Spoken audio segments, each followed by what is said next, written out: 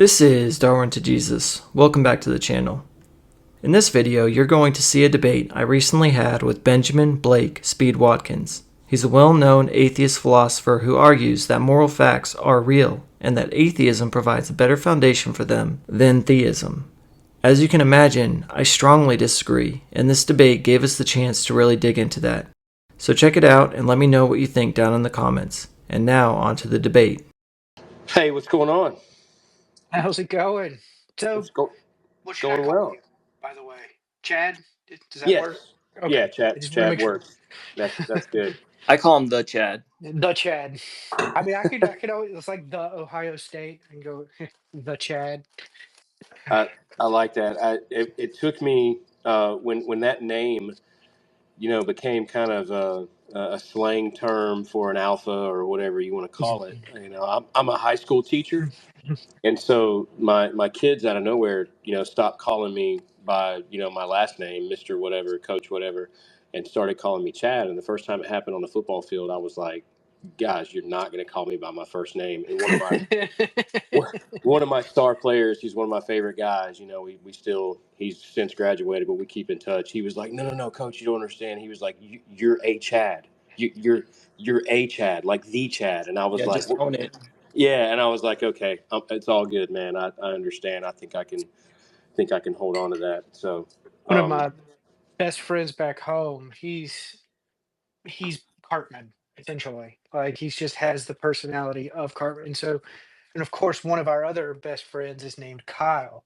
So our whole lives, we've just always kind of ragged on, because his name is Kyle. And in the past, I don't know, 5, 10 years, the name Kyle has kind of taken, it's like a Karen has taken on this kind of pejorative. And he's like, "God, I hate my name so much. Like it never lets up."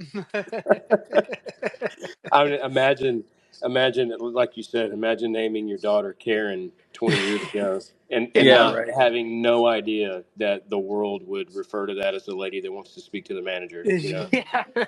No one saw that coming. No, no. Well, it's been a few minutes. We've obviously got to chit chat just for a minute. We've got the space filling up. I'll tell you this: when I schedule the space, I do Bible studies and hold some other things on spaces and get some people that reserve a spot or get reminders or whatever. There was a lot of reminders. There's a lot of scheduled people here, so I'm pretty excited. We obviously have got our mics checked. So I think we're good on that. Everybody's microphone's working. I'll be sure to. I know this goes without saying because you guys have done spaces before, but if you're not speaking, mute your mic. That way, it'll filter out any background noise. It kind of gets hairy sometimes when multiple microphones are open. So we got both guys got their mics. That's going to work out here. Daniel, you were telling me about the bell. Yeah, the soundboard. So if you look, you said you're using your phone. So if you look down at where the mic is and you look just to the right of that, there's a little wand looking Mm-hmm. thing. You see that? So if you press on that, you'll see a soundboard, and then there's a little bell right in the middle. See that? Hold on. Yep. Bingo. Oh yeah, that's what's up. Okay, That's Pretty useful, cool, huh? so there's my bell. I'm gonna have fun with that. huh? Okay. There's a lot of other sounds too. All right. Yeah, I see that now. I've many spaces as I've done. I didn't know what that was. I've never messed with that. So here we go. The rules on that, guys, is when you have 30 seconds left in whatever time frame we're working with. 30 seconds would be one bell. I won't say anything so it doesn't interrupt you. I'll just ring the bell once, and then when your time's up, it'll be two bells. So we'll be that's how we'll do that. So I want to say this. I want to go ahead and welcome everyone. Welcome to tonight's formal debate. And our debate topic tonight, which has been really nice to study behind and kind of see what's going on here. But what we want to find out is which one better explains moral realism. Is it atheism or is it theism? And that's what Ben and Daniel are going to be discussing tonight. I'm your moderator, Sola Chad. I'm excited to help guide this important conversation between what I have found to be two very serious thinkers. which is Ben Watkins here and Darwin and Jesus. This debate goes straight to the foundation of moral reality. If moral facts are real, if there really are truths about what is, objectively right, what's objectively wrong, what best explains that? Is it theism or is it atheism? And tonight we're going to find out. Both of these men, they put a lot of thought into this question. They spent some serious time preparing, and when I say serious time, guys, I'm not kidding about this. They've exchanged their opening statements a week ago through me. I've been moderating this entire process from the preparation all the way up into the debate tonight. And as a coach, somebody who spends some time on the sideline, I can tell you that there's like a nervous feeling for both guys. We were discussing it earlier in DMs and how they're both pretty stoked to be able to exchange their ideas tonight. So they've exchanged opening statements a week ago. They also exchanged rebuttals to the opening statements yesterday in the hopes of being as prepared as possible with truly substantive arguments. So this tonight is actually going to be a real exchange of ideas, and that's something that you don't see a lot, especially on this platform. You get a lot of quick one-liners, maybe some straw man arguments here and there from both sides of the fence. And tonight is not going to be any of that. We've got really good arguments prepared, really good rebuttals prepared, and I'll go over the format here in just a minute. The structure of tonight's debate is going to look something like this, okay? I'm going to give Ben and both Darwin a chance to introduce themselves here in just a few moments. And after we get a quick introduction from both of our participants, we're going to get an opening statement. Each participant in the opening statement will have about 10 to 15 minutes to present their position. We're not going to be super strict on that time for a couple of reasons. Darwin's experiencing a little bit of sickness with his voice there, and we've kind of worked that out in the background, so we don't have to be as strict to that. Ben's going to go first. And Darwin's going to go second the entire night. So every format, every step of the debate that we take, it'll be Ben followed by Darwin. After opening remarks, each participant will have about 10 minutes to respond to the other's opening. Once we do rebuttals, we're then going to go into and this is part of the format that we've played with throughout the week. This is going to be our open discussion after the rebuttals. The open discussion is going to last about an hour. It'll be about 60 minutes. There's going to be a lot of pressure on me during that 60 minutes because we're going to go 3 rounds, 10 minutes each of cross-examinations. I'll explain that a little bit further when we get there. After this, we may take a short break in case anyone needs to use the restroom, maybe get that throat that's parched a little bit. And then after that, we'll have a Q&A session that lasts approximately 20 minutes. These are the questions that we've been asking for online. We've made several posts. Ben's helped share those posts, and so has Darwin. I had a few the other day, and I just texted the guys earlier and said, hey, man, I've gotten some really good questions today. I was really excited how it all panned out. They all came in for Ben first. I had like 5 or 6 questions for Ben and barely anything for Darwin. But Ben, your guys came in they came in clutch, and they have some really good questions for Darwin, really good ones that I'm interested to hear both of you guys answer these. So we'll have 20 minutes on a Q&A, and then we'll do some closing statements. Once we get towards the end, each participant will have about 5 minutes to provide some closing remarks. And then after the closing remarks, the debate will technically be over, but we will open the room to other speakers and have an informal Q&A until I close the space. I'll go over some rules and structure for that informal Q&A towards the end. As far as timekeeping goes, I kind of mentioned this a minute ago. We're going to go with a little bit of a relaxed approach. It shouldn't be super strict, but we'll keep things generally within time. Ben and Darwin both respect each other tremendously. They're both intellectuals. They're both seeking truth. And they're both looking to spread their ideas of what they believe to be the truth is, to what the truth is, in a very respectful, engaging manner. And so we will be having a time. We've worked out the bell. If someone goes a little long, the other person can ask for that time back if they want to. The goal here is just going to be fairness without being overly rigid. Okay, that's kind of the goal here. When we go into open discussion, which we have decided is going to be the cross examination, when we go into that open discussion, the way that we'll kind of handle that open discussion is this: it's 3 rounds of 10-minute cross examinations. Ben's going to go first. And like I said a few minutes ago, this is going to take an hour.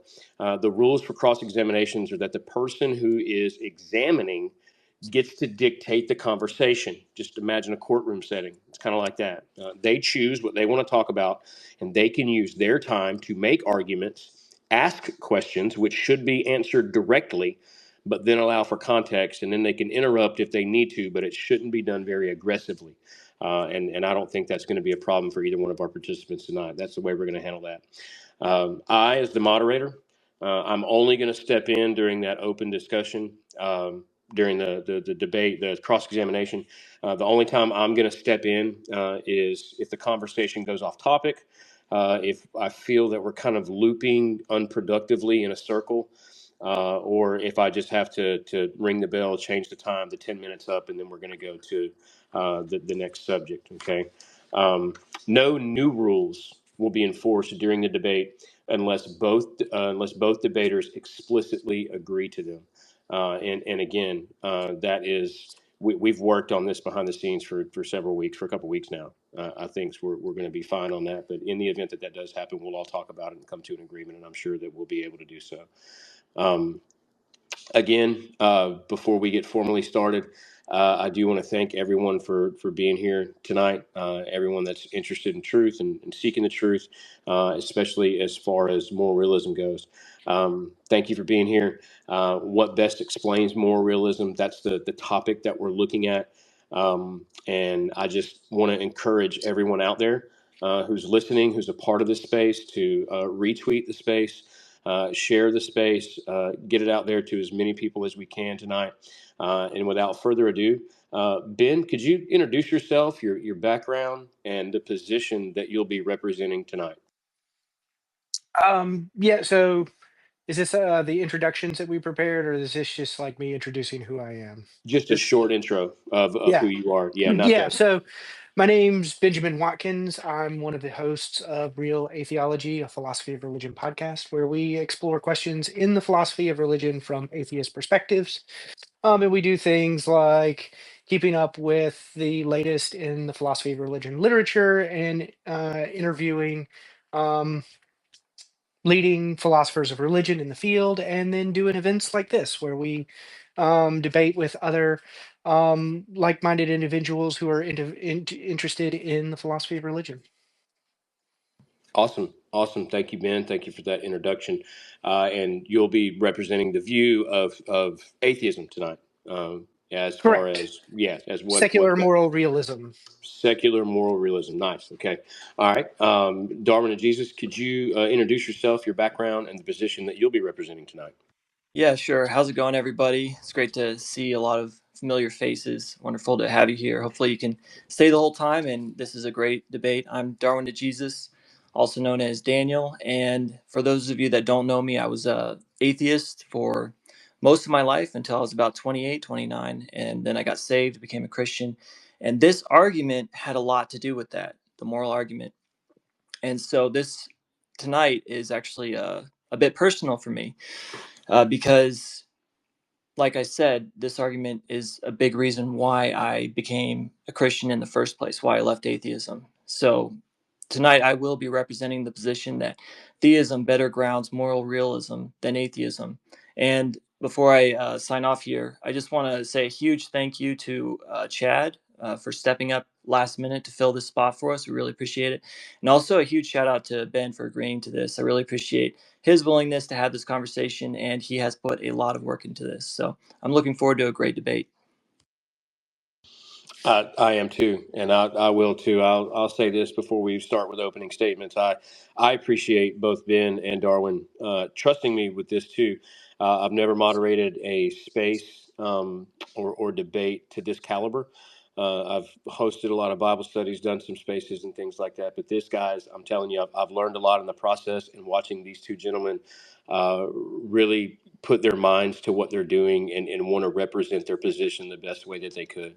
So I big shout out to Ben and to Daniel as well for allowing me the opportunity to step in and help you guys. So I'm looking forward to it, guys. All those that are listening. Like I said, it's been a very, very eye-opening experience to watch these guys prepare. So. All right. For those of you, like Darwin said, I really hope you're able to hang around. We are looking at probably 2.5 to 3 hours here to get everything in. And so that being said, buckle in, grab some popcorn, get you a drink, whatever it is that you need, and settle in. So you guys ready for your opening statements? Ben, are you ready? I am ready. Okay, so here's what we'll do. Ben, as soon as you see me close my mic, I will start your timer and you can begin.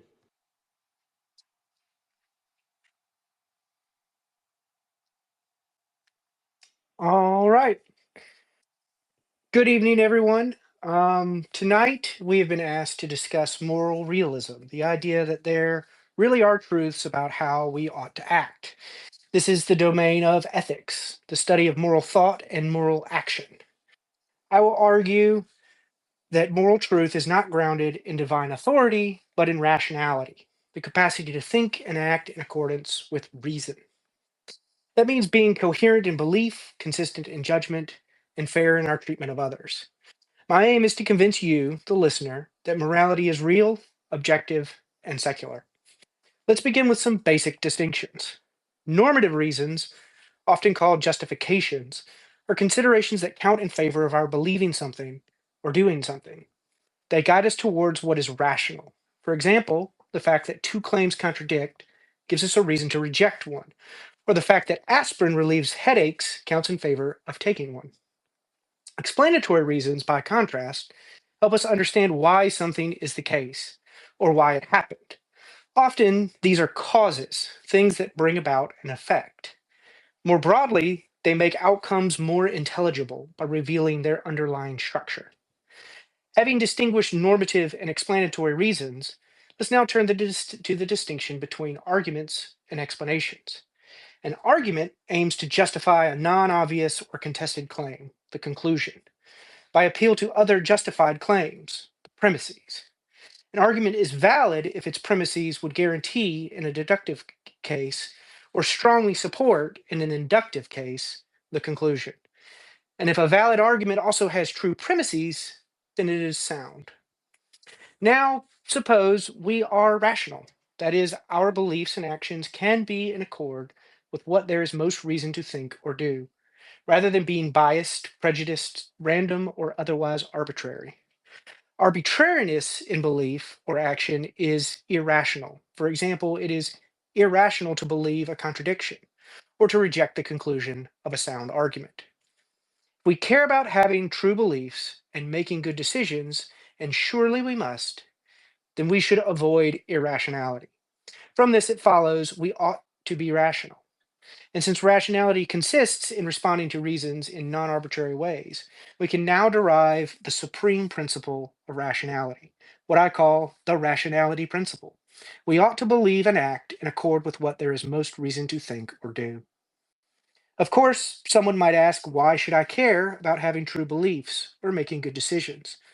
But such a question undermines itself because asking for such a normative reason presupposes the rationality principle. If someone rejects this principle, resolution of disagreement via argument becomes practically impossible. We can no longer use good arguments to reach agreement with them.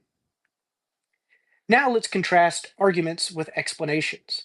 While an argument aims to convince us that a conclusion is true, an explanation aims to make an already accepted fact, the explanandum, intelligible by appealing to other facts, the explanans. A potential explanation is one where the explanandum is expected given the explanans is true. An actual explanation is one we have sufficient justification for the truth of the explanans. For example, the engine failed because it overheated is an explanation. Here, the explanandum, the engine failed, is taken for granted. The explanans, it overheated, provides a reason why it failed. By contrast, the car won't start and there's smoke, therefore the engine likely failed, is an argument. In this case, the premises, the car won't start and there's smoke, give a reason to believe that the engine failed. Though distinct, arguments and explanations often work together in what is often called an inference to the best explanation. If a particular explanans is a potential explanation of some explanandum, then given that gives us at least some normative reason to believe that explanans is true. That doesn't guarantee its truth, but it does raise its probability. These distinctions between normative reasons and explanatory reasons, and between arguments and explanations, are central to how we justify beliefs, make good decisions, and understand the world. In the rest of my opening, I'll focus mainly on normative reasons and arguments, but I'll return to explanatory reasons and inference to the best explanation in my rebuttal. How can we move from rationality to morality? Just as rational thought requires coherence, consistency, and impartial evaluation of evidence, rational action requires impartial consideration of interests. This structural parallel between belief and action is the bridge from rationality to morality. When we ask, what ought I do? We often face competing interests, our own versus those of others. I will argue morality is a rational requirement to fairly weigh all relevant interests. Ethics then is not separate from rationality, but an extension of it. We have already established that rational agents are committed to the idea that some facts really matter. They give us normative reasons to care about them. The next step is to recognize that some of these normative reasons are also moral reasons. And once we admit that, we are committed to some facts really mattering in a moral sense. This brings us to the supreme principle of morality, what I call the impartiality principle. We ought to fairly consider all relevant interests when deciding what to do. Rejecting fairness in moral reasoning is no less arbitrary than rejecting the conclusion of a sound argument. If you care about sound arguments, and you surely do on the pain of irrationality, then you are already committed to fairness, not just in belief, but in action. The impartiality principle captures this commitment. It is the common core of both major moral traditions. Immanuel Kant expressed it in his first formulation of the categorical imperative. Act only according to that maxim whereby you can at the same time will that it should become a universal law. And Henry Sidgwick, from the consequentialist tradition, defended the same rational foundation. It is the fundamental assumption of ethics that what is right must be ultimately reasonable. The good of any one individual is of no more importance from the point of view of the universe than the good of any other. What the impartiality principle offers ethics is an actual explanation of familiar moral judgments, why it is wrong to punish the innocent, why we ought to help others in need, and why our interests sometimes must be constrained for the sake of others. Anything less would be arbitrary and thus irrational. Importantly, the impartiality principle is objective because rational thought itself is objective. Its validity depends solely on what is thought and not on who thinks it. The truth of a sound argument does not change based on who considers it. Moral reasons, similarly, do not vary across different perspectives who deliberate them. A perfectly rational being, such as God, could no more treat others unfairly or arbitrarily prioritize his own interests than he could contradict himself, reject the conclusion of a sound argument, or will that 2 and 2 are 5. For morality, like rationality, derives its normative authority not from any particular first person perspective, but from the impartial standpoint of reason itself. Now, to be sure, the impartiality principle is not a trivial truth. It competes with other moral rules. Egoism says we morally ought to always give priority to our own interests, while pure altruism claims we morally ought to always give priority to the interests of others. So, how should we decide between these principles? Suppose some relevant interests conflict. There are exactly 3 solutions to resolve such conflict. Always prioritize your own interests, always prioritize the interests of others, or find a fair balance between conflicting interests. The first 2 options beg the question. Egoism presumes the priority of one's own interests, while pure altruism takes the opposite for granted. Each assumes what it must justify. Only the third option, impartial fairness, avoids this mistake. It does not rely on arbitrary preference. It treats all interests with equal concern. So we can argue for the impartiality principle like this. When relevant interests conflict, the rationality principle requires us to reject any moral principle that relies solely on question-begging arguments. Egoism presumes that one's own interests always take priority. Pure altruism assumes the opposite, that the interests of others should always outweigh our own. By contrast, the impartiality principle does not presume the superiority of anyone's interests. Rather, it treats all relevant interests with equal concern.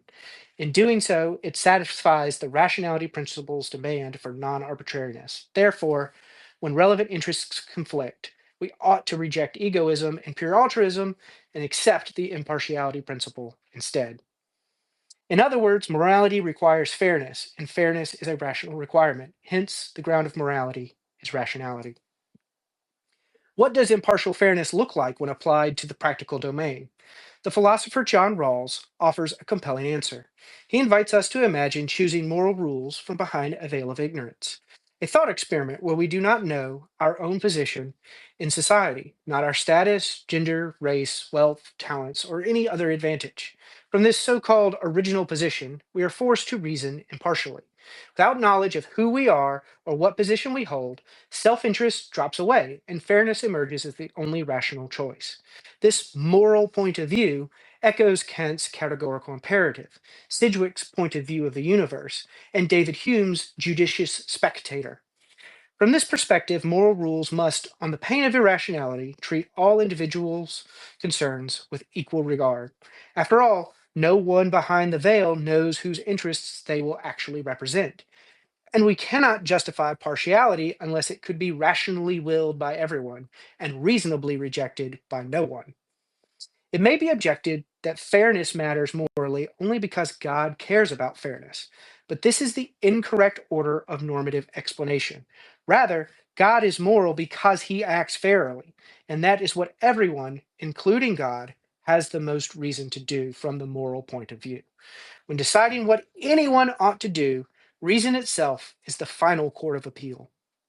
In the end, morality, understood as the fair consideration of all relevant interests, is grounded in the same standard of reason that governs sound arguments. Just as we reject invalid arguments, we must reject unfair decisions. Thus, the impartiality principle is justified by the rationality principle. Fairness in action reflects the same fairness in reasoning.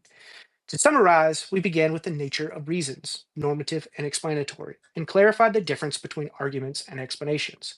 From this foundation, we derived the rationality principle and used it to justify a non arbitrary, fair approach to moral reasoning, the impartiality principle.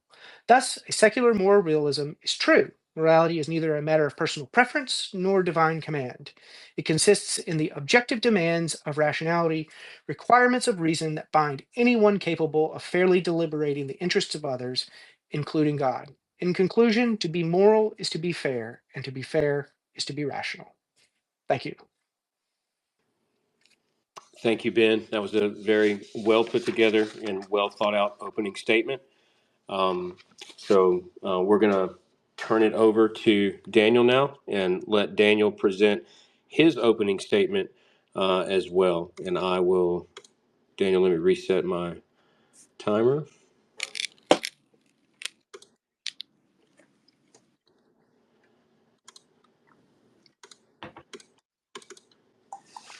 All right, Daniel, you Yep, may begin. I am ready. All right, let's begin.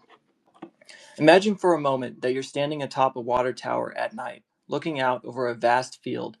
In the moonlight, you clearly see row after row of sunflowers rising towards you. You can't see what's beneath them, but you know they didn't get there by accident. They're not floating in midair. Your reason and experience tell you there has to be something beneath them, something grounding those sunflowers, something feeding them, sustaining them, giving rise to them. Picture Ben and me, shoulder to shoulder, gazing at that same field. We both agree that the sunflowers exist. The only question is, how do we best explain their existence? This is the question before us tonight. This debate is not about whether moral realism is true. Ben and I both accept that moral facts exist. We both affirm that some things are genuinely right and others are genuinely wrong. causing needless child suffering isn't just a preference, it's wrong. So the question is, what explains moral realism? Which worldview, Ben's atheism or my theism, offers a better explanation for the moral facts that we both recognize? In this debate, I'm going to give 5 arguments that will demonstrate why theism provides a much better grounding for moral realism than atheism. Before I make my first argument, I need to explain the view Ben is defending, otherwise you won't see why it fails. Ben agrees, for the sake of this debate, with a strong form of the principle of sufficient reason, which means that everything that exists must have an explanation, either in something else or in its own nature. He rejects the idea that moral facts are brute. In other words, he's not saying that they exist without any explanation. Instead, Ben argues that these moral facts are metaphysically necessary. That is, they must be true in all logically possible worlds, without exception. Metaphysical necessity is distinct from logical necessity. Logical necessities are true by definition, like all bachelors are unmarried, while metaphysical necessities are true about the nature of reality that could not have been otherwise, even if not true by definition. But are moral truths metaphysically necessary? Imagine a world where it is metaphysically impossible for moral agents to exist. In such a world, murder couldn't happen because there are no persons to do the murdering or to be murdered. And if murder isn't possible, then how can it be true that murder is wrong? It can't. In this possible world, it could not be true that murder is wrong. Or imagine a world where all malicious intentions produce good outcomes every single time. In this world, if you steal from someone, they gain double in return. If you lie to them, they become wiser. If you try to hurt them, they feel pleasure and grow stronger or live longer. These effects are guaranteed, universal, and well known. As a result, people in this world actually want to be lied to. They consider it a gift to be stolen from. Attempted harm is seen as a form of care. These behaviors are treated as social courtesies, and everyone desires them. In this world, would it still be wrong to lie, to steal, and to try to harm others? Would the same moral facts hold there as they do in our world? It seems very strange to say that they would. This shows us that moral facts are not metaphysically necessary, because if they were metaphysically necessary, they'd be true in all possible worlds. If even one such world is logically possible where moral facts don't exist or are different, then moral facts aren't metaphysically necessary. And if they're not necessary, they are contingent, and contingent facts need an explanation outside of themselves. That's where theism comes in. God's nature, not abstract facts, grounds these moral truths. Because of this argument, we can clearly see that theism better grounds moral facts than atheism. Now that we've demonstrated why Ben's grounding is implausible, let's turn to the first key feature of moral realism that demands an explanation: moral knowledge. Moral knowledge is something we all assume. Every time we blame someone for doing evil, we're presupposing they knew it was wrong, at least on some level. That's why we hold them accountable. But can moral facts exist if beings don't have this moral knowledge? I will argue that no. Beings must possess moral knowledge to be immoral. You can't be guilty for breaking a law you don't know. For example, think of a lion that comes upon a village, snatches up a baby, and carries it off into the brush to eat it. What do we call that? We call it a tragedy, but we don't call it evil. We might hunt the lion down and shoot it, but we don't arrest it or put it on trial. Why not? Because the lion doesn't have moral knowledge. But if a human did the same thing, we'd call it evil. Why? Because the human knows. It's their moral knowledge that makes their action wrong. To do wrong, one must first know what is right and wrong. This creates a serious problem for Ben's view, one in the field of moral epistemology. He values moral facts in a non-natural realm. He believes moral facts exist in a non-natural realm, not physical, not material, not detectable by the senses, and causally inert. Yet we're somehow supposed to believe that we have reliable access to them, enough to be held morally accountable. But how? Where does this knowledge come from? On Ben's view, how do physical beings like us gain awareness of moral facts that are not embodied in anything, not connected to our development, and not shaped with us in mind? Why would evolution produce creatures capable of perceiving abstract truths that reside in a realm completely disconnected from the physical world? Sharon Street, an atheist philosopher, admits this is a major problem for moral realism. She argues that if our moral beliefs are shaped by evolutionary forces, then they're likely shaped by what helps us survive, not what's actually true. And if that's the case, then there's no reason to trust our moral intuitions as tracking real moral facts. But if God exists, then we have a clear explanation for why our moral intuitions would align with real moral truths. God, as the moral lawgiver, wants his creatures to be moral, and so he ensures we have moral knowledge. If God exists, moral knowledge is expected. As we can see from this argument, theism provides a far better explanation for moral knowledge than atheism. The second key feature of moral realism we need to examine is this: moral truths are not arbitrary. When something is arbitrary, it has no reason for being the way that it is. But if moral truths are arbitrary, then why should we care about them? Why should they have any authority over our lives? Let me illustrate the problem. Imagine your doctor prescribes you a medication for good reasons, and you ask, why are they good? Do they have something to do with me, my condition, my body? And the doctor replies, no, these reasons are just good. They have nothing to do with you. They're necessarily good in and of themselves. I think you'd walk out of that office and never return. This analogy shows that for a reason to be truly good, it has to be tied to a goal. It has to be contextualized. A prescription is only good if it's good for you, your body, your problem, your needs. If it's detached from all that, it's arbitrary. And that's exactly the problem with Ben's view.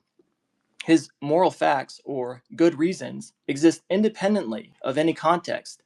Detached from intention or relationship, Ben's moral facts are prescriptions without patience, oughts with no relevance. But moral obligation, like medicine, only makes sense when contextualized. Theism doesn't have this problem. On theism, moral truths are not arbitrary because they arise from the mind of God. And this is crucial. Only a mind can generate non-arbitrary reasons. That's because only minds can connect values to goals and purposes. A reason is only good in relation to an intended outcome. Without a mind, there's nothing to connect values to purposes in light of context. If we believe moral truths are not arbitrary, then they must be grounded in a mind. A mind is the only possible source of good or rational reasons. Just as you'd reject a prescription labeled good for no actual reason, we should reject any moral framework that makes moral facts arbitrary. When it comes to grounding why moral facts are not arbitrary, theism has an enormous advantage over atheism because it alone provides the only kind of thing that can make sense of non-arbitrary facts in the first place: a mind. Next, we turn to the question of human dignity.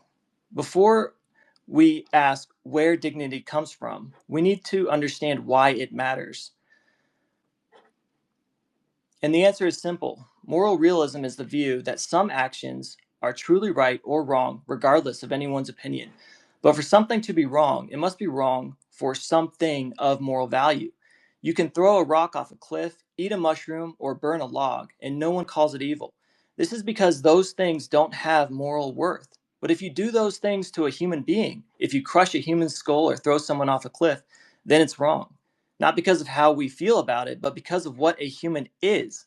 The difference between a rock and a human is dignity. Dignity is what gives moral claims their weight. It's what makes moral violations possible.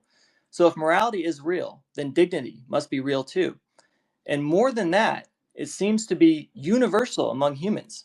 We don't ask whether the unborn, the disabled, or the elderly have had the right traits before we say it's wrong to harm them. We already seem to know they have value simply because they are human. We experience human dignity as intrinsic.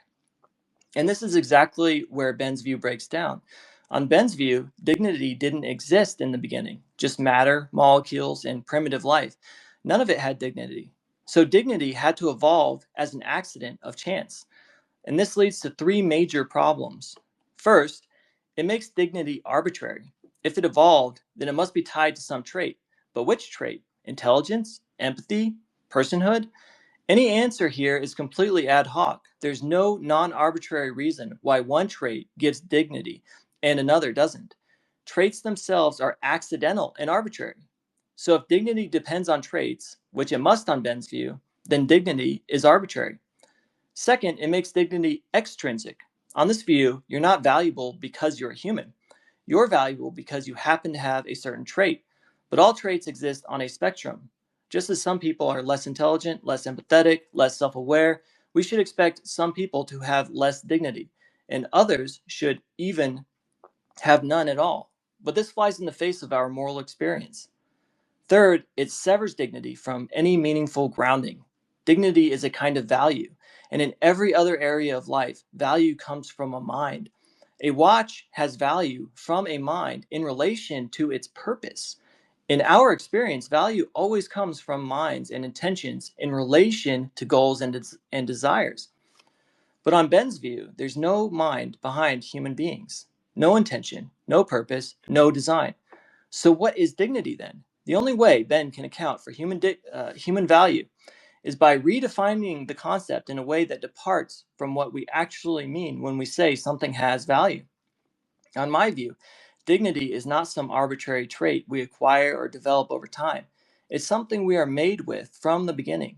Theism offers a grounding for this intrinsic worth in the doctrine of the Imago Dei, that humans are created in the image of God. Because humans are made in God's image, we have intrinsic moral value that is unchanging, universal, and not earned, but bestowed. This alone explains why all humans matter, regardless of ability or development. When it comes to explaining why human dignity exists, theism provides a far superior foundation than atheism. Finally, we come to the question of normativity. What makes moral truths binding? Moral realism isn't just the claim that certain facts about right and wrong exist. It's the claim that these facts ought to be followed. They have a kind of force. They aren't suggestions, they are obligations. And if we don't follow them, we are in the wrong. In other words, we somehow have an obligation to do the right thing. But that immediately raises a question. What makes these moral truths apply to us? Why are we subject to them? Let's illustrate this with an analogy. Suppose Ben walks into a bathroom stall and sees a message scrawled on the wall. It says, "Go to the bank and withdraw $500. Clearly, he has no obligation to follow it. It's not addressed to him and it has no connection to him. But now let's revise the message. Imagine it said, "Ben Watkins, go to the bank and withdraw $500. Now it's directed at him. It's about him. There's a clear connection. But still, does that make it binding? Is he now obligated to follow it? Obviously not. Because even if the message is about Ben, even if it's directed to him, he still doesn't owe it any obedience unless it comes from someone with legitimate authority. Without that, it's just words on a wall. And this captures exactly what normativity requires. For a moral truth to be truly normative, two things must be present. First, the truth must be about us. There has to be a meaningful connection between the moral command and the agent. It must be directed to us in a way that makes sense. You can't be obligated to follow rules that were never meant for you and that have no relation to you. Second, the truth must come with binding authority. It's not enough that the rule is about you. There must be a legitimate reason to obey it because the one issuing the command has rightful moral authority over you. Without both of these, connection and authority, there is no moral obligation. These become arbitrary suggestions at best, not duties, and this is an enormous problem with Ben's atheistic view. On atheism, moral truths are laws with no legislator, obligations with no obligor, but obligations without authority is incoherent. Authority requires both intention and jurisdiction. You can't owe allegiance to something that has no will, no purpose, and no right to command you. There's no force connecting humans to these abstract facts, and no reason we're obligated to follow them. Now contrast this with the theistic view. On theism, moral truths come from a personal God who created us and has authority over us. God created us, understands us, and has rightful authority over us because God is the owner of everything in existence. When you're in someone else's home, you are subject to their rules. God doesn't just own our world, He owns us. This makes His commands binding, whether we like them or not. The moral law is the expression of a divine will directed at us with relational and legitimate authority. My theistic view makes perfect sense of normativity. We are obligated to obey the moral law because the law is both for us and from one who has the right to command us. Ben's view can't explain why moral facts apply to us, nor can it explain why we are subject to them. Theism can. This makes theism the far superior explanation for normativity. So, how can Ben win this debate? In order to defeat my position, Ben must demonstrate why his view of moral facts is still true in all possible worlds, despite my modal argument. If he cannot do this, then his grounding immediately falls apart. Next, Ben must show why it is more plausible on his view for humans to have moral knowledge, why these facts aren't arbitrary, why human dignity exists as a universal and intrinsic part of being a human, and why morality is normative. If Ben cannot do this, and I don't believe he can, then his atheism cannot ground moral realism as well as my theism can. Remember back to my introduction. On atheism, we are like the sunflowers, but we are not truly connected to the soil. The soil is something abstract and impersonal, completely independent from us, and yet somehow we're expected to believe it nourishes and binds us. It doesn't make sense. But on theism, the roots run deep. Theism gives us a real connection between the plants and the ground, between the moral facts and the moral agents. It explains why the plants exist, why they have purpose, and why they are nourished. Theism grounds the sunflowers of moral realism in something rich, coherent, and alive. Only theism explains why moral truths would be known by us and why they're not arbitrary, why they carry authority, and why human beings have dignity. All of this is natural and expected on theism, but on atheism, these things are unexplained, improbable, or entirely ad hoc. That's why theism provides the better grounding for moral realism. Thank you. All right, thank you, Daniel. Thank you for your opening statement. We were a little more relaxed on the time with those opening statements than we will be going forward. Just want to thank again everyone for being here, for being here for the space. You know, we're looking at what best explains moral realism. We've just heard two really well thought out, very well put together, very well researched opening statements from both Ben and Daniel. Now, what I'd like everyone to do is just retweet the space. I've seen a lot of that as my notifications have been coming in. You guys have been doing a good job about that and getting the word out there. A really good conversation as we go forward. What we're going to do now, as we've got both opening statements in, we're going to look at rebuttals. The rebuttals are going to be about 10 minutes, and we're going to stick a little bit closer to time on this one, Daniel. Just at 10 minutes. Is that right? Yeah, I can read a bit faster, I suppose. Okay. Yeah, I got it. Yours was right at the limit, and I'll give you some reminders as well. So we'll go ahead and start with the rebuttals now. Each rebuttal has around 10 minutes or so. If it gets to be a little bit over the time, I'll give you the bell at 30 seconds. Are you guys good with that? Sounds like a plan. Yeah, sounds good. Okay, I'll give you the bell at 30 seconds. I'll give you two bells when the timer's up. If you continue to speak after, go ahead and finish your thought. That'll be fine, and we'll get together and make sure that we give that time back to the other person or whatever we decide, or maybe we're just okay with one of you going over your 10 minutes by a few seconds. You know, we'll be we'll be good here. So we'll go ahead and start with the rebuttals now. Ben, I'll give you the 10 minutes and let me set my timer. All right, let me get another sip of coffee. Yes. Nothing like a good debate with a hot cup of coffee. Oh, yeah. Oh, yeah.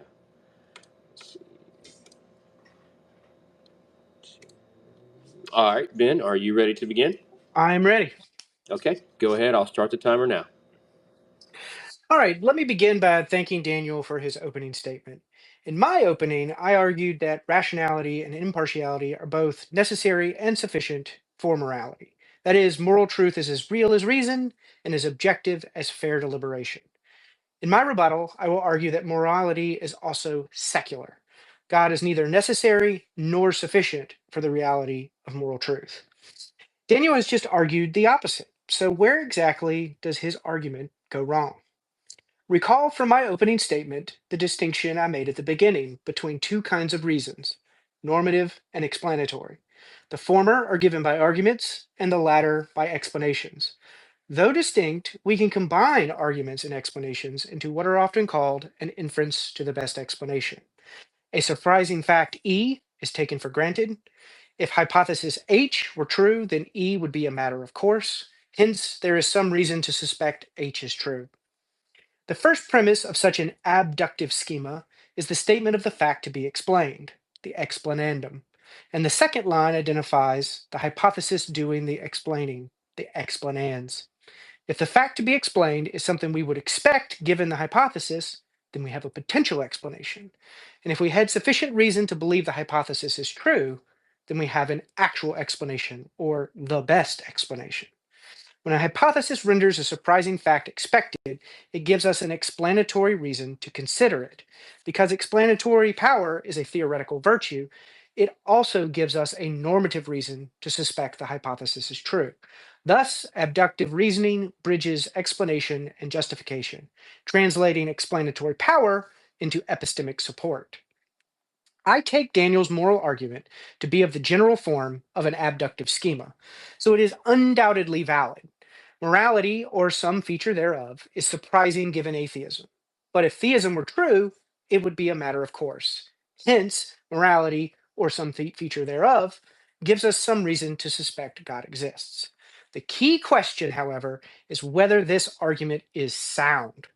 The aim of my rebuttal is to convince you that both premises of this argument are false. God is not the actual explanation of morality or any of its fundamental features, because either God is not a potential explanation of them, such that neither premise of the moral argument is true, or assuming God is an actual explanation of morality has unacceptable implications. How do I intend to accomplish this? My critique goes back at least to Plato's famous dialogue, the Euthyphro. In it, Plato presents a dilemma that challenges the idea that piety or morality depends on God. Socrates asks Euthyphro, is the pious loved by the gods because it is pious, or is it pious because it is loved by the gods? Either God's existence makes a difference to fundamental moral facts, or it doesn't. If something is moral and is therefore in God's interests, then God's existence makes no difference to morality.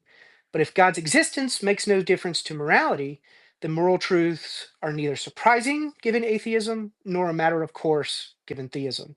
Therefore, God is not even a potential explanation of morality, much less an actual or the best explanation of it. On the other hand, if something is in God's interests and is therefore moral, then God's existence must make some difference to morality. But if there is no normative reason why some things are in God's interests while others are not, then moral truth would be arbitrary, contingent on divine whims, rather than grounded in reason. No possible world makes genocide, slavery, or torture morally obligatory, much less permissible, simply because God loves them. Any potential explanation of morality that had such an implication is surely not the actual explanation of it.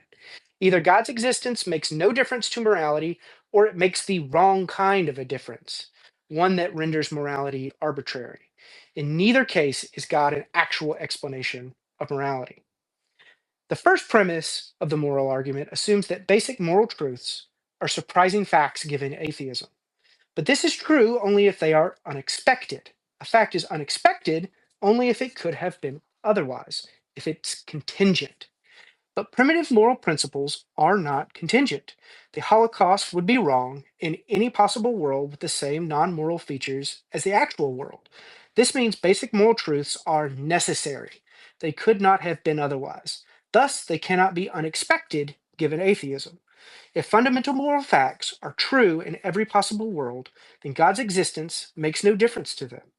Furthermore, basic moral truths are not unexpected because their necessity implies their objectivity. Their validity depends solely on what is thought and not on any first-person subjective character. Like rationality, God's existence makes no more difference to morality than to mathematics. Therefore, from the first horn of the Euthyphro dilemma, God's existence is not a potential explanation of basic moral truths. So the first horn of the Euthyphro dilemma undermines Daniel's case. The second premise of the moral argument assumes that basic moral truths are a matter of course, given theism. But why think this? Daniel suggests that God is the source of all moral obligation. Indeed, Daniel suggests that morality's authority, non arbitrariness, objectivity, and normativity must involve divine commands. However, God's commands do not obligate us unless there is already a prior obligation to obey his commands. But what explains that obligation? Another command? Does every obligation trace back to another command ad infinitum? Or does it ultimately rest on a non arbitrary, objective, and irreducibly normative principle? The first option could not succeed, and the second implies that God's existence makes no difference to at least some moral obligations. Therefore, from the first horn of the Euthyphro dilemma, God's existence is not a potential explanation of all moral obligations. And as we just saw, this undermines Daniel's case. For Daniel's case to succeed, he must assume there is no moral obligation independent of God to obey his commands. However, according to the second horn of the Euthyphro dilemma, this assumption is vulnerable to the worry that morality would be arbitrary. If genocide, slavery, or torture were in God's interests, then such actions would be morally permissible, or even required, should God will them. Yet this is clearly absurd. Might does not make right. Therefore, from the second horn of the Euthyphro dilemma, God's existence is not the actual explanation of all basic moral obligations. Another thought, which Daniel gestures towards with his remarks about human dignity and being created in the image of God, is that basic moral values are a matter of course given theism because God is the standard or paradigm of moral goodness. As such, genocide, slavery, and torture are never actually in God's interests. God's will is constrained by his essentially benevolent and loving nature. Thus, he can never command atrocities. However, if God's nature is the standard of moral goodness and the source of our dignity, then there would in fact be no moral difference between a loving God and a cruel one who willed atrocities to degrade us. So, what reason is there to think that God's nature is loving rather than cruel? Absent an objective standard of moral goodness, there is no reason, independent of experience, to believe that. And such an objective moral standard, per the first horn of the Euthyphro dilemma, undermines Daniel's case. Moreover, any reason from experience to believe that God's nature is in fact benevolent is undercut by facts about suffering, which arguably give us much more reason to believe that God's nature is either malevolent or indifferent. This is the notorious problem of evil. Additionally, if moral goodness and God's nature are identical, that is, one and the same thing, then to say God is good, a theologically significant claim, would merely state that God is himself. This renders the theologically significant claim that God is good vacuous, true by definition, but devoid of content, and compatible with any moral judgment about him, no matter how horrific. Consequently, there is no reason to think that genocide, slavery, or torture are not actually in God's interests. Therefore, from the second horn of the Euthyphro dilemma, God's existence is not the actual explanation for fundamental moral facts.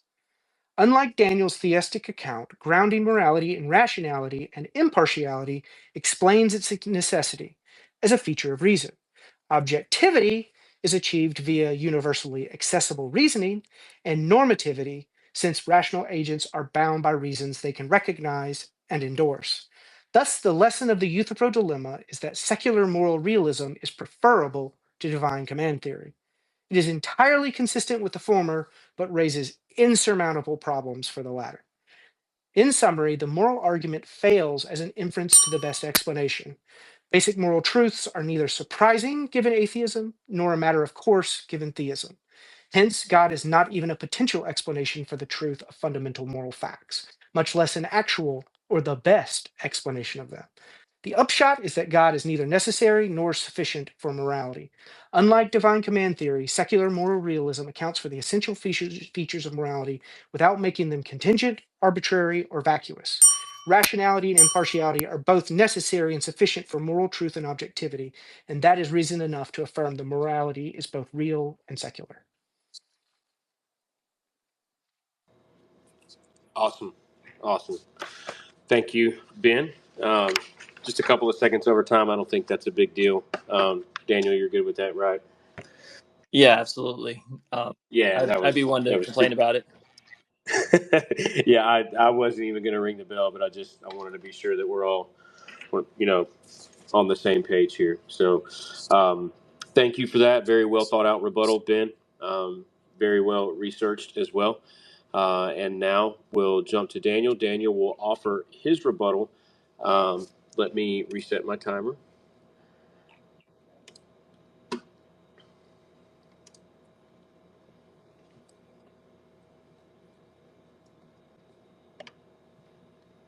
Hold on, I have a little issue here. Hold on. Okay. All right. Daniel, are you ready to begin? Yeah, are you gonna hit the time when I start talking? Yeah, as soon as you start talking, I'll start the timer. Okay, I'm ready. It's all yours. What I'm about to say in this rebuttal is not a response to Ben's latest speech, but to his opening statement. So if this rebuttal doesn't address what he just said, that's why. After studying Ben's opening statement, I found extremely serious problems that strike at the very foundation of his case. They suggest that his view can't ground moral realism at all, much less offer a better foundation than theism. So here's what I'm going to do in this rebuttal. First, I'll give 3 arguments showing why Ben's foundation, that human beings have an obligation to be rational, doesn't work. Next, I'll turn to the second phase of his argument, his appeal to fairness, and show that it simply doesn't follow from his own metaethical framework. Finally, I'll show that even if we granted his entire argument, it still makes far more sense on theism than on atheism. Now let's begin. The first major problem with Ben's argument is that he commits the classic fallacy of deriving an ought from an is. Let me explain. Ben argues in premise 1 that we are rational. That is, our beliefs and actions can be in accord with what there is most reason to think or do, rather than being arbitrary, biased, or random. He then argues that because humans are rational, that therefore we ought to be rational. But this is a textbook case of deriving an ought from an is.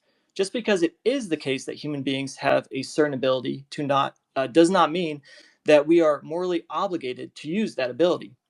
For example, humans can lie, manipulate, or exploit others. The fact that we have those abilities doesn't imply we're morally obligated to use them. Ability does not equal obligation. This means that Ben's move from an is to an ought is completely unjustified. It's precisely the kind of move that David Hume warned about centuries ago. In other words, Ben is saying humans can be rational, therefore they ought to be rational. But this doesn't follow. The ability to do something does not entail we have a duty to do that thing. My second argument has to do with the structure of Ben's case, specifically the kind of ought his foundation relies on. Ben's opening statement presents a basic argument that goes like this. Human beings are capable of being rational. Arbitrariness in belief and action is irrational. If we care about truth and good decision making, then we ought to be rational. From this, he concludes, therefore, we ought to be rational.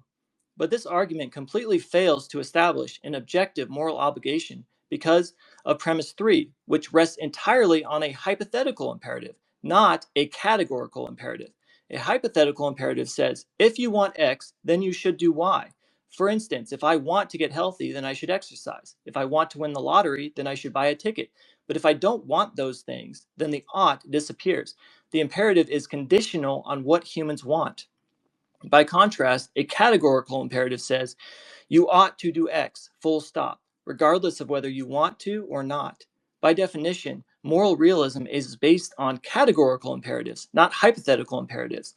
If moral realism is true, then we have real binding obligations, regardless of our preferences, feelings, or desires.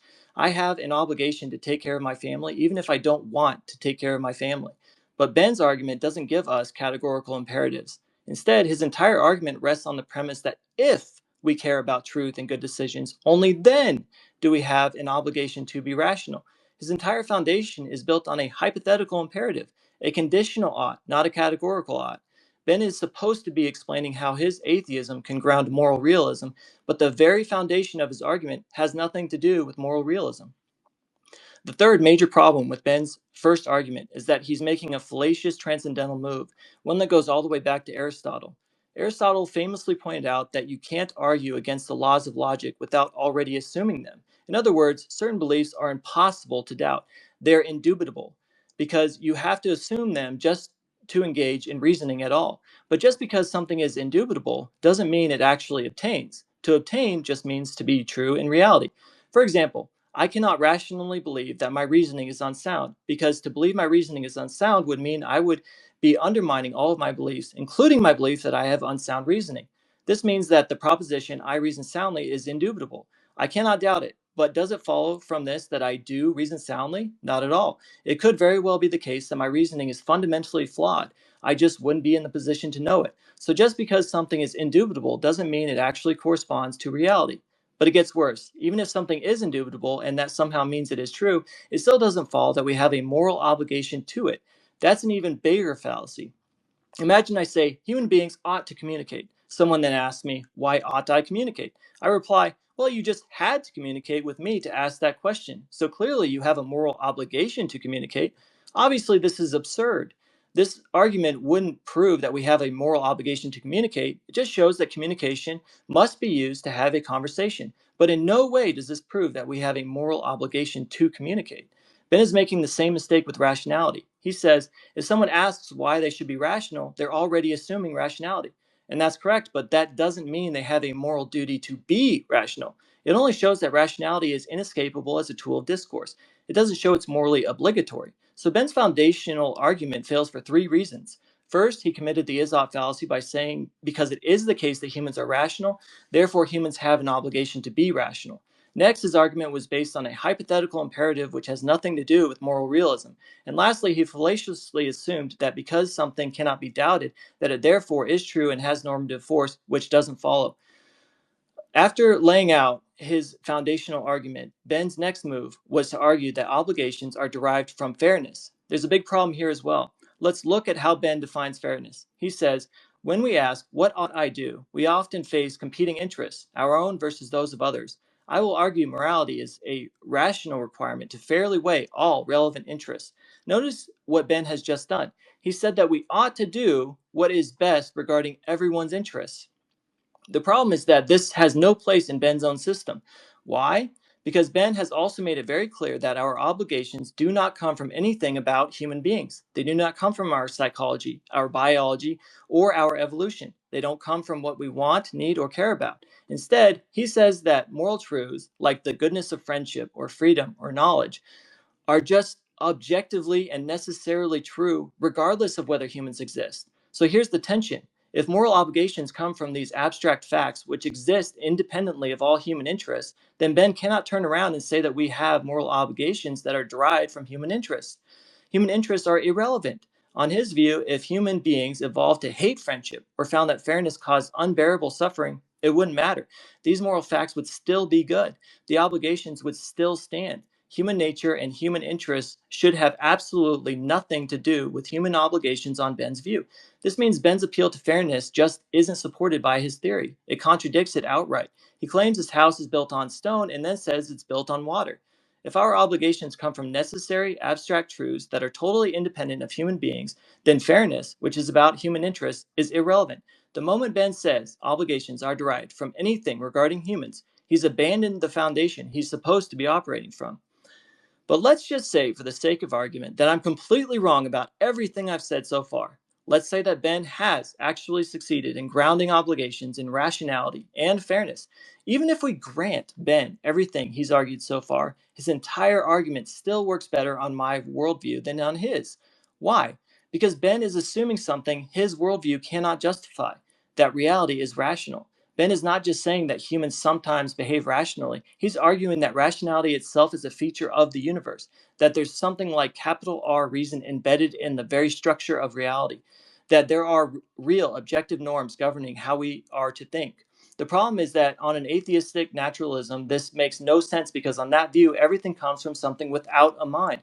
By definition, Ben's worldview should be assuming the world is non-rational, but instead, Ben assumes the world is rational. Why would it be the case that the universe has no mind responsible for it, and yet the universe is rational and has necessary rules embedded in its structure about how to think? That's like saying the universe came preloaded with a user manual for how minds ought to operate, even though the universe is not for a mind. That's truly bizarre. To make the point even clearer, here's an analogy. Imagine two video games. One is created by a brilliant coder, the other is generated by a cat walking randomly across a keyboard. Which game would you expect to be rational? The game made by the intelligent coder, of course. Even if the game made by the cat coincidentally appeared rational, it couldn't be because uh, it couldn't actually be rational or have rational structure because its source, the cat, is non-rational. And Ben isn't saying the universe appears rational. He's saying it is rational. He's treating the world as if it were somehow coded with logic, reason, and normative order, while also saying it came from something non-rational, like a mindless cat. This means even if we granted Ben's entire moral theory, his theory itself is still better explained by theism rather than atheism. So let's recap. Ben's opening statement began by violating the Izot gap by deriving obligations from mere abilities. Next, Ben made the mistake of arguing from a hypothetical imperative rather than a categorical imperative, which makes his theory start from a foundation that is not moral realism. Ben then fallaciously argued that because rationality is indubitable, it must be true and morally obligatory. After that, Ben undermined his entire theory by trying to derive moral obligations from human interests instead of abstract moral truths. And finally, his entire argument assumes a rational universe which only makes sense within theism. But there's more. Ben's opening argument only tried to ground one piece of the moral puzzle, normativity, the idea that we have real obligations to obey abstract moral facts.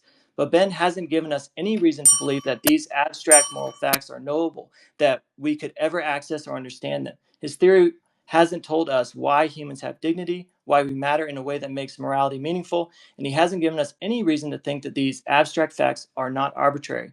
So even if Ben had succeeded in grounding one part of moral realism, normativity, which I've argued he hasn't, his theory still fails to account for the bigger picture, epistemology, value, and non-arbitrariness. And it's not enough to offer a grounding. Ben must show that his grounding is more plausible than mine. That's the debate. And so far, he hasn't even come close. Right now, his sunflowers are still floating in midair without any explanation whatsoever. All right. Thank you, Daniel, for your rebuttal to Ben. I want to thank everyone who's tuned in tonight to hear this debate between two great thinkers, Ben and Darwin to Jesus. We've gotten some really good opening statements going. We've got some really good rebuttals from both sides as they studied each other's positions and offered a rebuttal to the opening statements. We're here tonight to make sure that we understand what best explains moral realism. Are we looking at it from an atheistic view or a theistic view, and what makes more sense? Everyone who's here, if you could, just retweet the space. Let's get it out there as much as we can. And now, you guys doing okay? You headed in there, Darwin? That was I'm doing I know great. you How about crunched you, that one in. Daniel? Yeah, I'm doing good. Okay, guys, got your little sip of water. Part your throat there. Yep. I should have water, but I'm just chugging coffee. Coffee, yes. I've got all of it. Caffeine. I've got coffee, water. Got it all Yeah. going. Okay. So now that we've gotten the opening statements and the rebuttals in, we're moving to our third phase of the debate here, and we're almost kind of right on time. We're about an hour in. Once we got in and started talking a little bit, we killed some time there at the beginning, but we're about an hour in, and so now we're going to go to a 60-minute open discussion, which we've kind of formatted. We all got together. Ben and Darwin spent some time talking. And made sure that we were on the same page for this. So let me remind everyone what this discussion is going to look like. Okay, I'm going to go over the rules for that right now. What we're going to do is much like it's a cross examination, almost what you would picture in a courtroom. And what we're going to do is 3 rounds of 10-minute cross examinations with Ben going first. The 3 rounds of 10 minutes each, with both participants, give us a total time of about 60 minutes. So it's going to take about an hour. Rules for the cross examinations are that the person who is examining gets to dictate the conversation. So this will be, guys, tell me if I'm following right. That's going to be Ben first, correct? Yeah, that's right. Yeah, Yes. that's right. He will dictate the conversation, and Ben will choose the first topic, what he wants to talk about, and Ben's free to use that time to make an argument, or he might ask questions to try to poke holes in Darwin's opening statement, or even his rebuttal. He gets to choose how that 10 minutes goes. Okay. If he does ask questions, it's up to the other person. In the first case, it would be Ben asking the questions, Darwin answering. Darwin's going to have to answer them directly, but also allow for context. You guys can interrupt one another if you feel like a point's not being made clearly. And but shouldn't be done aggressively. But I don't think that's going to be a problem for you guys. We've worked through this together so far pretty well.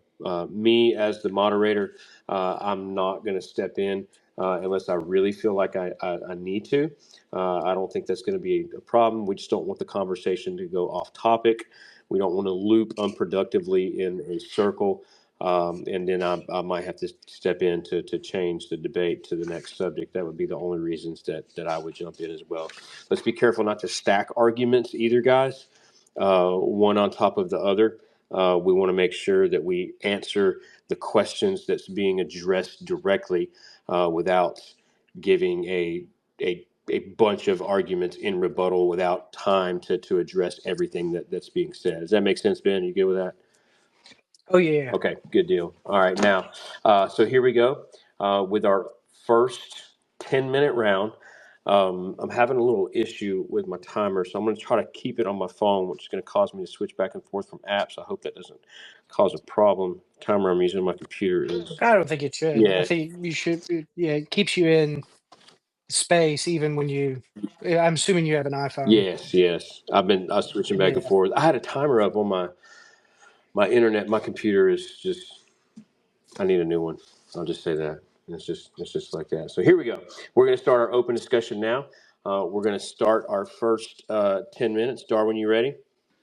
Yeah, but Good. Ben's the one that's doing this one. But yeah, I'm ready. Yeah, you're ready. That's why I was make sure you're ready first, and then Ben. As soon as the first words leave your mouth, I'm going to go ahead and start my 10-minute timer. All right. So in my opening statement, I gave roughly three different arguments. The first was an argument for the rationality principle. The second one was an argument for the impartiality principle. And then the third argument was more of a thought experiment from the philosopher John Rawls about how we can actually use impartiality in practice, um, to see what an impartial moral point of view would look like. Um, but so, and then in my rebuttal, I gave about three objections again to Daniel's case. The first being the supposition that basic moral truths are necessary.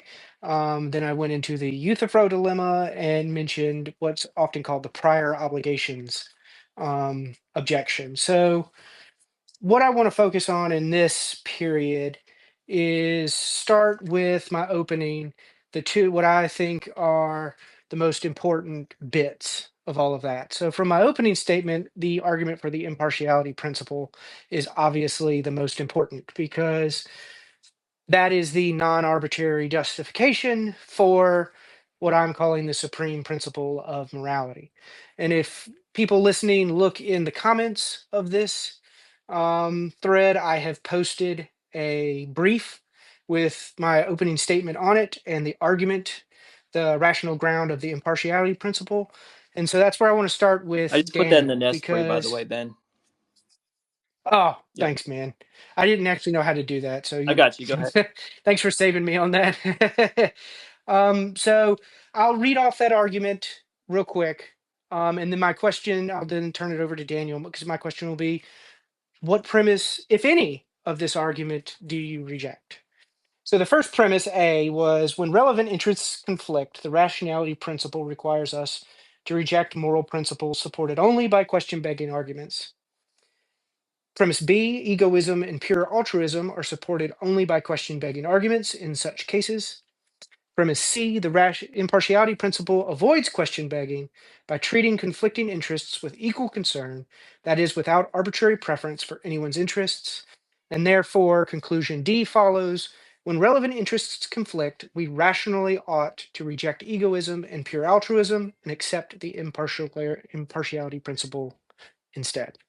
And I'll turn everything, I guess we'll just kind of drive this forward for the next 10 minutes or so. And then in my next 10-minute section, we'll turn to the Euthyphro dilemma. All right, so you want to talk about your second argument first, not your first argument. Because to me, everything builds off of your first argument. I mean, do you think that that's fair to say, or? Yes. So I think that because even in this argument, I say that the rationality principle um, forces us to Mhm. choose, make a rational decision between egoism, pure altruism, and the impartiality principle. So the rationality principle is the principle that is making us make this choice. Yeah. So I guess my first problem with the entire argument is that I think that the rationality principle doesn't hold any weight because of the three arguments that I gave against it in my rebuttal. Okay, so do you want to go through Yeah, I'd love those to. right I now? mean, it's your time, but I'd love to.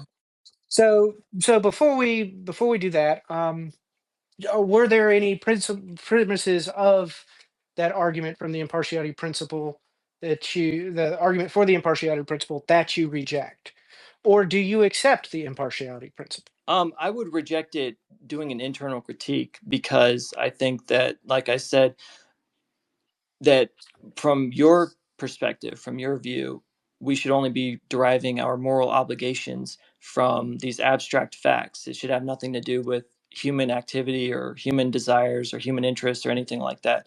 So I would reject it from uh, that sort of view. And also, all of this seems like it's not a categorical imperative. It seems to be operating on a hypothetical imperative, which, I mean, that kind of goes back to my first one of my first arguments against your first argument. So I don't know. I don't want to say too much.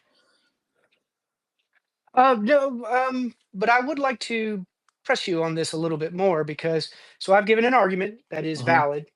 And so if its premises are true, the conclusion is Yeah, true, and the conclusion is the impartiality principle. So I'm wondering, do you accept the conclusion, or is there is there a premise that you would deny in this argument? yeah. I mean, I would obviously deny premise one, which is that the rationality principle requires us to reject moral principles supported by question begging arguments. I would definitely push back on that because I don't think that you justified the rationality principle. So to say that the rationality principle gives us obligations, I think that you still have a lot of work there. Okay, so assuming that we are rational, if we put that assumption in place, do you think that question begging arguments are valid?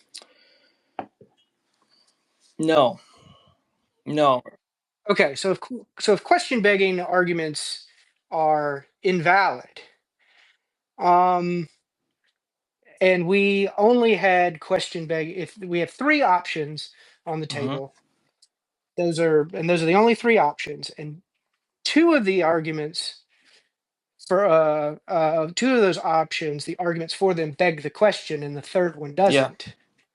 Is that a reason to accept the third one and reject the other two? I think that it's a reason to accept it, but I don't think that reasons are categorically normative, right? So, like, I can have a reason for becoming a doctor or for scratching my foot, but that doesn't mean that I have a moral obligation such that if I don't scratch my foot, then I'm somehow wrong. I'm in the wrong.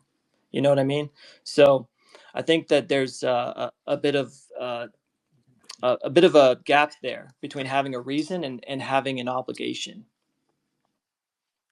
Well, so I'm not talking about a reason here. So we were talking about there that the principle needed to be non-arbitrary, and so for the principle to be non-arbitrary, it had to be based on a reason. And so my question to you is, again, if there's the three options, and two of them are only supported by question begging arguments, and the third isn't, is that a reason to reject two of those options and accept the Yeah, third? I mean, I did answer you, right? I said yes, it is a reason to. I'm just saying it's not normative. That's all. When I say But so but normative, reasons are normative. okay, when I say normative, I mean that we have an actual categorical imperative to do something. I don't mean that there's like I have reasoned in my mind to do something. So whenever I say normative, that's what I mean. I don't mean rational So, justification. okay. Well, so do we have an obligation to accept the conclusions of sound I arguments? would say no, definitely not. We'd say Right. no. Okay, that's interesting. So maybe now's the time to transition back to my argument for the rationality principle, because I think we do have an obligation to accept the conclusions of sound arguments. In fact, it's irrational to reject the conclusion of an argument that we know is both valid and has true premises. So, to recap my argument for the rationality principle, I assume that we are rational. That is, our beliefs and actions can be in accord with what there is most reason to think or do. And I say that arbitrariness in belief or action is irrational. And I say that if we care about having true beliefs and making good decisions, and surely we must, then, and so that's an obligation. The must signifies an obligation. Yes. Then we should avoid irrationality. And from that, it follows we ought to be rational. So, ought, Hmm. that's also an Yeah. obligation. And then from that, the rationality principle follows. So, do I, you agree that that argument is valid? I agree it's valid. I don't agree that it's sound. The soundness Oh, is the so problem. which premise do you reject? Yeah, so which premise is it that you reject? I would definitely say,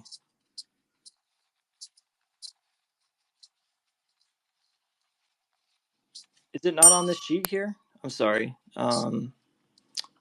Well, it's not on that sheet. It's Yeah. on that one's in the opening statement that I Yeah. provided Okay. you. We'll Because give I you a little take bit more I time take the then. Chad, yeah, yeah, let me yeah. pull it A up. little bit more time to pull that Give me up. 1 second here. I thought it was on this sheet, so I was looking for it. I should have squeezed it on that sheet. I tried to keep it to one page though. Okay, so Ben's opening. All right.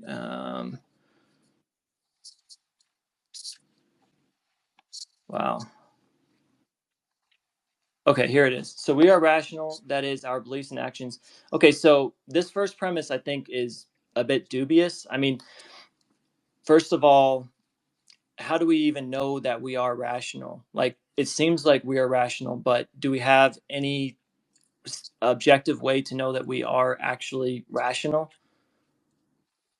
Sure. I mean, I think everyone agrees that, or at least all parties can agree, that we are the types of creatures that can respond to Yeah, reasons.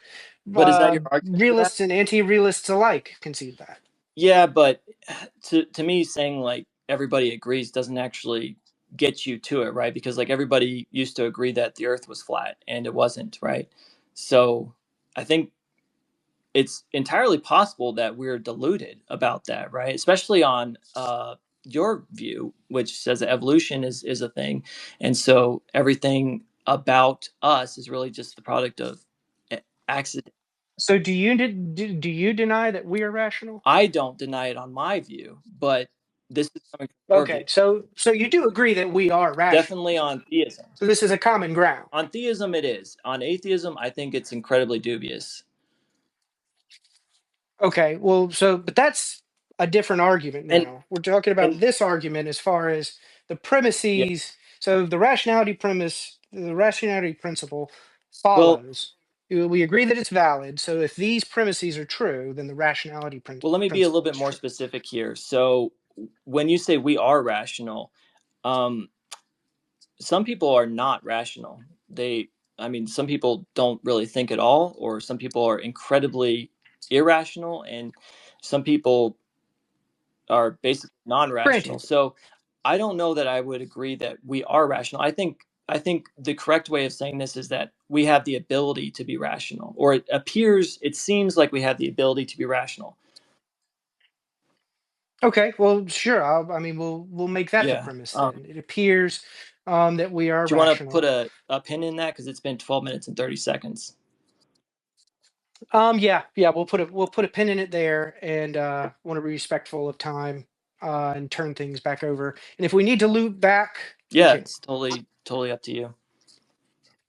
Excellent. Yeah, That's a good go ahead, idea. Daniel. I was just about to step in, Darwin, but you're absolutely right. We do want to respect each other's time. But we can, like Ben, you can put a pin in that. I think we came to an understanding there about what we're agreeing on as far as rationality. Is that correct? More or We've less. we've Yeah. definitely got I some think more there's work to still do, some right? lingering disagreements. Yeah, we still Yeah, got a we little got bit more of work to work. do there, but um, go ahead and take the floor, All right. Daniel. So, Ben, I really want to talk to you about the Euthyphro dilemma, because you brought that up, and your Yes, this is excellent. I thought I was going to have to use my time for no, this. I think that I wanna just jump right into the fire here. Uh, so yeah, because I want to use my time to talk about your arguments of my position, because I want to make sure I address them. So, when it comes to the Euthyphro dilemma, you said that there are two horns, and the first horn means that we don't need God for morality. Correct me if I'm wrong here, by the way. And the second horn, if God does intervene or is responsible in some way for these moral facts, then morality is arbitrary. So I'm going to Yes. say that I'm going to take that second horn, but I'm going to argue that morality is not, in fact, arbitrary just because it comes from God. And I'm going to argue this from two different perspectives, and then you can respond. So the first reason it's not arbitrary is because God is constrained by his perfect nature. So when we talk about what God is, we're talking about the greatest possible being, a being with no lack, right? God does not lack intelligence. God does not lack wisdom, right? So God is a perfect being. And so he is constrained within what God is to only command that which is within his perfect nature. Okay, so that means that God can't command just anything based on whatever whim he's having. All right, he's constrained. Just like if you think of a perfect chess player, right? If someone was in fact a perfect chess player, they would literally be constrained in what moves they could play. They couldn't just move anything on the table anywhere. They would always make the exact right move because of their nature, which is to be a perfect chess player. So, in that way, it's definitely not arbitrary because God is constrained. He can't just command anything he wants. The second reason it's not arbitrary is when I say arbitrary, I mean that there are no reasons for the command. So if God says, "Hey, murder is not okay," and I say, "Why is that, God?" And God says, "Because the sky is blue," or "Because Beeble Bobble Buddhams," or something like that, right? That would seem totally arbitrary to me. But God is rational. God has a mind. So whatever God commands is going to be perfectly rational because God is perfectly rational. So all of God's commands are going to come from good reasons that are part of God, right? So the reasons are not independent of God. They come from God and what God is as a rational being. All right. So, God, if you were to ask God, why is this wrong? He would say it's wrong because you are a human and this is bad for humans or whatever. He would know all of the reasons why it was actually wrong, and it makes sense to him. It might not even make sense to you because we're not God, but there is an actual reason for the commands. So I think both ways that you might want to go here to say that it is arbitrary, it's not arbitrary, but go ahead and respond if you'd like. Yeah, so let me just start with, so there's two things on the table, so let me just start with the first one. So the first one, you seem to want to say that God is constrained by his perfect nature. Yes. So I want to first put a pin in the fact that you use the word perfect, which is going to be a normative term here. So I think that word Okay, perfect you're using is normative doing differently than I would use it, though, aren't you? So maybe if When I say you're something right. is normative, I mean that it's obligatory to human beings, right? So perhaps the more appropriate term to use here is evaluative. Okay, what do you mean by? Um, so per, so that it has something to do with value. You're saying that God has a nature Yes. that consists of certain values, and those values constrain the way that God behaves. So God wouldn't just command anything because it's constrained by the content, the evaluative content of his nature. So if what is morally valuable just is what God's nature consists in, what reason do we have to believe that God is loving rather than cruel? Right. Well, the reason why. First of all, you're saying like, what reason do we have? But that's just what God is, right? So God is the fullness of being, and to be cruel is to deviate away from fullness. All right. So, Well, but that's what you're putting forward as a theory. Your moral theory is that God is loving rather than yes. cruel. But there's a competing theory on the table Hmm. now that God is cruel rather than loving. Yeah. How do I decide between these two Well, theories? first of all, Or is that choice arbitrary? yeah, I mean, there's two different things kind of happening here, but I can give you why I think we should think that God is good. I mean, first of all, when we talk about what God is, we mean that he's the greatest conceivable being. So, the greatest conceivable being, But you use yeah, greatest. the greatest is obviously going to So be cruel. greatest is like perfect. It's an evaluative term here. So what does greatness consist in? Does Yeah. greatness consist of love or It cruelty? consists of real things that are like love. So cruelty is a deviation away from love. So think about it like this. I am a person and I have a shadow, right? But my shadow is not real. My shadow only gets its being from me. So if I disappear, if I no longer exist, my shadow is gone. It's not going to exist anymore. But if I go into a well lit room, I can exist just fine without my shadow. I don't need my shadow to exist. So love is the same way. Love is the real thing. Love is like me, and then cruelty is the deviation away from that sort of thing. Cruelty is the absence of love. All right. So cruelty is not really real. It's more like the absence, or it's like rust to steel, or something like that. Well, so this already seems like an implausible claim from the beginning because cruelty is obviously real. Well, It's certainly more real than any shadow would be. I mean, I mean, cruelty is cruelty not a isn't shadow. real. It doesn't have real being like love does. So what I mean by that is, yes, it is truly the case that something can deviate from love, but that doesn't mean that that's the real thing, because the real thing Well, can exist on its own. All right. So this is like a parasite or something. It's like a parasite of love. Love can exist without cruelty, but cruelty it gets its existence from. cruelty can't exist without Yes, love. exactly. Cruelty cannot exist without love, because cruelty is in relation to love. It's moving away from love. Well, it seems obvious to me empirically that cruelty can exist without love.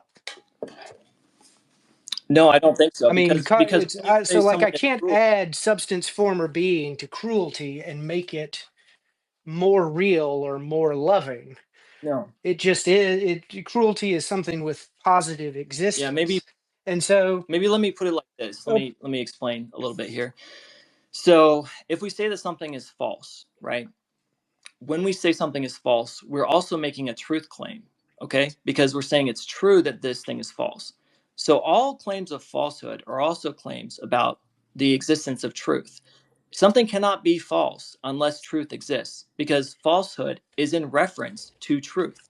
All right. So in the same way, mhm. cruelty is in reference to love. So love is the real thing. Like everything out of my mouth, or it could be the case that everyone in the world always says what's true, but it can't be the case that everyone like always says what's false, and there's only falseness, because falseness requires truth to even get its being in the first But place. there could be a whole world of cruelty and no love. No, because if there's cruelty, that means that there's actually love, because cruelty can't exist. Just like So, shadow. why is that? So you're saying that cruelty without love is incoherent. Mhm.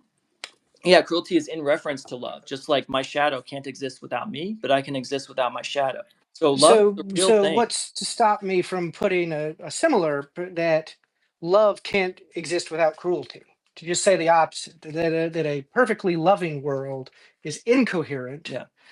because love presupposes cruelty. You couldn't know what love is unless there was cruelty. Well, just the nature of these things, to be cruel is literally to deviate away from love. But I feel like I've made my Well, to here. be loving is to deviate away from No, it's cruelty. So not. I can say the same No, thing. no, it's not, because it's the same way that to Well, sure it is. no, Like if I'm loving towards you, I'm certainly deviating away from cruelty. no, cruelty is the deviation Uh, from the real thing.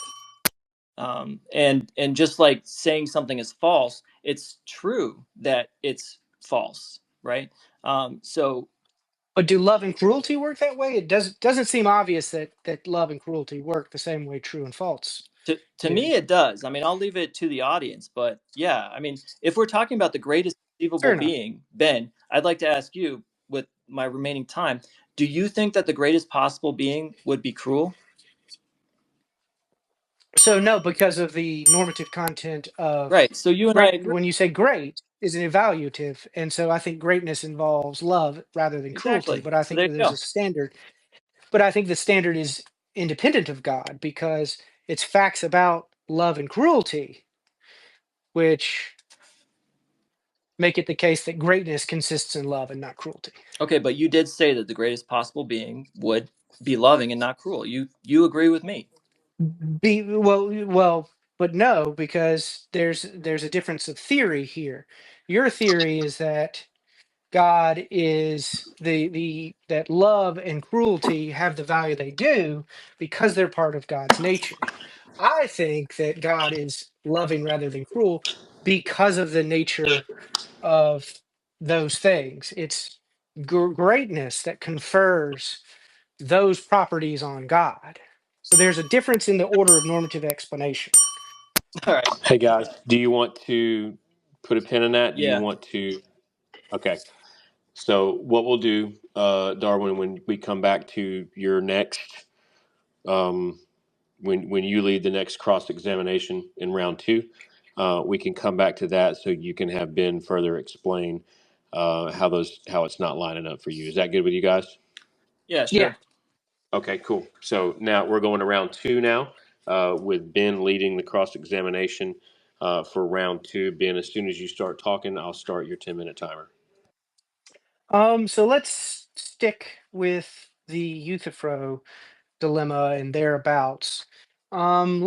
One of my objections was that your divine command theory uh, claims to be able to explain all basic moral obligations. Yes, absolutely. And yes, and so I raised the what's called the prior objection, a prior obligation objection, excuse me. And so the idea is that every command that God issues presupposes a prior obligation to obey the commands of the divine commander. So my question to you is what grounds that obligation? Yeah. Okay. So it's funny you bring this up because I was actually going to bring this up with you, but my answer would be the same thing that grounds my right to have rules in my house. So when I set rules in my house, and somebody comes into my house and they don't like my rules and they say, "Hey, why do I have to obey your rules?" I say, "Because you're in my house." I don't even have to explain why my rules make sense to me. I can just say, "You're in my house, so you live by my rules." And I'm pretty sure, Ben, you're the same way, and everybody else in here is pretty much the same way. Well, yeah, because we would obviously presuppose that there is a more general obligation that we should respect other people's houses when we go. And that's a general obligation that we have when we go to someone else's house. Yeah. So Yeah. in this case, the question isn't whether or not we ground those obligations. The question is when we presuppose that God has issued a command, we are also presupposing that there is a general moral obligation to obey that Yeah. command. But what grounds that obligation? Ownership. Is it another No, command? ownership. Same reason why I have an obligation to follow your rules when I'm in your house. God owns everything. So as the owner, because of what God is, the nature of what it is to be God, he has the legitimate authority and jurisdiction to issue forth commands that we categorically have an obligation to obey. No, but that's not ground. So if I say I own Mm-hmm. something, that doesn't mean that they have an obligation to obey me, unless there's the more general obligation of you must obey the owner. Yeah, I So in think this that that's case, really just. Oh, so sorry. Go so ahead. so you're presupposing here that we have a more general obligation to obey what our owner says. I mean, What grounds that obligation? that's just the nature of where categorical imperatives and obligations come from. I mean, anytime you receive a command from somebody, the way that you process whether it's legitimate or not is who's making the command and what their relationship to you is. So if I am at your work center, Benjamin, and I'm not your boss, and I say, hey, you need to go clean the bathroom, you're going to tell me to go kick rocks. But if your boss does in fact come into the bathroom, or sorry, comes up to you and he says, you need to go and clean the bathroom, you're going to say, sir, yes, sir, probably, right? Or maybe you're going to say, I quit. I'm too smart to be cleaning bathroom. But he does have the right as your boss to tell you what to do because of But state. he only has that right if there is the more general obligation that I ought to obey him. He has that right only if there is the more general obligation that I ought to obey him. And now your theory proposes that that obligation is an explanandum, and that there is some explanans that explains it, that obligation is expected given the truth of that of an explanans. My question to you is, what is that explanans? Is it another command? No, no, obviously. It's not another No, command. it's like So it sounds to me like that we don't have any obligation to obey the God. reason why we have the obligation to obey God is because he's the owner of everything. The same reason why I have an obligation to obey you when I'm in your house. If somebody owns Sure, but something, that presupposes that we have an obligation to obey our owner. yeah, that's literally What grounds the obligation? What the grounds the nature of, yeah, obligation to obey the the owner? nature of what it means to own. So to own means to have right to dictate what something does. That's just the nature of ownership in general. So if I own something, I can do with it what I will. I can command it or whatever, right? So if I own my house, I can burn it to the ground if I want to. I can do whatever I want to. No, no, no. So that's what you're right to do with your property, Hmm. but so we are persons, and so the obligation is our obligation to the owner. Hmm. Yes, but It's not that God has the right to command us. It's, do we have an obligation to obey the commander, or is it just might makes right? He owns us, and so he has the power and authority to just make us obedient. well, obviously he can't make us obedient. Otherwise, there would be no sinners. But he can make a law that we are supposed to conform to, just like you, as your parents, as Yes, your children's parents. and we don't have any obligation to obey that law Yes, unless there is a more general obligation that we should obey the lawgiver. yeah, that more general obligation comes from the nature of what God is in relation to us. Like, what is the more general obligation for why you ought to obey your boss, Ben? Because there is a general obligation that I ought to obey my boss, and that obligation is independent of my boss. What's the general obligation for that? I mean, That I ought to obey my it's the boss. same. That's the obligation. Yeah, I mean, just the nature of what your boss is to you. God is the But I'm ultimate also boss. not. I'm in this scenario. I'm not claiming that my boss grounds that obligation. In your scenario, you are saying that God grounds that more general obligation. I freely admit that my boss cannot ground the obligation for me to obey him. Yeah, I mean, That's not a problem from my view. Yeah, well, to me, the only way that it makes sense, right? Because we're trying to figure out what is the best explanation for why we have these categorical imperatives, right? Because you know, you're Yes. talking about how there are these hypothetical imperatives or whatever. But if God says that rape is wrong, then we ought not rape, even if we don't understand the reasons why it's wrong to rape, right? That's a categorical imperative. So if and these come from top down, the imperative needs to be directed at us, and it needs to come to us, and there needs to be a reason why it's authoritative to us. And anytime in the world we find that we actually have an obligation to somebody, it's because they have jurisdiction over us, right? Like if there's a judge and they're in your jurisdiction or you're in their jurisdiction, they do have the right to say, like, to hold you accountable if you break the law or something like that, right? Because you're in their jurisdiction. We are all in God's jurisdiction, and not only are we in God's jurisdiction, but God owns us. Yes, but so you're saying that there is a category when you say that God issues a command, Mm-hmm. you are admitting that there is a categorical imperative that we ought to obey our owner, our master, God. Um, and you're also saying that that is an explanandum. That is something that is in need of further explanation. And that there is an explanans, there is a description of some fact in the world which makes that explanandum expected, such that the explanans is the actual explanation of that explanandum.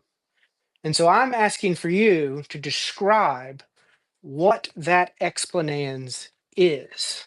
Can you give me just a simple example of like what you're asking for? Maybe tie it back to you and your boss or something, because I don't know what the heck you're trying to ask. So, in the case of the engine failure, in my opening Mm-hmm. statement, we said the explanandum was that the engine failed, and the explanans was that the car overheated. So the car overheating is what explains why we would expect to observe engine failure. Now, when you say that God issues a command, we presuppose that there is an obligation to obey our owner. Yeah. What makes that obligation expected Oh, just such yeah. that I mean, I feel like I answered this, didn't I? Just the nature of what it is to own, right? So yeah, but no, because when you say what the nature of what it is to yeah. own, all you are doing is presupposing the exact explanandum that's calling for explanation. That the by saying the nature of ownership, you are saying that there is an obligation to obey our owner. But that's the explanandum. That's not an explanand. You can't you don't actually explain anything by restating the thing that needs to be explained. So you want me to So explain in why any God is actual the owner, or explanation, you want me to explain why God being the owner means that we have obligations? I want to know. So we agree that there is a categorical Yeah. obligation to obey God. I want to know what the ground of that obligation is. Ownership. Okay, So I'm It's going to that step in he here. owns it. I mean, same reason why if you're in your house. Sorry, go. but that's just a restatement of the explanandum. You haven't actually moved from one fact to another. So there can't be an actual explanation here. So here's where I think I should step in, and we're kind of we're in a little bit of a circular argument here. I, from my observation as the moderator, I believe Daniel believes that he's answering your question, but you reject his answer. Um, Yes. yeah. Because yes. Okay. So I want to what I'm going to say as the moderator, and you guys can work it out if you feel differently. But as the moderator, what I see is an agree to disagree on this point, because from from your perspective and what you're asking, Ben, Darwin has given his explanation for it, but you reject his explanation, and it just keeps turning back into a big circle for me. So we could either we could do one or two things. We can agree to disagree, or on your third round, Ben, we can come back to this when you get your next 10-minute Yeah, I segment. think that's fair. Okay, is that fair, Darwin? Yeah, You that's good with fair. it? Okay, okay. All right, so that was the beginning of round two. We're going to finish round two now with Darwin. You are free to go ahead with your second round of cross-examination. 10 minutes. All right, awesome. So, Ben, I feel like I made a really good case for why morality is not arbitrary, because of the nature of what God is. God is constrained by his perfect nature, and God is rational, so he has good reasons for why he commands the things that he does. So I want to move on now to the next argument that you made, where you argued that theism is better explained than that moral facts are better explained on atheism because moral facts exist necessarily. I want to talk about that argument. So before I do, I want to give you an analogy here. So imagine that you and I, Ben, are two detectives, okay, and we walk into a crime scene and we agree on all of the facts of the case. There are bullet holes in the back of the victim's head. There's no weapon at the scene, and we don't. The only thing that we don't agree on, okay, let's say there's bloody footprints and self-defense wounds. We agree on all that. What we don't agree on is what caused these facts to exist, right? We agree on the facts. We just don't agree on the theory behind the facts, what explains them. And you are arguing in this hypothetical scenario that naturalism did it. Okay, they died of natural causes. And I'm arguing that this is a murder.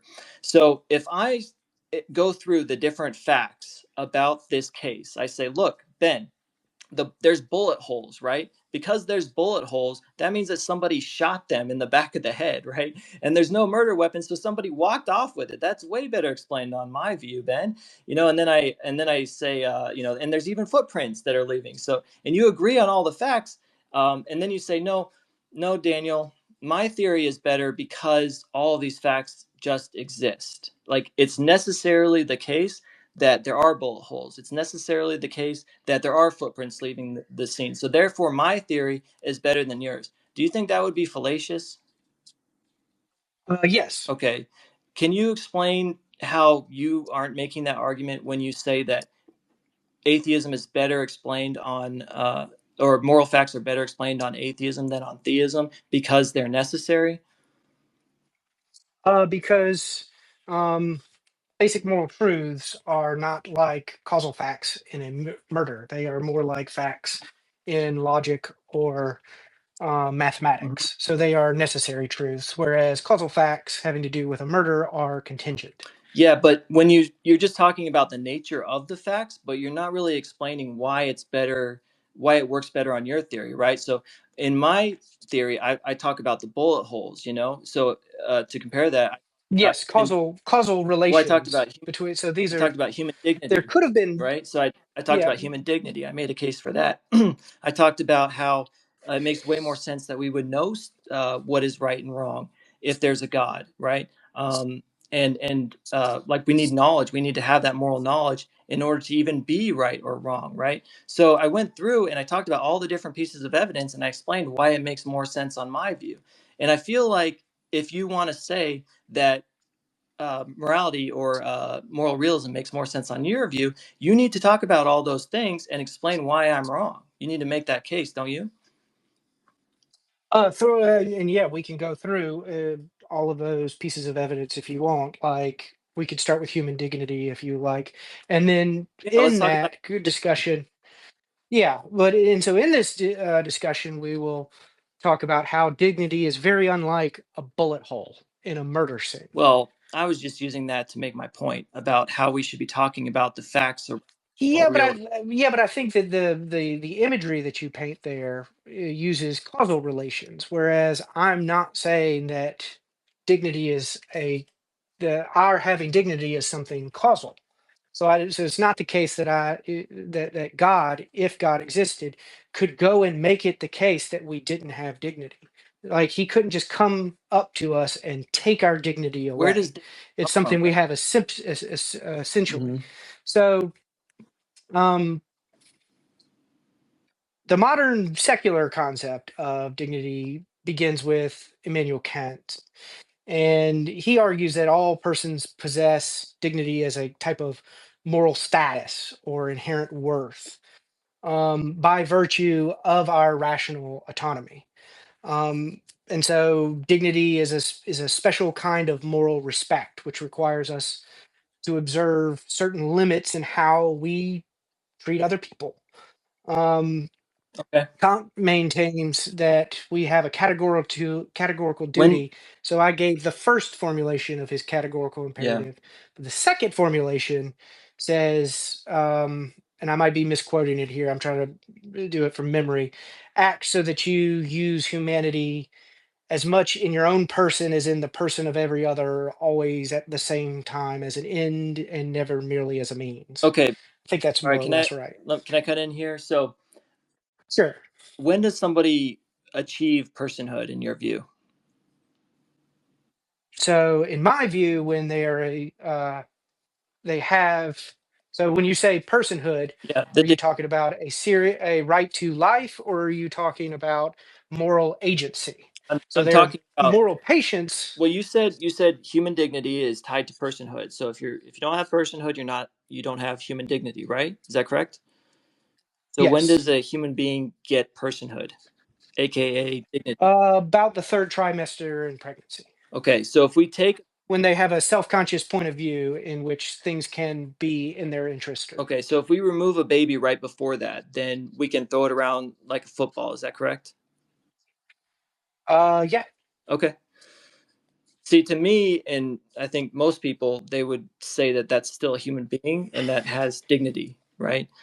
Well, I didn't deny that it was a human being. It's Yeah, but we certainly would say a because it's a prenatal human, human being. it has dignity even before the third trimester.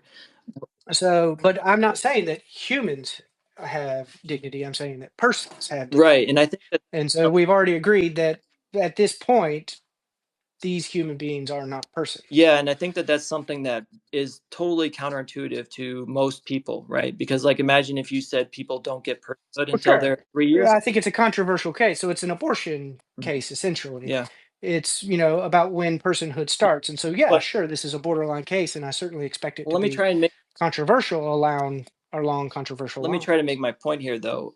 Personhood comes from traits, doesn't it? Right? Because there were animals, like once upon a time, in your view, human beings were animals, like lizards and fish or whatever. I'm sorry if I'm being flippant. I don't mean to be, but we were animals that were not persons, right? We didn't have that personhood, right? Like a bacteria Sure, does not they have were just personhood, right? So we started off as sure. something like a bacteria. We didn't have personhood, and then we acquired certain traits, and now some humans, most of us, can uh, have personhood through those traits. Is that correct? Okay, Yes. so that means that human dignity is extrinsic on your view, doesn't it?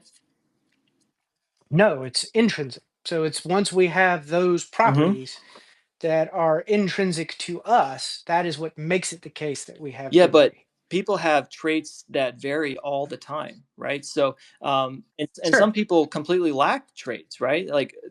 I don't think there's any trait that every single human being has, right? Like, not every human being has blue eyes. Not every human being. I don't even know that every human being has a nose, right? I don't think that there's any single trait that every single human being has. So, if our personhood comes from traits, then we should expect some human beings to not have the traits that give personhood, shouldn't we? So they might not all have the same biological traits in certain respects, but they certainly have other biological traits in other senses. So every person that you've ever met has been alive. Right? But that doesn't mean So personhood. Yeah, they're alive. they've had certain biological processes that go into them. So they've had some sort of brain, Yeah. they've had some sort of nervous system in which they've been able to react to certain stimuluses. Um, so there are certainly features that human beings share in common to the point where we can say we can distinguish persons from non-persons. Now, I totally agree with you that there's going to be controversial cases like abortion, euthanasia, and other scenarios in which we will have deep ethical, first order normative moral Right. disagreements. Sorry. So So you said, just to be clear, that personhood comes from rationality. Like if somebody has no rationality, are they a person even if they're a human being? So I think what gives personhood is going to be rights. So what gives dignity is going to be um, rational autonomy. That's what gives us our dignity. I'm not sure if you answered my question though. Like if somebody doesn't have any rationality, do they have dignity? No. Okay. So somebody is born and they don't have rationality. They're kind of like a vegetable or something like that. But we keep them alive. On your view, it would be okay to like mess with them and hurt them and stuff like that. Like they wouldn't actually be.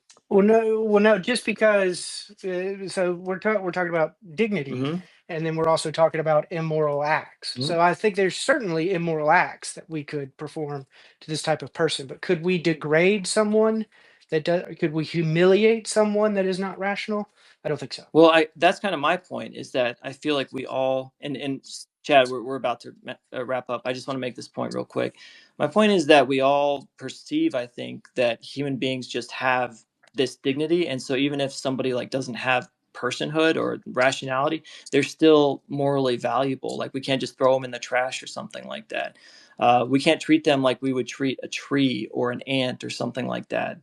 They're still precious for some reason. And I think that just is so intuitive to us and so much better grounded on my view. But anyway. Okay, so that wraps up round two. Uh, Darwin, you're good with round two? Yeah. Yeah. Nothing to add? Okay. We went over just a few minutes. I'm going to probably not more than 45 seconds on time, so I think we're good on that. Ben, are you okay that Darwin went over 45 seconds? Oh yeah, yeah. I'm not an issue at all. Okay, cool, cool. I didn't think it would be. So now we're about to start our final round of cross examinations. Ben, you're going to be leading the charge here. This is your final opportunity to cross examine Daniel and his points of view. And whenever you get started, I'll start the timer. Yeah. So we talked about my arguments. We talked about the prior obligations objection. We talked about the Euthyphro dilemma. The third objection that I put out there is that basic moral truths are necessary truths. And so that God's existence makes no difference to them in any possible world. Do you think that basic moral truths are contingent? Yes, I do, because it depends on the creature that you're talking about. So I think that God creates our rules, right? Like, okay, so let me just back this up for a second. I have different rules for my dog than I do for my children, because my dog is not the same as my children, right? So my dog is not allowed to sleep on the bed, right? He has to sleep on the floor. My children are not allowed to sleep on the floor. They're supposed to sleep on the bed. So if God had made different creatures that had different natures, I think that it would follow that he would make different rules that were for those creatures, right? So, yeah, I think that the rules are contingent, obviously. Well, so I agree that there are contingent moral truths. So if I yank my cat's tail, it causes it pain. And so that would be wrong. But there might be some possible world in which yanking my cat's tail causes it a jolt of pleasure. And so in that possible world, it would not be immoral to yank my cat's tail. It might be something very good to yank my cat's tail. So that's a contingent moral truth. Yeah. But the necessary moral truth, the more basic moral truth, the one that I'm saying is necessary, is that we shouldn't cause unnecessary harm to another sentient creature. Hmm. And that's why we shouldn't. That explains the contingent truth that we shouldn't pull the cat's tail. Yeah. Well, So I'm talking about basic moral truth. Our basic, the most fundamental moral facts, the most basic moral mhm. truths, are they contingent? Could cruelty have been morally better than love? Morally better? No, I don't think it could have been morally better, because of what human beings are. So obviously, certain things within the goal, right? So anytime you have a goal, there's going to be certain truths that are better than other goals, right? And this is why I think my view is so much better, because God does have a goal. He has a purpose for human beings. We're not like some kind of accident or something. So within God's purpose, he makes the rules in relation to his values and his purpose for us. So, but if God had different creatures with a different purpose, then like you mentioned, is it okay to cause suffering? Well, if you had creatures that didn't even recognize suffering and actually kind of enjoyed when you tried to cause them to suffer, then I don't think that that would be intrinsically a bad thing to do necessarily. So it just kind of depends on the creature. My Oh view. no, so again, I'm not talking about the contingent facts about creatures. I'm talking about the most basic moral Well, facts. well, the So fact, yeah. other things being equal, all else being equal, Hmm. could causing suffering have been morally better than causing happiness? I think it's possible. I think it's certainly possible, because I think good things can come from human suffering. I mean, Nope, nope, nope. Other things being equal. other things being equal. So yeah, in the scenario, causing suffering simpliciter, Hmm. could that have been morally better than causing happiness simpliciter? Yeah, I think that it's possible. Yeah. So it's contingent. So you do think that basic moral truths could have been otherwise. Yeah, I So think so, because it torture, depends on the purpose. genocide, Depends on and the purpose. slavery could have been morally obligatory. Yeah, it's possible. I mean, I'm not God, so I don't know, but it's possible that God could command something that we don't understand that seems wrong to us. Like, for example, Well, so can I give you real saying it's quick? possible? Are you saying it's metaphysically possible or epistemically possible? Well, epistemically possible. I don't know why that would be relevant, because that just has to do with Well, knowledge. I'm saying metaphysically yeah. possible.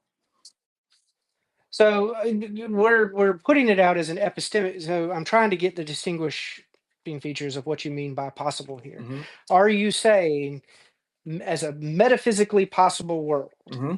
that there is some possible world, there's some coherent description of the way things could have been, Yeah. in which it is that torture, slavery, and genocide were either morally permissible or morally required? Like, on my view, or just in general? Yeah, we're talking about the basic moral truth, because I want to say that no, there is no such possible Oh, world. yeah, I think It's it's totally possible. I think it's completely. metaphysically Oh, possible. yeah. There's a possible world Yeah, absolutely, where those where things are good for whatever reason. Yeah, because it depends on the purpose, right? So if the world is created with the purposes of what those things achieve, then that would be then those would be the right acts, right? so there's a possible world identical to our world, Hmm. but in which the Holocaust is not morally wrong. Yeah, I think that that is what makes something right or wrong is the purposes that are behind it. So if the purposes for that world are completely counter to the purposes that are behind this world, then yeah, I think that stuff could be right. So, on my view, these things couldn't have been otherwise. Hmm. So, they're explained by the necessity of their own nature. Yeah. On your view, they could have been otherwise. So, they are explained in the nature of something else. Yeah. So, it sounds to me like your view is more arbitrary than mine by definition. Well, when you say arbitrary, you mean not constrained, right? So I'm not saying that I'm not saying that on my view on theism that these things could obtain. But I am saying that if there's no God, but there are still somehow moral facts, I don't see how there aren't other worlds. If there are like moral facts, I don't see how there aren't moral facts that change depending on the creature. I think that it's very counterintuitive to say in every possible world that certain things are just wrong, regardless of the creature, regardless of even if the creature is even capable of it, regardless of how the creature responds to it. I think that that's very strange. So maybe this will help phrasing it this way. So there is some, on your view, there is some possible world identical to our Uh-huh. world where the Holocaust is not morally wrong. So the wrongness of the Holocaust is an accidental property. It is not an essential property. Yeah. Yeah. Well, okay. Well, think about it How like do you, this. Think about it like this. We Holocaust bees and ants all the time, right? So if in that possible world, Jews had the, and this is probably going to get taken out of context, but I'm not an anti-Semite, but I'm just saying if no. there Yeah, were a no. possible world I don't think that you are. where like Jews are like ants and flies and they're like pests and they have no human dignity, then it seems like it would be the right thing to do to eradicate them, just like we eradicate ants, you know. So I mean, like you agree that it's not wrong to get rid of pests, don't you? So are you asking me if that it's okay to get rid of pests? We're not talking about Jews here. We're talking about insects, Yeah, and yeah. I just want to be clear. Well, I'm gonna make that move in a um, second, but yeah. yeah, because pests are moral patients and not moral agents, Okay. and so that we have certain obligations to moral agents that we don't have to moral patients. Right. So if for some reason there were like these things that looked like people, all right. Boy, this is going to get me in trouble. This is a hypothetical. Okay. We can use a different example if it makes you more comfortable. I just use this one because it's Yeah. easiest to Yeah. visualize, but I I'm just realize saying. tiptoeing around this can be. Yeah. If there are people or you know things that look like people and that kind of act like people, um, but that are more like flies or pests, then I don't see why we couldn't eradicate them. So, I mean, that's kind of the argument that Hitler was making, right? He's just wrong about that. So, but if Yes, Hitler so was to correct, be clear to everyone listening, neither of us. yeah, if Hitler was right, oh man, I'm getting good. um Uh, um yeah, so we've come up on the end of the time. So I'll we'll go ahead and end it there. I okay, don't want to go over too far. okay. I actually want to talk about possible worlds too. But anyway, go, Chad. Do you want to interrupt for a minute? No, it seems like this one's flowing pretty well. I guess we're headed into uh, Daniel, which would be your last 10 minutes. Ben, are you good with that? Moving into the last I'm 10 minutes. Yep, more than good. Okay, Okay. Let's do it. okay. All right. Go ahead. So Ben, I wanted to ask you about these possible worlds. If we imagine a possible world, I think you said that knowledge is good. Is that right, Ben? Okay, Yes. so imagine a possible world where there's only one library, and if you go into that library to know stuff, to learn, you're going to immediately get apprehended, and then you're going to get tortured for 10 years, and then you're going to be put to death brutally. Okay, that's just what is going to happen, and this is the only way you can gain knowledge is by going into this library. All of the knowledge, all of the information is consolidated in this library, and so the people don't go into the library. Now, Ben, my question is, are these people immoral on your view? No. Why? Why would they be? Why would it be immoral not to do something good? So I would think avoiding torture and all Yeah. that wanton suffering is also a good. Mm-hmm. So if they're avoiding great pain, Yeah. and that's a good. Um, at the cost of not having another Mm-hmm. good knowledge, in what sense are they acting immoral? Well, that's what I was going to ask you because I thought that there are just these abstract moral facts that we should. They all recognize. I just want to be clear. All of these people are rational, like you say, and they all recognize the value of knowledge. So are they understand. Sure, but we're not obligated to seek knowledge. I just said that that knowledge is good. It's one of the good. So we could not seek Okay, knowledge what are we and obligated? seek something else. What are we obligated to do? We're not. We are obligated not to treat others unfairly. Okay, do any of our obligations are they just abstract moral facts, or do all of our obligations derive from how human beings are? So reasons are given by abstract reasons are given by facts, concrete Uh-huh. facts of the world, of the way things are. Like use the cat example earlier. The fact that when I pull my cat's tail, it causes its pain. That's the fact which gives me a reason not to pull my cat's tail. The reason that is given by that fact, the way that fact counts in favor of my responding to it, is the abstract thing. But this doesn't add anything to the catalog of things that exist in the world.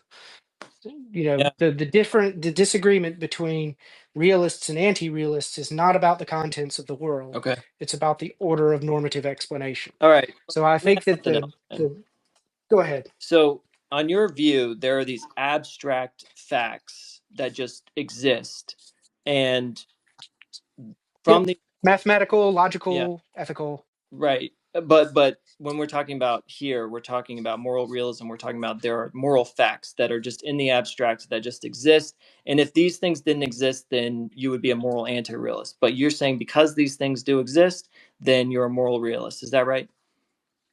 Yeah. So Yeah. I think both realists and anti-realists are committed to mathematics, logic, and ethics. Hmm. Where they disagree is on the nature Yeah. of what that reality So, is. so what I wanted to ask you about is these abstract facts, like the moral ones, the ones that say like friendship is good. I don't understand, like, aren't these arbitrary in that I understand that you're saying like they're necessarily the case, but there's no mind that's behind them that has thought about human beings or creatures and made it so that friendship was good or knowledge is good. These things just are the case, and they didn't become the case because of anything to do with us. Isn't that right? Yeah. Yeah. So isn't that Let really me. strange though? Sorry, go ahead. No, I don't think it's really strange, and maybe this will help be clear by asking you a question. Do you think someone could go in and cause it to be the case that friendship wasn't good? Um, no, because of the nature of what human beings are. No, no, no. Yeah, Any person could a choice make friendship not intrinsically valuable. Like they could, yeah, like a choice, a decision. So, yeah, what would have to be done to friendship yeah. such that it was not intrinsically Well, good? yeah, I mean, that's what I'm trying to say is that the nature of friendship, I think it only seems good to us because we are social species. But if we were the type of species where if we tried to associate with one another, it got us killed, friendship would not be a good thing. This is another reason why I feel Well, it wouldn't be friendship. well, no, but pursuing it obviously wouldn't be friendship. I'm saying pursuing friendship gets you killed. So we shouldn't like those kind of creatures. They would have a very different way of feeling about Yeah, friendship. but if something if we pursued something and it got us killed, then we wouldn't call that friendship. That would just No, that would be a contradiction in no, it terms. wouldn't. You can pursue something like this happens all the time in the real world where somebody pursues something that is for a really good thing, like they pursue trying to save somebody else's life and it gets them killed, right? They push someone out of the way of a bus or something and they die for it. And that doesn't mean that heroism necessarily gets you killed, but it can get you killed, right? So friendship. Yeah, but sure, but that's not a friendship about that's not a fact about the nature of friendship. So we're talking about the nature of friendship. So let me ask another question.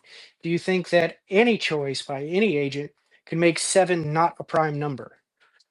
No, I don't think that could happen. No.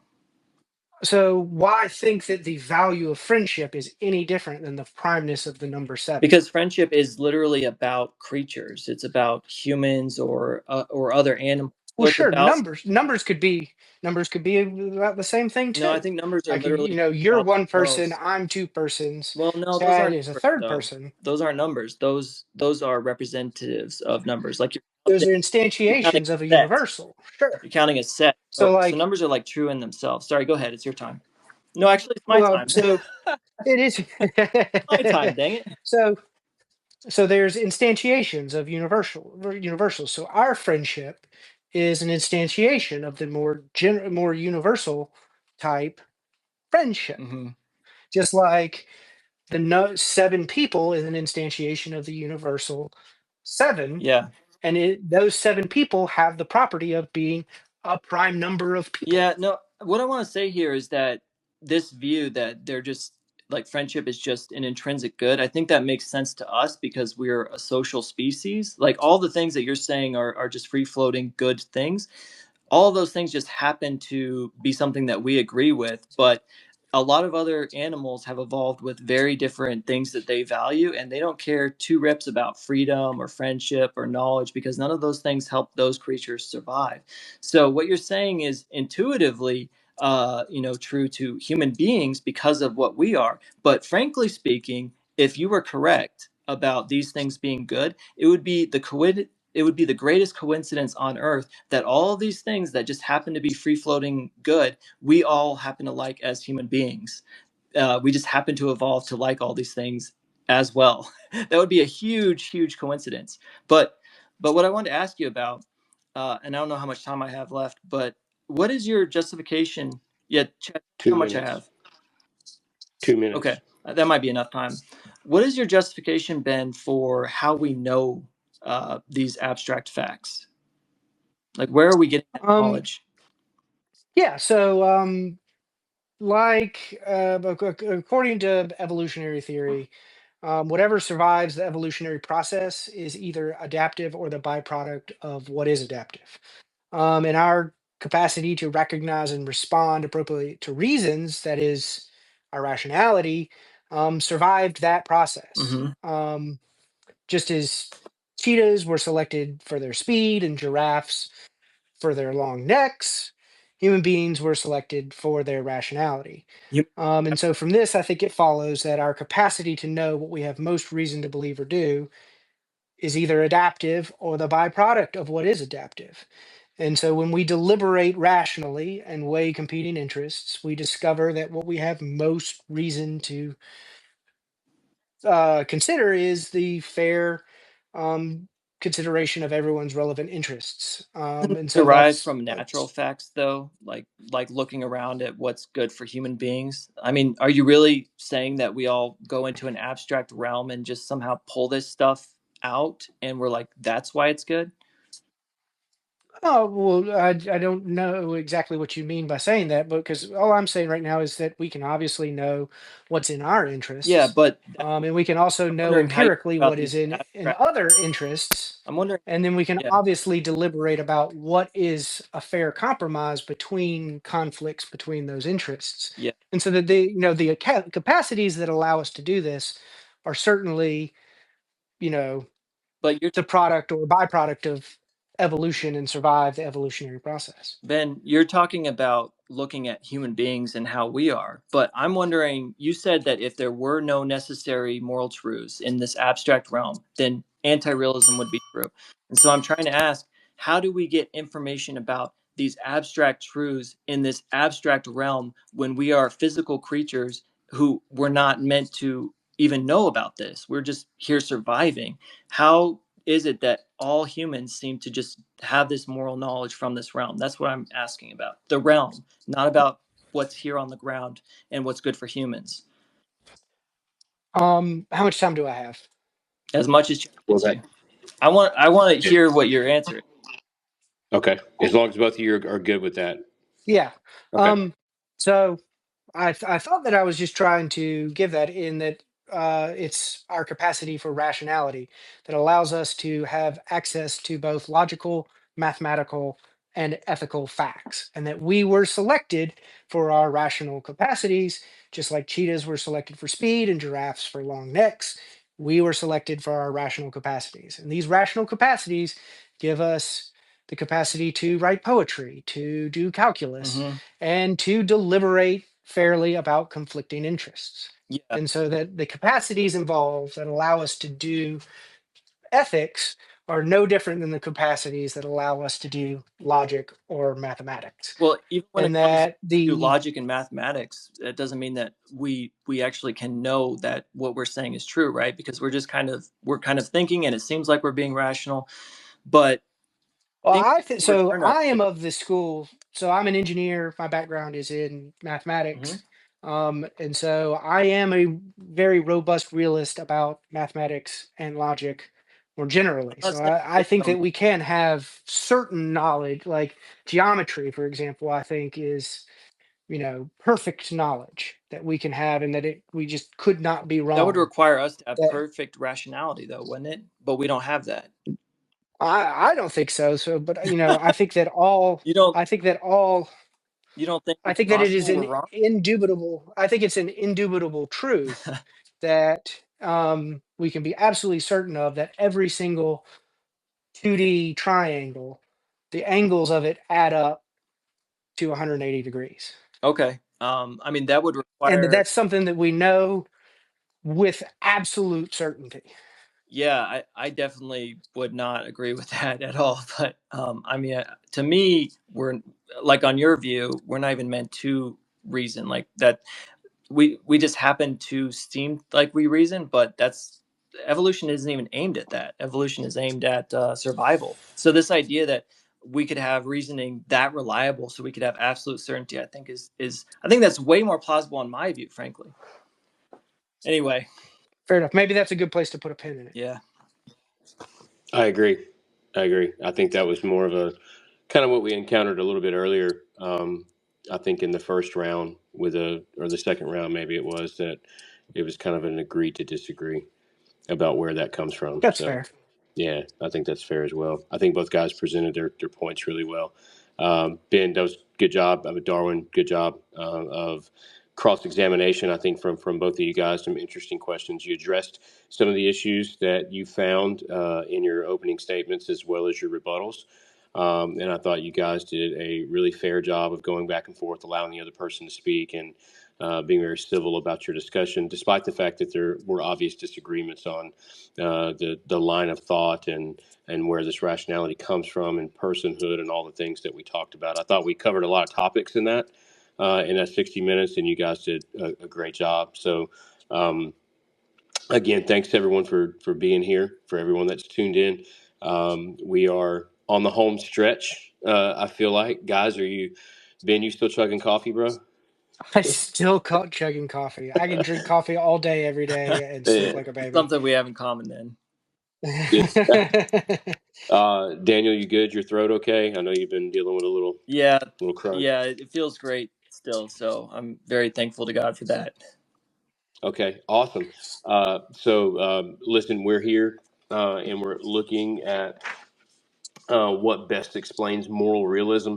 That's the objective here in this debate. Again, we've heard some excellent opening statements, some well thought out, very well put together, excellent rebuttals, and then we've had a 60-minute open discussion slash cross examination where the two participants did a really good job of investigating and trying to poke holes in the others' theory and where they're coming from.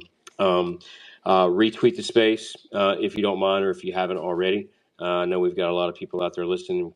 Just again, just thanks all for being here. So what we're going to do now, we have two Q&A sessions to finish up. Both of them going to be right about 20 minutes. Okay, and we really want to try to stick to that time because I know it's getting late on the East Coast. It's 11:30.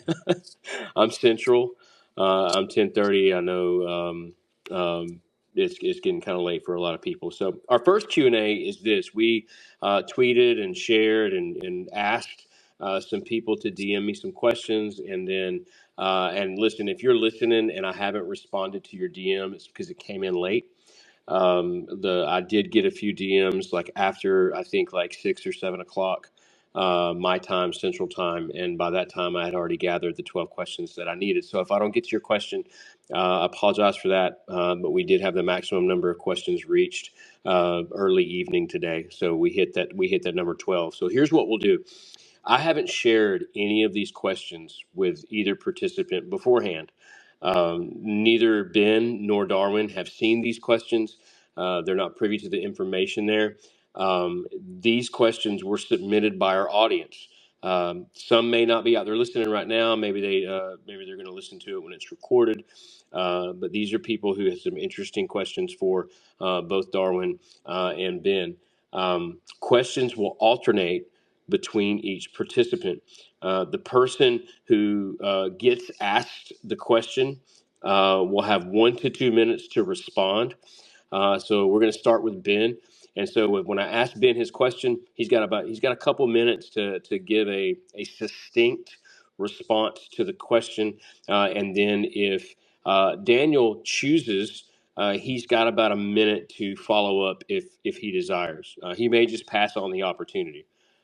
Same goes for when we go to the second question, Ben. The question will be directed at Daniel. And if you want to add something to the end or refute his answer, you'll have about a minute. But if you want to pass, you're welcome to pass as well. You guys good on the rules there? I'm Sounds good. great. Okay, we're going to try to stick pretty close to that 20-minute time period because of the time, because of what time it is now. And so what we'll do is we'll try to get through all 12 questions. But if we don't get through the 12 questions in the 20 minutes that are allotted, we'll just kind of maybe pause, talk about how much time we got, and then move on to the next section.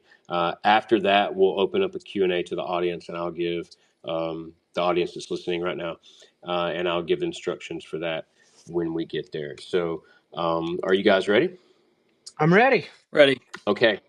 All right. Our first questions for our first question for Ben is going to come from Nathan Bozeman. Okay. What's up, Nathan? Yeah, Nathan, what's up, buddy? Um, Nathan had a couple of good questions, both for Ben and for Daniel. I'm going to go with Ben's question first. And again, this makes it for everyone listening out there. This really puts Ben and Darwin on the spot. I want to explain that because I have some very good, well thought out questions, and they don't have them in front of them. They have to really depend on listening very intently to the question and then responding thoughtfully. Okay. This is where the real fun begins. Oh yeah, this is where the fire is. Okay, the last round was it got heated a couple of times. I liked it, but this one can too if you're not following along. Okay, so here we go. I'll start again with Nathan's question for Ben. A robust explanation of moral realism needs to contain an account for human dignity, moral values and duties, the intrinsic goodness of virtues and intrinsic badness of vices, moral knowledge, and a plausible account of why moral transformation maps onto these facts so consistently and coherently. I can see quite easily how the Christian worldview can account for all these things, all from a single unified cause, that cause being God. But I struggle to see how your view can sufficiently account for many of these: moral obligation, moral knowledge, and human dignity, to name three. Why should I, given this, accept that your view accounts for morality better than Christianity and say that you won the debate tonight? So I would just kick back to my opening statement and say that morality and impartiality are both necessary and sufficient conditions for all those things that you just talked about. So for moral knowledge, for dignity, for normativity, for non-arbitrariness, for values, for obligation, all of those can be accommodated within that view. And so this is a rational ground for morality. So again, I argued that the same standard that we expect of that govern sound arguments also govern what I call the impartiality principle, and that is the supreme um, principle of morality, and it would apply even to God. So God could no more treat someone unfair or partially, or partially prioritize his own interests any more than he could make two and two five or reject the conclusion of a sound argument. Um, yeah, Okay. And I thought you would do that once I'd read the question. I thought he's going to go back to his opening statement. yeah, Darwin, do you? I want that to stand on its own. I got you. Darwin, do you have an objection to that? Yeah, I Or do. okay. So I think that it's interesting here. God can't make 2 + 2 5 because to me, even if that's true, why is that normative for human beings? Like, why do we have an obligation? Let's say God can't make it the case, and I don't think God can make it the case that rape is good or something like that. But for who, right? Because animals do that sort of thing all the time, and we don't see them as immoral. So God can recognize certain facts about our natures and come up with what is right for us, and then command us to keep those commandments. And if we violate them, then we are in the wrong. But on Ben's view, there's no real normative force to like some kind of abstract fact that just says rape is wrong. We just kind of like have to be rational and recognize that rape is somehow a wrong thing in this abstract realm, and then say, oh, I guess because I'm going to be rational that I have this obligation to not rape. And it's very bottom up. It's not top down. It's not a categorical imperative. It's a hypothetical imperative. It's like, if you want to be rational, then you shouldn't rape, assuming that you actually are correct about your moral knowledge. So anyway. Okay. And I would, and let me, guys, you're going to have to correct me if I'm wrong here. I want to put it in a little more simplistic terms for maybe some people that are listening. I think the basis of Ben's argument is that, these things exist in the same way that 2 + 2 = 4. They're just laws. Darwin's rebuttal to that is you're comparing apples and oranges. These things don't compare to one another. Is that true? Am I right in? Yeah, on my view, I don't think it's very similar at all. I mean, when we talk about friendship, we're Right. talking about the relationship between creatures. I don't know how that Correct. can just be something like 2 + 2 = 4, because friendship is literally about something else, but 2 + 2 = 4 is not about anything. So I think it's very different. Right. You're the whole Darwin's entire rebuttal is these things aren't the same. Partly. I got you. I don't know if that's Right. my entire rebuttal, but yeah, it's part of it. Right. I'm just very, very simplified. Yes, your rebuttal is much more. Yes, I'm with you. Okay. So now we're going to move to. I also have a question from Nathan.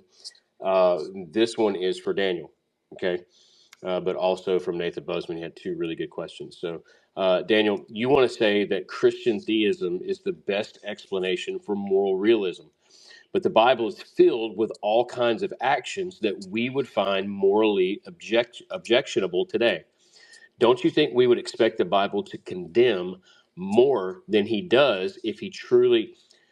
Let me read it again. Don't you think that we would expect the Bible to condemn more than he does if he truly is the ontological basis of moral realism? Well, thanks a lot for that question, Nathan. I really appreciate that. Um, I'm kidding. I don't appreciate that question. But here's the way I think about it. So God can command whatever is within his nature, and that those commands are not always going to be savvy with us. They're not always going to mesh with us, right? So even though I love my children, there are times when I tell them to do stuff that make me seem like the bad guy, like when they're playing and they're having fun, and I say, "Hey, you need to go to bed. It's bedtime." They do not that, right? So to them, I'm being the bad guy and I should let them do whatever they want. So we have a bit of a conflict here between what humans want to do and what God actually commands. And yes, there are a lot of things in the Bible, and I struggled with this when I was going to become a Christian. I'm like, am I really going to have to defend all that stuff? But at the end of the day, God knows best. And so when he commands something, even if we don't understand it, we have to trust that he's doing it for the right reasons. And I still have a minute left, so let me give a quick analogy for this. When we look at professional chess engines, or I shouldn't say professional, when we look at the greatest chess engines in the world, these engines just annihilate the best chess players in the world. They often make incredibly bizarre moves all the time that we simply do not understand. Even though they are playing by the rules of logic, the moves that they make often make zero sense to even the best players in the world, and it just seems so counterintuitive. So even though God is on some level working within logic, of course, and he's working within the same intuitions that we normally would have, just like a chess engine is still playing chess. We should expect God to do things that don't make sense to us, and that's what we find in the Bible. So that's my answer. But thanks a lot, Nathan.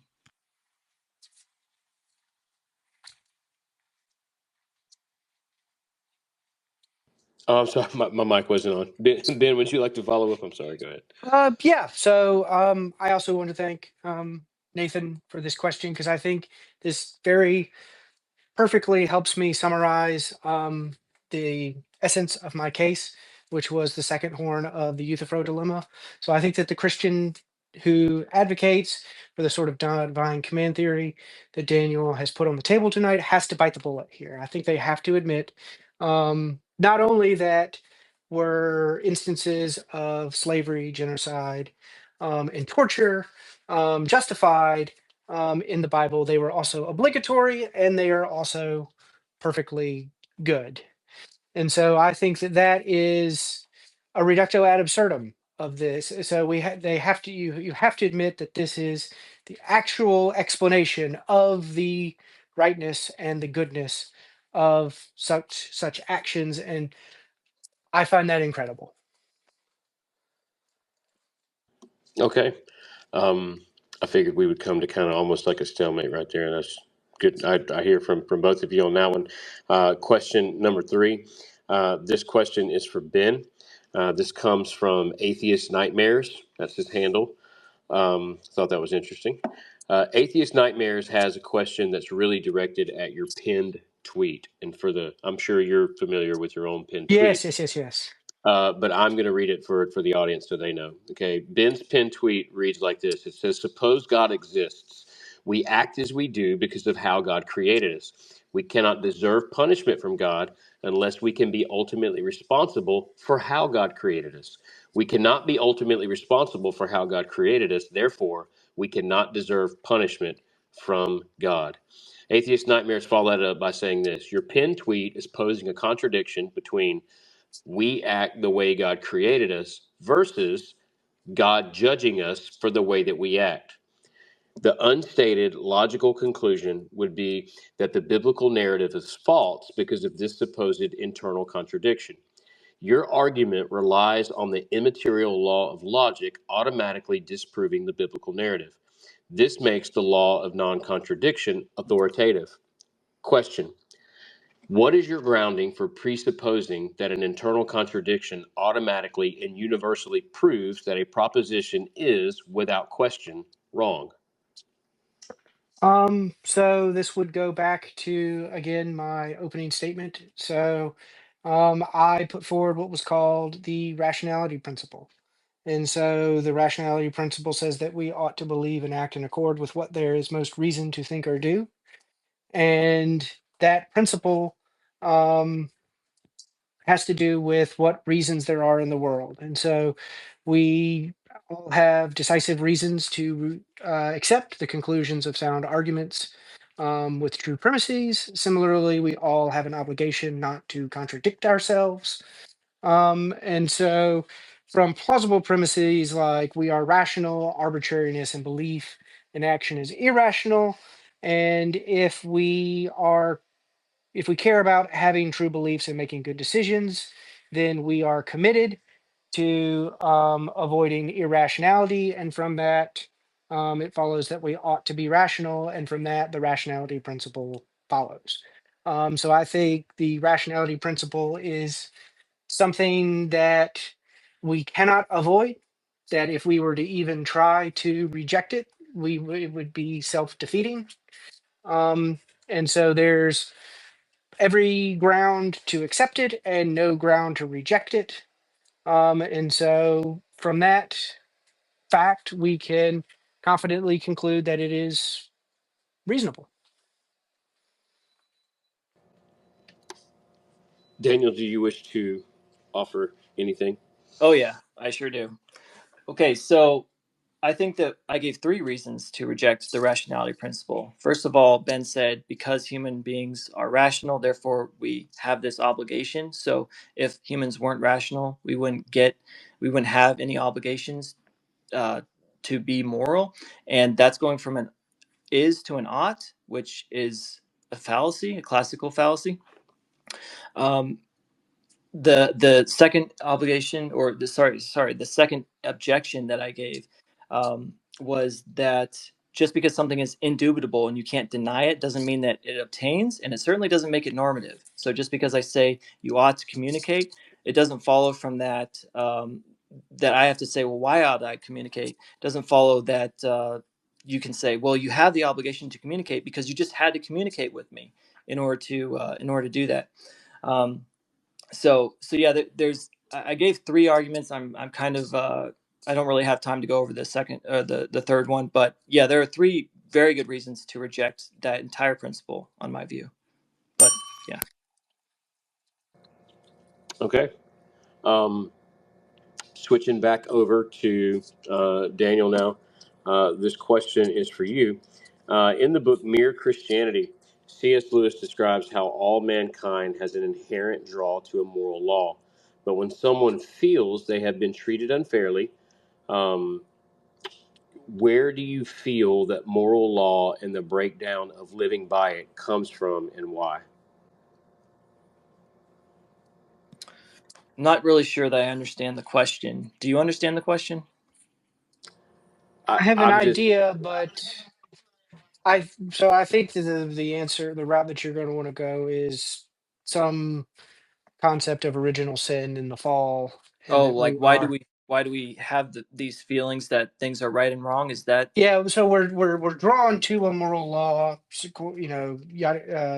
the moral okay? law is written on our heart, yet we Yeah. still have this, we're still motivated to not live up to it. Why, if we had, if it draws us like a magnet, how can we will our, Oh, okay. being repelled Why from do it? we I still think that's what the question's going.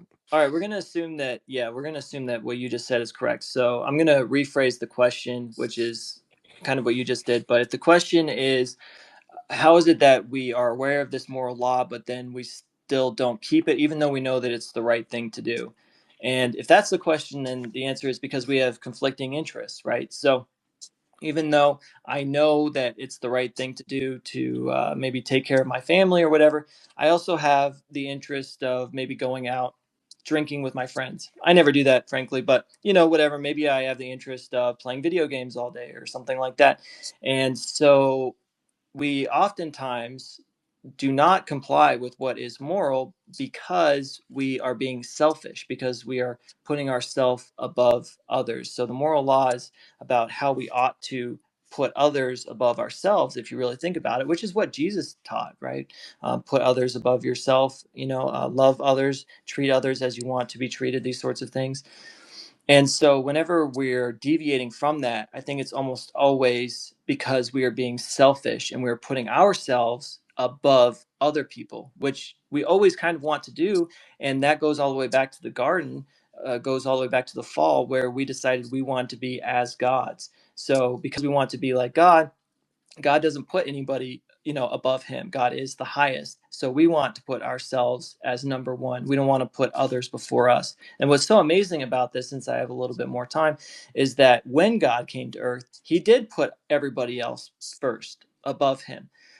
He literally washed his disciples' feet. He came as basically a beggar almost. He didn't even have a place to sleep most of the time. And all he did was help others. All he did was help other people. And then we killed him for it. We crucified him on top of it. And he did all of that for us. So it's pretty amazing that God says that we are to do this. We are to put others before us, before ourselves. And then he lived that out. But anyway, yeah, go ahead and switch it up. Ben. Did you want to follow up? I don't think I have anything to follow up on that. So, Okay. because I think obviously my view is, we're evolved creatures, and so just like our rationality is riddled with all sorts of biases and heuristics and whatnot, I think that our moral cognition is also similarly um, distorted, and so our moral sense is just good enough. Okay. Um, Here's what we'll do. I think we have time for two more questions, which would be one question each. And I've got some to choose from. I'm going to go with the ones that I think that are the really, really good questions. Hold on, let me look real quick. That was Daniel. So if your question doesn't get asked, it's because it wasn't a really, really good question. Just so you know. I had a way to throw me under the bus there, Ben. All right. I thought to me, this was the most interesting question for Ben. Okay. And this comes from the Progressing Pilgrim. The Progressing Pilgrim had a question for you. He says this. Excellent alliteration in that Yeah, name. Well it is done. the Progressing Pilgrim. If we believe moral theory is based on a Hegelian dialectic, okay, in other words, morals are in a process, then what are the boundaries for truth? What prevents the process from claiming truth as what it was previously reprehensible? Or is the process just the truth? I don't know if I understand the question. So there's I might something be able Yeah, about to an help on this alien. one. Yeah, help me out. Well, the heck, didn't the heck, Hegel say that all whenever you have two things that are in conflict, eventually they're going to merge together. So everything is going to eventually merge into like one source. So the Hegelian dialectic, if I remember right, is kind of talking about that. There's always like this progression. So you'll have things that are in conflict, like two conflicting ideas, and then you'll get a merger, and everything is moving towards that ultimate merger. So I don't think that that's your view, though, Ben. You're not. I don't think you're a Hegelian. You're a Kantian, more like. No, I'm a Hegelian. Oh well, then you might be in But trouble. but no. So the first part of that question was saying something about an alien morality, and I didn't know where that was coming in. So like, is it the idea that an alien's moral cognition is coming into contact with our moral cognition, and there being, no, there's contradictions?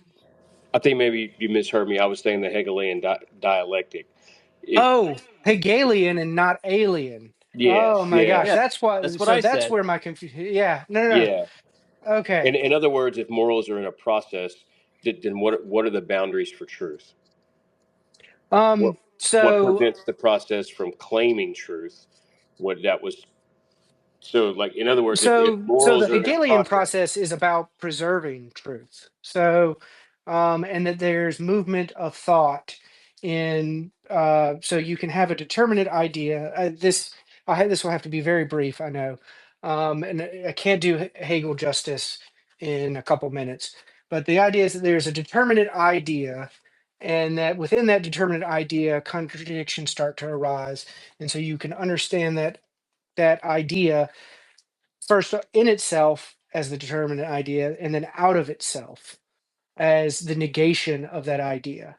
And so that the tension back and forth between them then gets what's called sublation. So you basically you take what's true from that determinate idea and that negation, and you let everything false fall away.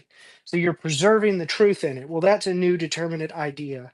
And so within that determinate idea, more contradictions begin to arise. And so that there's this process of ever growing freedom and self consciousness to where we become more aware of what the truth actually is. And so, one of the mantras for the Hegelian philosophy is the rational is the real and the real is the rational.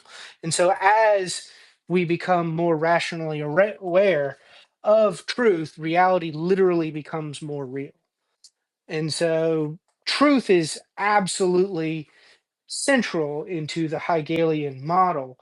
But unlike the Kantian model, it's not something static. It's not like the categories of the mind. It's something very dynamic, that it involves a process of movement back and forth. That's not to say that the truth is changing. It's saying that the way that our minds come to know it is dynamic rather than something static. I know that there's a lot to unpack there. Um, but yeah, I'll turn yeah, I things don't. back over. I see what you're saying, and although I don't think Darwin would agree, I also don't think that the 2 to 3 minute time frame that we have can do it justice to I could either. talk about this all night. Yeah, yeah. Darwin, do you agree with that? I Yeah. Well, I think that there's a big problem here. I do want a little bit of time. Yeah. Seems like there's a problem here because if Ben is in fact a Hegelian, and our understanding of truth changes, I think that's a really big wrench in the machine of his theory, because he said that we can have this moral knowledge because we're rational. But if our knowledge is changing, right? If everything is converging and things are changing and appearing different as we as this dialectic continues, then I think that it's very dubious, actually, whether or not we do know any of these abstract truths, because all that is subject to change now. So I don't know. I feel like unless I misunderstood Ben, I feel like that's a huge problem. But we can I, go to the next one. yeah. Like I said, that's a It was a really good question. That's why I wanted to include it. But I also knew that 2 to 3 minutes wasn't going to do it justice. I don't think on either side. So, very good question there from the Progressing Pilgrim. The last one here, and a couple of more. I know Ben said if your question doesn't get asked, it's because it wasn't really, really good. Some of the questions ended up being answered throughout the debate. I will say that. I think some of the questions I thought were good earlier, you guys have kind of covered. So I'll say that. Now, this question is for Daniel. I had a couple of questions that were very similar in nature. One of them from Supernova Demo, and the other one from Maximus Decimus Meridius. I love that handle, by the way. Wow, that's just an excellent handle. Believe it or It not, is. that's the name of my dog. Oh, really? Yeah, it really is. But That is an excellent name for your dog. Please don't tell me that it's a 5-pound Yorkie, though. no, he's a lab. I don't have a Okay, Yorkie. all right, I'll take that. Okay, I actually have one of my followers is Maximus Decimus Meridius, but not him. So it doesn't surprise me that there's at least 2 guys floating around X with that handle. Um, anyway, the question is this. Hey, hold on a second. The question is this: if morality comes from God, was it morally right when God commanded the Israelites to kill non-virgin women on their wedding night? He's quoting Deuteronomy 22:20 and 21. If yes, how is that not barbaric by today's standards? If no, then isn't God's morality subject to change or human standards? That was Maximus's question. I'll even rephrase it in the way that Supernova asked it. Supernova said, if God is the source of objective morality, how come entire Christian societies have had radically different morals over time? For instance, slavery was once justified by the Bible, but now it's condemned. Isn't sociology a better explanation than morality that evolves with culture? Well, that's like So, 2 questions right there. well, it's so let me just I'll just for the sake of time I'll put it on this one. Okay, um, is is God's morality subject to change or human standards? So I don't think that God's morality changes. I think that we change in relation to God. So just as the sun maybe seems to change, and I know technically the sun does change, it's not exactly the same, but for sake of the analogy, the sun doesn't really change, but it seems to change depending on your location to it, right? So sometimes the sun is away and things are very cold, and sometimes the sun is right on you, and so the sun seems to change, but it's not actually changing. Your location to it is what is changed. So yeah, obviously by definition whatever God commands is going to be good, and God is going to be constrained by his perfect nature. So even if just going back to what I said initially, like I can say things, I can tell my children to do things that seem horrendous to them, right? That look really, really bad. I can say, hey, you need to eat your broccoli, and you should see the shock on their face. Now maybe I'm kind of downplaying these poor women that got slaughtered or whatever. But whatever God commands is the right thing to do. So if God did in fact command that, then that was the right thing to do at that time, and God had totally sufficient reasons for doing it, whether or not we understand it. That would be definitionally true. And so I know Ben wants to come in and say, well, see, clearly it's arbitrary, and that could never be good. But if God did command it, and I'm not saying he did necessarily, I think that's being taken out of context a bit. But whatever God does in fact command will necessarily be good and obligatory by definition, just by the nature of what God is. So even if we Well, don't like it, even if it is very much against our, society today, and what we, like, I mean, right now we think it's perfectly acceptable to murder children, right? Or babies, right, in the womb. We think that that's totally a great thing to do, and God in the Bible is saying, no, you're not allowed to do that, right? So, I don't. Just because human beings have changed over time, it doesn't follow from that God was wrong ever, right? So yeah, that's my answer. okay, Ben, I know you want to follow up. Yeah, so I'm obviously gonna echo what Daniel just said, because yeah, I think this is really comes back to the crux of my case. That yeah, if it is the case that God issued these commands, then Daniel's theory implies that we have to admit that such acts are not only permissible but obligatory in these cases. That it would have been wrong to not torture or commit genocide or enslave certain people. And so the second horn of the Euthyphro dilemma is saying that, look, any moral theory that has the implication that genocide, slavery, or torture could have been morally permissible or even morally obligatory is not an acceptable implication. And so that it can't be the actual explanation for the wrongness of these acts because it doesn't account for the necessity that we all see, these sorts of acts are unjustifiable to others categorically. There's never a situation in which it is morally permissible, other things being equal, to command genocide, slavery, or torture. And so if you have to bite this bullet, that's a really big bullet to have to bite and is its own reason for rejecting the theory. I'll end it there.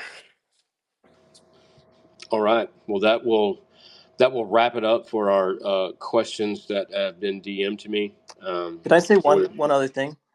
Oh yeah, sure. Go ahead. I just want to make it very clear that when I say I'm a divine command theorist, that does not necessarily mean that Christianity is true. So these questions that are about Christianity, that are taking the Bible out of context, that I don't really have the time to unpack and everything, they're not relevant to the actual argument which I've been making, which is that there is, if there are moral facts, then there is a divine mind that's responsible for that, and that's the best explanation. So I just want to be really clear that people bringing up stuff in the Bible really isn't relevant to my argument. Christianity could be false, and it would still be the case that uh, that God is the best explanation for moral realism. That would still be true. But And if Ben wants to just to say have something, one go little, ahead. yeah, a little follow up of my own, I want to just point out that I was sensitive to the fact that Daniel just mentioned. I said, if it's the case that, the God in Deuteronomy issued these commands, then we would have to admit X, Y, and Z. And Daniel's right. There's interpretive disagreements about this that are internal to Christianity that are largely irrelevant to The case um, tonight. yeah, the case tonight. And so Yes. that's why I made the point to keep my argument more general and just referring to genocide, slavery, and torture in general. Whether or not we want to debate whether those things were actually commanded in the Bible is going to be largely irrelevant to our discussion here. I agree. I think you guys both did a good job of that because, like you said, it doesn't fully marry up with the topic at hand. But yes, okay. All right. Now, what we'll do now is we're going to have some closing remarks. We're going to keep this to a 5 minute time period, and I'll use the bells the same way that I've been using them all night. Once we get a 5 minute closing remark from Ben and a 5 minute closing remark from Darwin, we will open up the space to other speakers and take some questions from the audience. So without further ado, Ben, if you would like to begin your closing remarks, you can start now. Let me begin by thanking Daniel for his engagement this evening. Throughout our discussion, I have argued that morality is real, objective, and secular. Moral truths are necessary and normative because they follow from the structure of rational thought itself. To be moral is to be fair, and to be fair is to be rational. The foundation of this claim is twofold. First, that all rational agents are necessarily subject to norms of reason, and second, that categorical moral requirements follow from applying reason impartially to everyone's interests. Morality, then, is essentially rational and impartial rather than theological. To act morally is to act in ways anyone could rationally will, regardless of their identity, status, or interests. This impartial point of view grounds the objectivity, necessity, and normativity of moral truths and allows us to critique injustice, reject arbitrary authority, and extend moral concern universally. And it explains why slavery, genocide, and torture are objectively wrong, not because God commands it so, but because these actions are unjustifiable to others.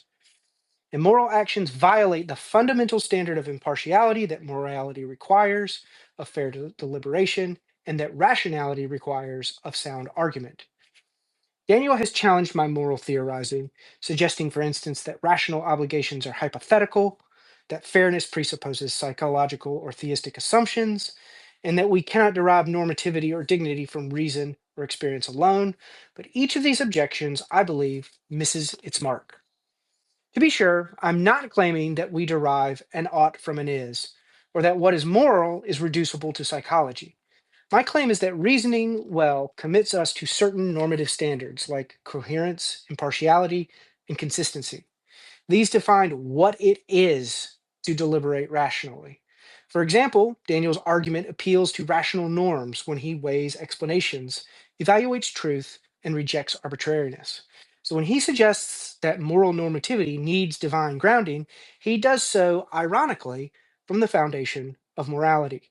The impartiality principle doesn't derive from emotion or tradition, it follows from the rationality principle. When we reason fairly, we treat like cases alike. That's not arbitrary sentiment, it's ethical principle. It's the same rational standard we use in argument, only extended to action.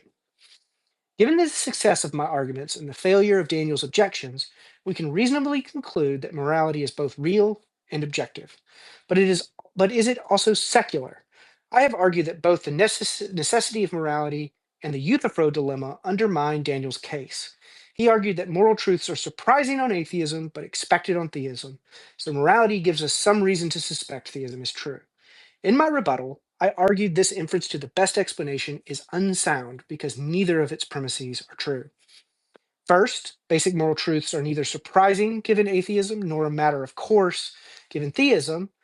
Daniel's case assumes that fundamental moral facts are contingent. They could have been otherwise, such that God's existence makes a difference.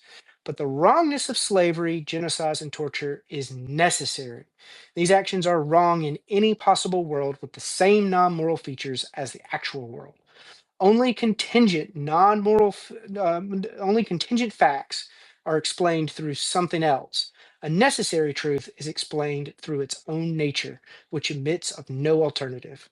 So God's existence makes no difference to them. Hence, fundamental moral facts are neither surprising given atheism nor a matter of course given theism. Second, even if we conceded basic moral truths are contingent, they are not a matter of course given theism. To make this point, I appeal to Plato's Euthyphro dilemma. Either something is moral, therefore it is in God's interests, in which case morality is independent of God, or something is in God's interests, therefore it is moral, in which case morality is arbitrary.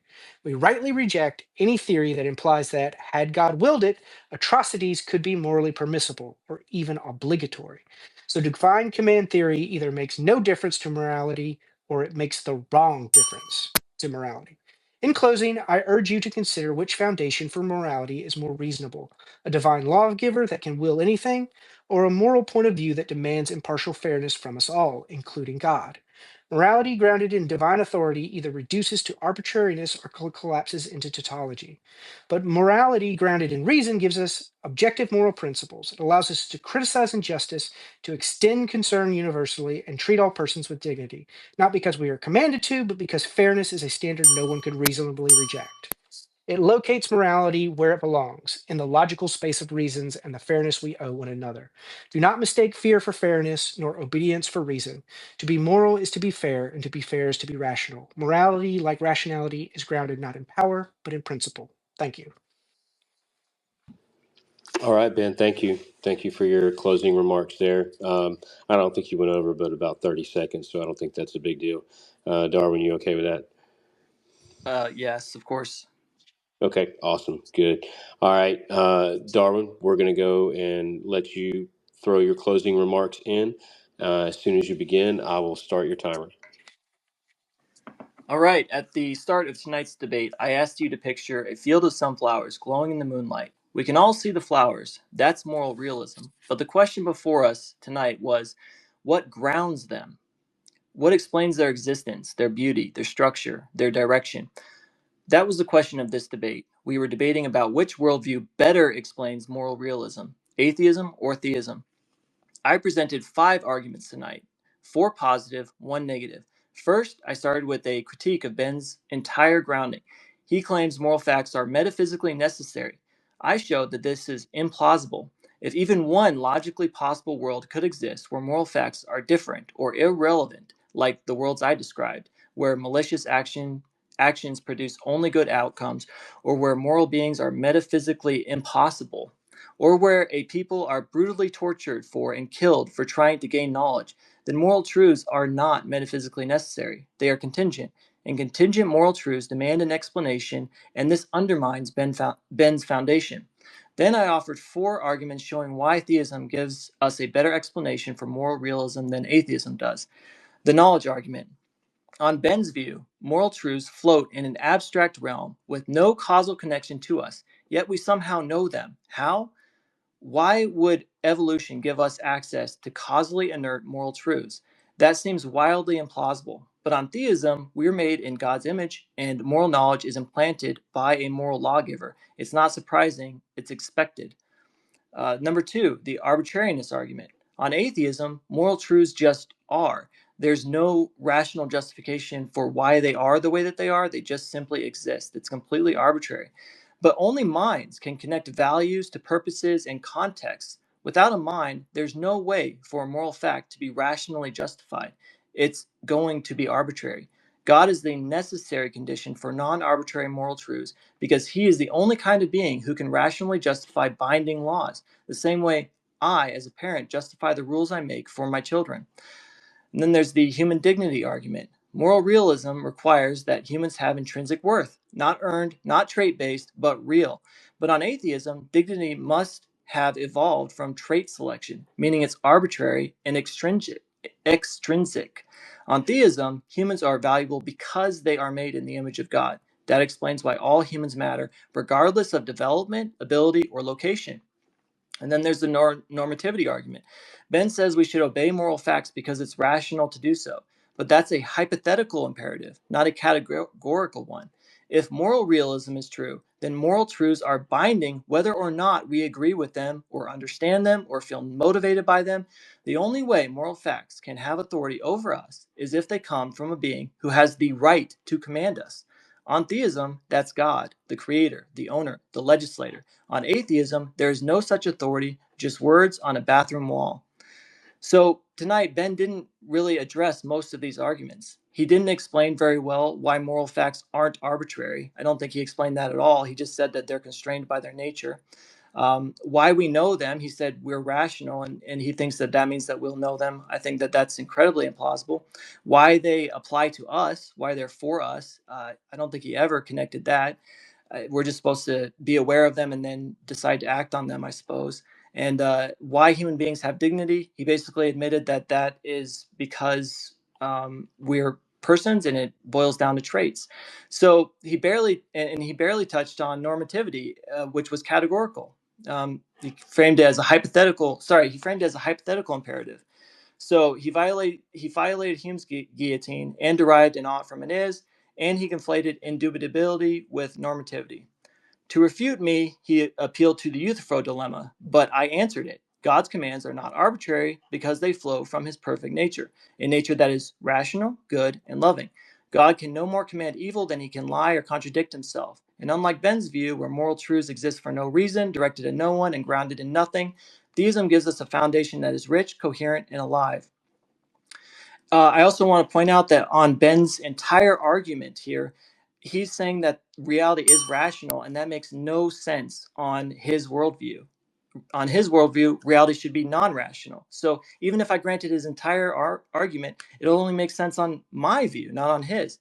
But let's return to the field of sunflowers. Ben says that they exist necessarily, and that's about it. There's no reason why they grow this way, no reason why they face the sun, no reason why they have such beauty. But that's not a good explanation. If you walked into a field and saw thousands of sunflowers perfectly arranged, you wouldn't say they just had to be that way. You'd ask, Why? And I believe that the best answer, the only answer that accounts for all the features of moral realism, is this: those sunflowers were planted, and the ground beneath them is God. Thank you. All right. Thank you, Darwin. Thank you, Ben. I think that we have reached our objectives tonight. I really do believe that both guys gave a tremendous amount of study, time, preparation, tremendous amount of respect for one another as well. I think it was a very, very productive discussion from both sides. And I appreciate both guys and the time and effort that they put into it tonight. I want to thank everyone for being here during the space. I know that we've had a lot of people tuned in, as I can see my board. I've been going over notes as well and had some other things going on, but I've seen a lot of people that have hung in there the entire time, and we've been going at this for almost 3.5 hours now. So that's a lot to put in for both Darwin and for Ben. So we appreciate what they've done and the energy they put into it too, especially with Darwin not feeling well. And then everyone else who's stayed and hung out and paid attention. And we're finally going to get to an opportunity to open up the space for a little bit of Q&A from the audience. Okay. We're looking at, and our, again, the goal here from the get-go was what best explains moral realism. Darwin's given his point of view, explained it very well. Ben's given his, and that's what we really want to aim for when we open up the questions for everyone else. If you want to, you still can. You can retweet the space, let others out there know who might be up and about, to come in here and maybe get a question in as we go a little bit further. Let me go ahead and cover a couple of ground rules before we jump into the Q&A. Okay, I want to do. I want to make this pretty clear about what we should expect when we do a Q&A. First of all, raise your hand if you want to speak. I've already been writing some names down in the order that I've seen the requests come in. And so we're going to go in that order. I've got 3 or 4 names written down. I'm going to start writing down some more here in just a minute. My job as the moderator is this. The questions aren't for me, okay? I'm hosting the space, but I'm here just to moderate. You're obviously going to have a question for one of the participants, if not both, and that's fine if you do for both too. But just raise your hand if you want to speak. My big thing is to be respectful. We've had a wonderful debate tonight. We've got 2 guys that really respect each other, respect their point of views, and are trying to see things objectively from both perspectives. That being said, I've been in a lot of Twitter spaces where things can get really messed up from here on out, and I don't want that to happen here tonight. Okay, so we're going to respect each other. Your opportunity here when we give you the mic is to ask a question. This is not your opportunity to have a monologue, okay, or to attack one of the speakers. That's not what we're going to be interested in. What we really want is just a brief question or comment that you have about the space, even if you just want to come up and congratulate the guys on a job well done. Whatever it is that you have to offer, just offer it. And if it gets too bad out of hand, I will just mute everyone's mic. And if it's too bad, I will remove you from the space. So just keep that in mind as we give you a mic and put you up here. So everybody who's good with the rules, I saw a lot of emojis coming up, a lot of thumbs up, and the 100 symbols. So it seems like that's been communicated well. Ben, are you good with the ground rules there? Everything good with that? Oh, certainly. Okay, Darwin, you good, brother? Sounds great. Let's do it. Okay, all right. First one I saw up is, hold on, let me get my, here we go. Slave of Christ. I'm connecting you and giving you a mic. Don't speak just yet. Let me do this. I'm going to give a couple of others that I've got some names written down. I'm going to go ahead and give you your mic, but please don't ask a question or unmute your mic until it's your turn to speak. So go ahead, Slave of Christ. You got a question? I do. First, I just want to thank you, Chad, and Darwin, and also Ben. I thought this was extremely civil. I love the cadence of it and the structure and the respect. So thank all of you guys. You put a lot of effort into it, and I really appreciate that.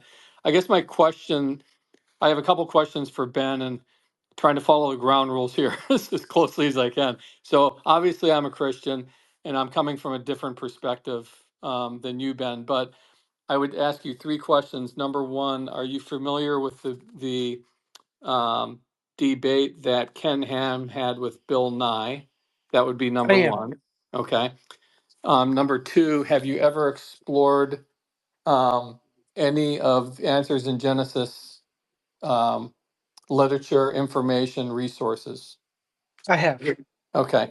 And then number three is, and this is really intriguing to me because the way I see the argument tonight, and it was a very respectful argument, was one of two things. What it boiled down to for me, from my Christian perspective, is it's man's word versus God's word.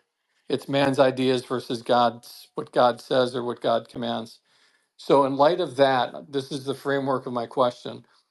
And it's an old one, it's an old question, but um, maybe it's two parts. Number one, define justice. From your perspective, Ben, what is justice? Number two, based on your perspective of justice, when Hitler shot himself at the end of World War II, was that justice for the millions of people that he was responsible for murdering? So to start with the last question first, no, I don't think it was the justice that all of those people deserved. And so my idea of justice would come back to my opening statement.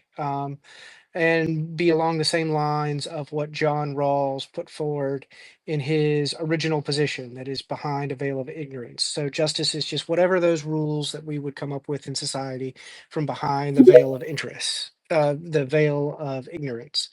So that this hypothetical veil would require us to reason impartially. So the rules that we would come up with would be ones that everyone could rationally will and no one could reasonably reject. So my idea of justice is just that, things that would are those acts that everyone could rationally will and no one could reasonably reject, and would also make things go impartially best. Okay, if I could just ask one quick follow up on that, then is so if justice, so what you're saying based on what you've defined there, then justice will never be done for Hitler based on your worldview.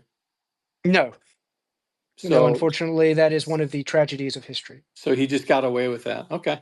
And then I would pose the same question to Darwin on that. What happens to Hitler? Yeah, would ultimately, do you think Hitler will get justice? Yeah, I do. It's either going to be paid by him or it's going to be paid by Jesus Christ, right? It depends on that, but yeah, the justice is going to be served. It's just a matter of who pays the penalty, because God can step in and pay our penalty. That's what he did on the cross. The only question is whether or not we accept what Jesus Christ has done for us, or whether we decide to reject it. But we all have justice coming. Like, we are all sinners. We've all done wrong, and we deserve to be punished by God. That is a fact. And the only question is whether or not we want to take that punishment, or whether we want to get right with God and repent. Thank you both. Appreciate the answers. Thanks for the Thanks for question. coming out and joining us Yeah, tonight. appreciate it, man. Thank you. Thank you, Slave of Christ. Good to see you, man. Next, we are going to go to. Oh, where'd he go? Did James Oh, we leave? scared him off. Oh, he was. I was looking forward to hearing from him too. I was pretty sure that he. I scoped out his profile. He looked like an atheist to me.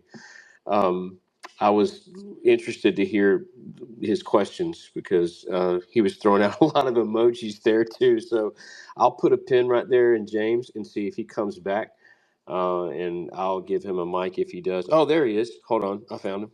There we go. Here we go. Didn't scare him off quite yet. No, James, can you hear us? You're free to unmute your mic and ask your questions. Thanks for being with us. Over the years. I have a question for Ben. if you see a police man stopping an active shooter, let me finish my question before I stop this. You see a policeman stopping an active shooter who's massacring like hundreds of people at a concert. Do you praise that police officer for stopping that guy, and know that God knows everything about you, everything you will do, everything you have done? And would you criticize God for doing the same thing? My question is over. Oh no, I would not criticize either the police officer from stopping a mass shooter at a concert, and I would expect for an omniscient and morally perfect God to stop gratuitous evils in the world. That's but if I were to posit that sort of being in the world, that's what I would expect of them. May I have a follow up? Because this question is a lead up to another question. Okay. Sure, Yeah, go yeah. ahead. Okay, so knowing that God knows everything about people, everything they have done, everything they will have done, and every alternate reality based on what God would do, then if God knows these people would end up ruining the whole world, like say Noah had the flood, right? These are demons. There's demons spawned with people, right?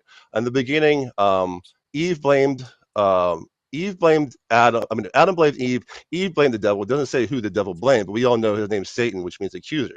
So devil blamed God, right? So when Jesus died for our sins, this will be done about 1 minute. When Jesus died for our sins, all we have to do is ask for forgiveness. Man or woman can ask for forgiveness, but demon spawn of Satan and so forth could not, because the devil doesn't want forgiven. The devil wants to rule, right? So when he destroyed the world and only kept Moses around, who didn't have demon spawn in him, if he would not have killed all the demon spawn, they would have not been able to be forgiven. So if God commits genocide, as you say, is always wrong, was he wrong to stop demon spawn so uh, humanity could be redeemed? Because if he didn't stop that, we could never be redeemed. Everybody would go to hell. So is it okay for God to do genocide now that you know the difference of what's at stake, knowing everything that could possibly be done, everything that will be done, and everything he could be doing for every situation? No, but because I don't accept some of the conditional statements that you said there, in the sense that God had to permit these genocides or command these genocides in order to redeem us so that we would avoid going to hell. I don't think that God could justifiably send anyone to hell. And so we already mentioned earlier my pinned tweet that reasoned along the lines of that we act as we do because of how God created us, and we cannot deserve punishment from God unless we can be ultimately responsible for how God created us, and we cannot be ultimately responsible for how God created us. Therefore, we cannot deserve punishment from God. So I don't think that avoiding an eternity in hellfire justifies God's permission of something like genocide. And on other grounds, I think that genocide is categorically wrong. So I think that there are terrible people in the world like Stalin and Hitler.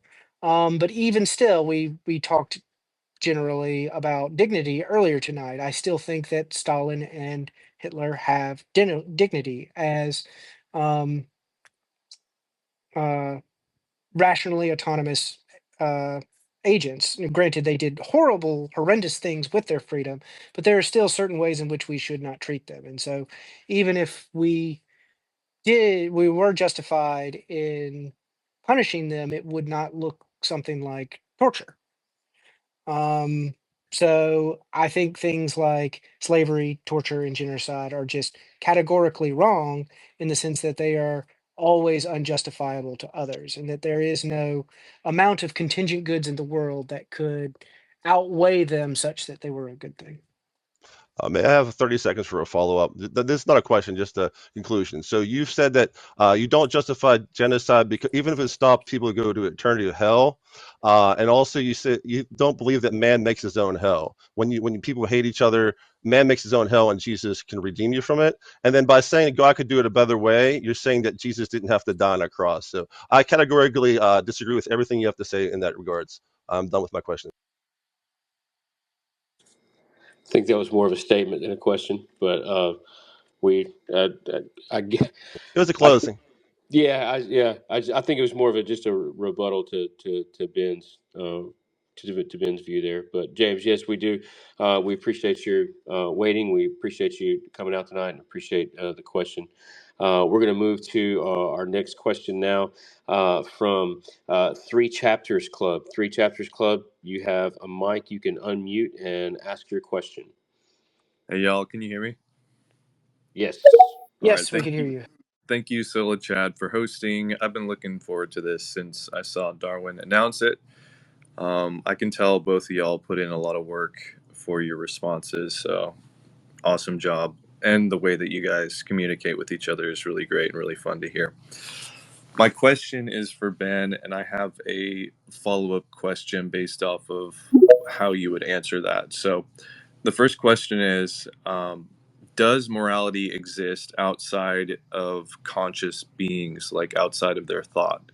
Meaning, if no conscious beings existed, would there be some sort of moral law that's still out there somewhere? Yes, on my view, that the ethical facts would still be just as real in a world where no conscious beings were instantiated, just like there would be mathematical facts or logical facts or truths of non-moral rationality.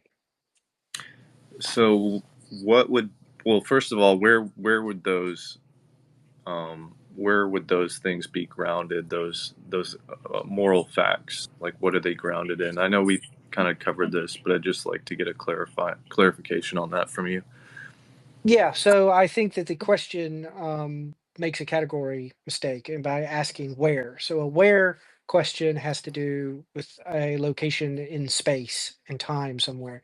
But so I think that truths of mathematics and logic and ethics are not spatially located things. So just like we can't go, if you asked where the number six was or where a valid argument was, we could point to instantiations of those, but we could not point to the number six or bump into a valid argument or um,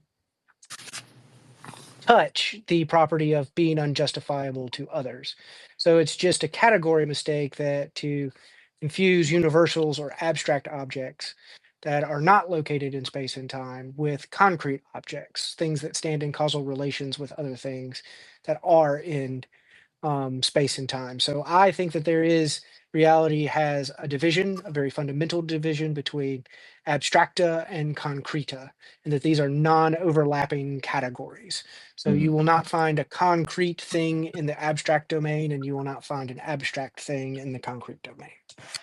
So when you say, when you're talking about how civilizations should act, are you saying that civilizations can shape morality based off of what they find through evolutionary societies, or are you saying they're just getting closer and closer to sort of discovering what's already there? I think they're getting closer and closer to discovering what's already there. So I think just like mathematics and logic are discoverable, so we're discovering mathematical theorems, we're discovering logical axioms. We also discover ethical principles, and so that they're the same methods that we use to do logic and mathematics are the same tools that we use to do ethics. Okay, so the last question would I think be, it's if you discovered instead of invented. I think that's right. a short answer to your question.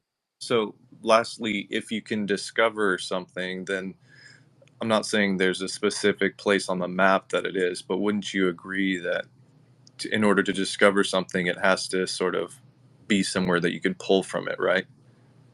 If it was a concrete object, yes. If it was something with a location in space and time, something that was located here rather than there, yes. But I don't think abstracta are like that. Okay. All right. Thank y'all. Yes, thank you, Three Chapters, for your questions, and thank you, Ben, for addressing them. We appreciate that. Our next audience member who has a question is Gen Z Crusader. Gen Z Crusader, I gave you a mic a few minutes ago. You can go ahead and ask your question. Hey y'all, this is a question for Benjamin. So, let's say that in this scenario that there's two people, right? There's one that says murder is wrong, and the other one that says murder is a good thing to do. Murder is right. Um, according to your own subjective interpretation of your standard for morality, and also under that assumption that these two hold equally um, valuable opinions on the subject of murder, who is the correct one out of these two, in your opinion? Well, so I think you've made some contradiction there because if you're saying that they have equally valid points of view, which one of them is correct? Well, if you're assuming that they're equally valid, you can't say that one is correct or not correct. So you have to say that one of them is correct or one of them is incorrect. And so I would obviously say that the one who says murder is right is the one who is incorrect on the grounds that what they're saying is literally contradictory. So murder is what's often called a thick normative concept. So it has both descriptive and normative content built into it. And so saying that murder is right is like saying that a bachelor is a married man. And so that it's just a contradiction in how we use terms.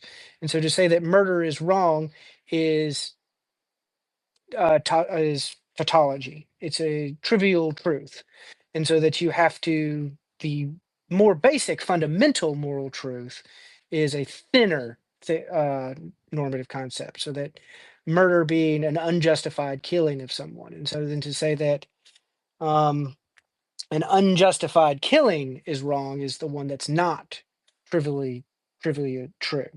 And so I think that the very notion of um, wrongness in this case is what would follow from what I call the impartiality principle. So, unjust killing someone unjustifiably is to act irrationally because it's to act arbitrarily. It's to kill someone without an adequate justification for doing something. So it is something that would be condemned by the impartiality principle. And the impartiality principle is a principle that everyone could rationally will and no one could reasonably reject.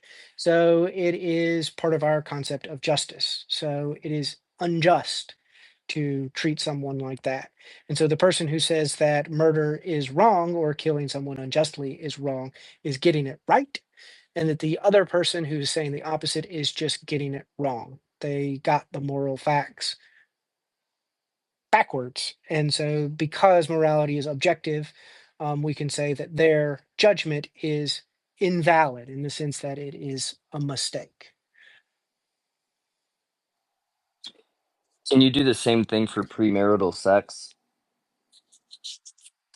So, do I think that there's something wrong? Are you asking if I think there's something wrong with premarital sex? Like if one person says that it's a good thing to do and another person says it's wrong, who is correct between those two? Well, so that's a substantive question of normative ethics. So, the person who says that premarital sex is wrong would have to point to the moral feature of premarital sex that makes it wrong. So the question would be, why is premarital sex wrong? So we agree that marital sex is not wrong. So what is the non-moral difference about being married? So sexual intercourse, what moral difference does being married make to the act of sex? And so my own view is that there is nothing immoral about premarital sex. If two consenting adults have agreed to have sexual intercourse, whether they are married or not, whether the state recognizes their union or not, it's just a morally irrelevant fact.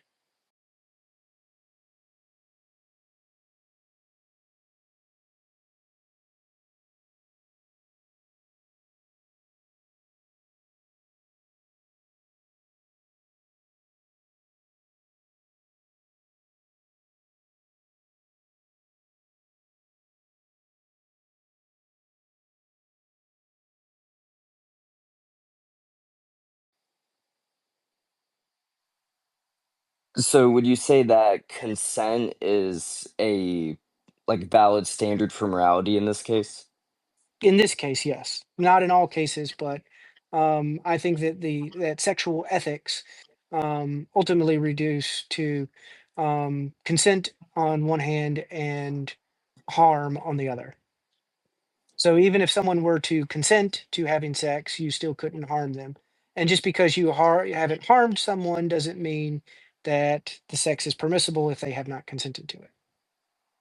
I mean, if morality can be reduced down to consent, then when someone breaks the law and the police needs to arrest them, I mean, obviously, in like Well, 95% more cases, people are not going to consent to being arrested. So how can morality be based on that? well, so I'm not basing all of morality on consent in that.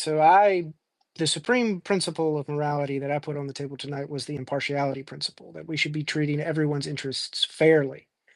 And so I think that arresting people who do rape other people is treating other people fairly. So we are removing people from society that are harming other people. And so I do not think that everyone could rationally will that we arrest rapists, and no one could reasonably reject a principle that would call for us to arrest rapists. Hey Ben, you mind if I ask you something? Sure. What happens if everybody's interests, because right now it just so happens to be the case that all of our interests just happen to align with these abstract principles or whatever. But what happens if we keep evolving and we evolve so that all these abstract things are not in our interests, right? So like should we do what is in should we do what is in everyone's interest still, or should we comply with these abstract things?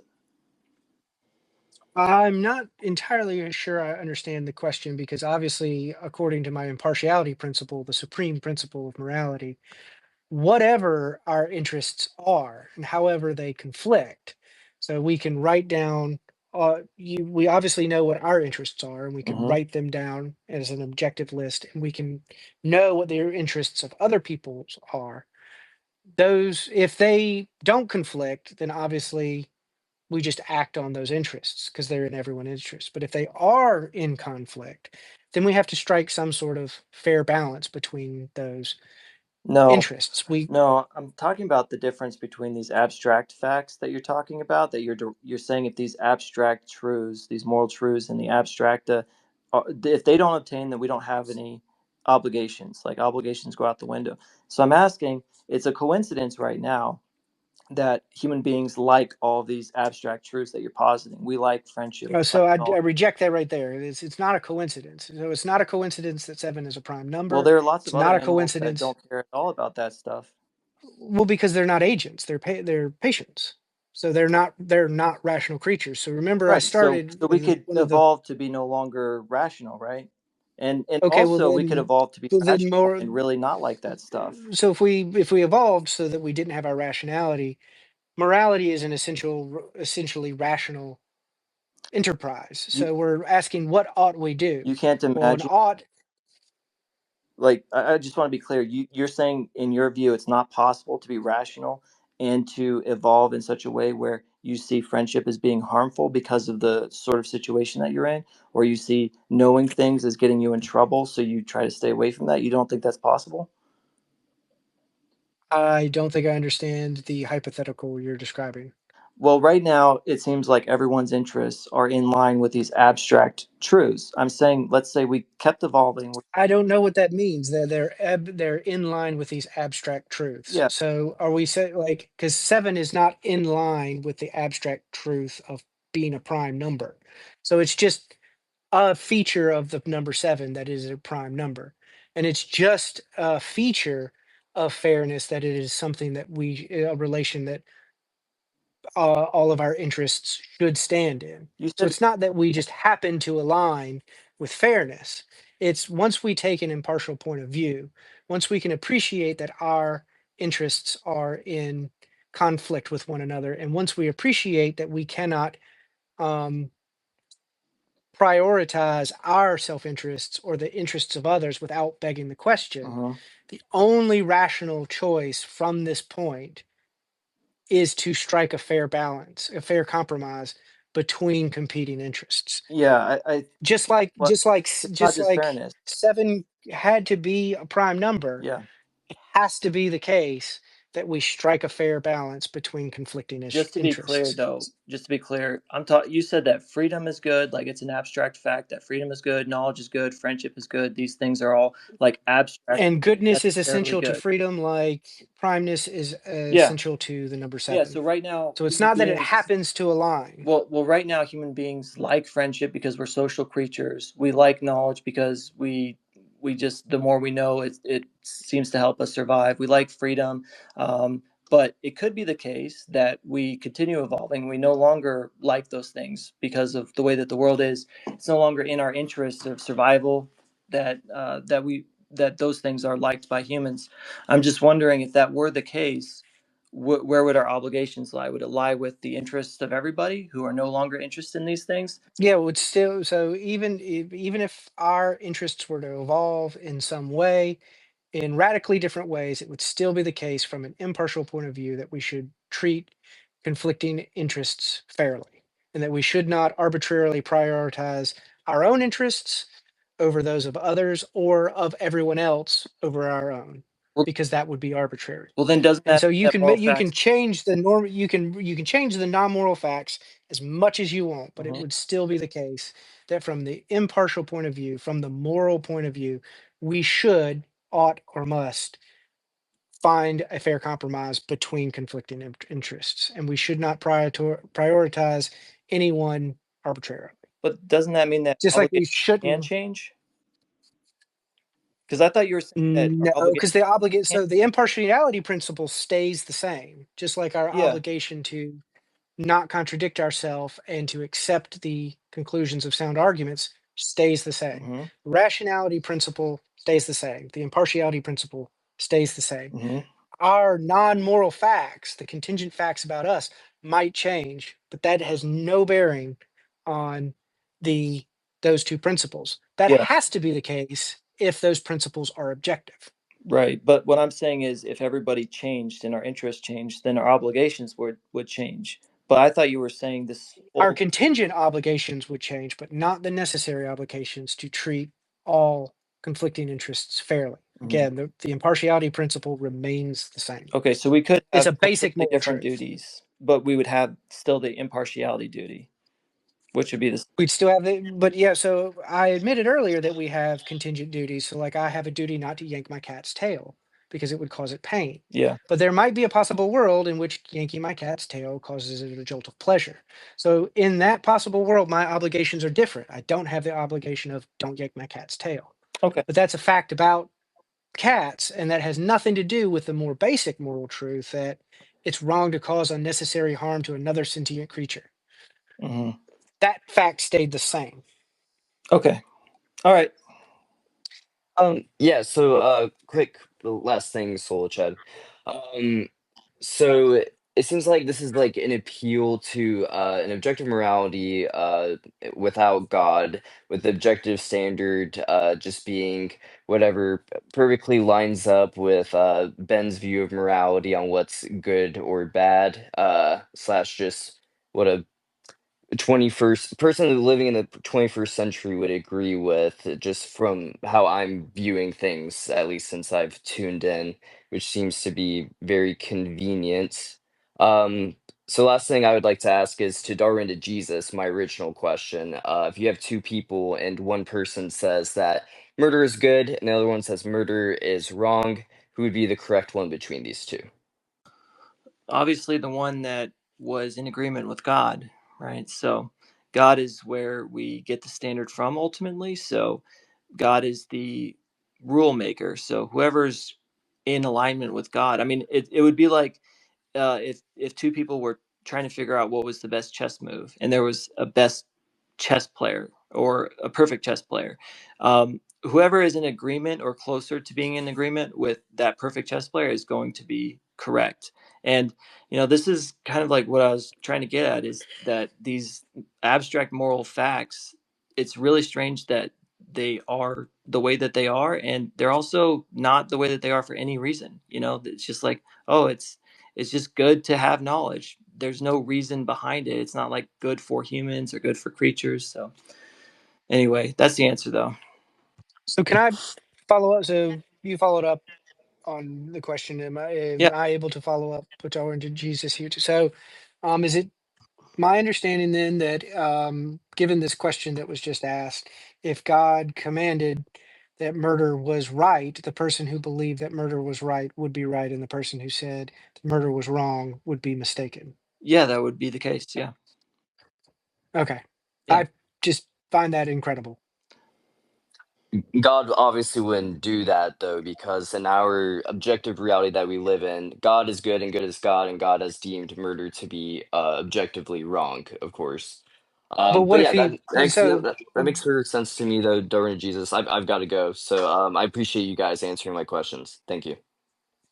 Thank you, Gen Z. Thanks. I appreciate that. I'm sure we at some point we may be able to revisit some of that. I want to go to Ryan next. Ryan, you there? Yeah, sorry, just had to kill some background noise. Thanks, guys, for the great conversation as always. I always appreciate you two and enjoy your back and forths. I wanted to pose a question to both of you, which was, how does your moral system account for somebody who has behavior? If you were observing them, you'd say, God, by any metric, this is just a upstanding moral human, but they lack the essential moral trait that your system would seem to rely on. So, for example, like as I understand your system, Ben, rationality is kind of the heart of morality. I'm not being as technical as I could be there, but rationality is kind of the engine. So, but you could and so no, imagine somebody who was that's a fair characterization. wise, but not rational. They act very morally, but they really, if maybe this comes to me because I'm a lawyer and I know a lot of people who are highly rational but not wise. So it's easy for me to imagine the converse. Um, and then, Darwin, for you, somebody who's incredibly moral in their actions, everything they do seems to be incredibly upstanding, but they, worship at the Church of Satan. How does your moral system account for somebody who has these traits but lacks the trait which seems to be the foundation of where you ascribe morality? Can I go first? Yeah, I went first last time, so it seems most fair for you to go first this time. All right. So in my view, we all have this moral knowledge. So if somebody is going to the Church of Satan, but they're still living a very moral life, we all know what is right and what is wrong on a fundamental level because God has given us a conscience. So it wouldn't really surprise me. I'm not like a lot of Christians or a lot of people think that Christians argue, and some Christians do, I think, make this mistake. I have seen it. But we're not saying that you have to believe in God or worship God in order to be good. I'm certainly not saying that. We all know, whether you believe in God or not, what is good. I mean, Ben is, very adamant here. He's saying, these things are wrong, and he seems to be right about a lot of like his moral knowledge that I would agree with him on. And that's because you don't have to believe in God to have that knowledge. We all know, and that's why people can get saved as well, because we all know deep down that we've fallen short, that we are sinners, that we have made mistakes. So just because somebody is going to the Church of Satan, they still have that moral knowledge. They still know on some fundamental level that human beings have dignity and they need to be treated correctly. And so there's no contradiction in not believing in God or whatever and still living a virtuous life. But none of us are going to live perfectly virtuous. We all are still going to fall very short. It's just a matter of degrees and how much. That's my answer. So yeah, in my view, it's the impartiality. So when we were making all these moral judgments, it's from the impartiality principle, and the reason that we can know uh, moral truths, have moral knowledge, without believing in God or without divine revelation or anything like that, is because morality is essentially rational. So it's the same cognitive apparatus that constitutes our rational faculties that allows us to discover moral knowledge.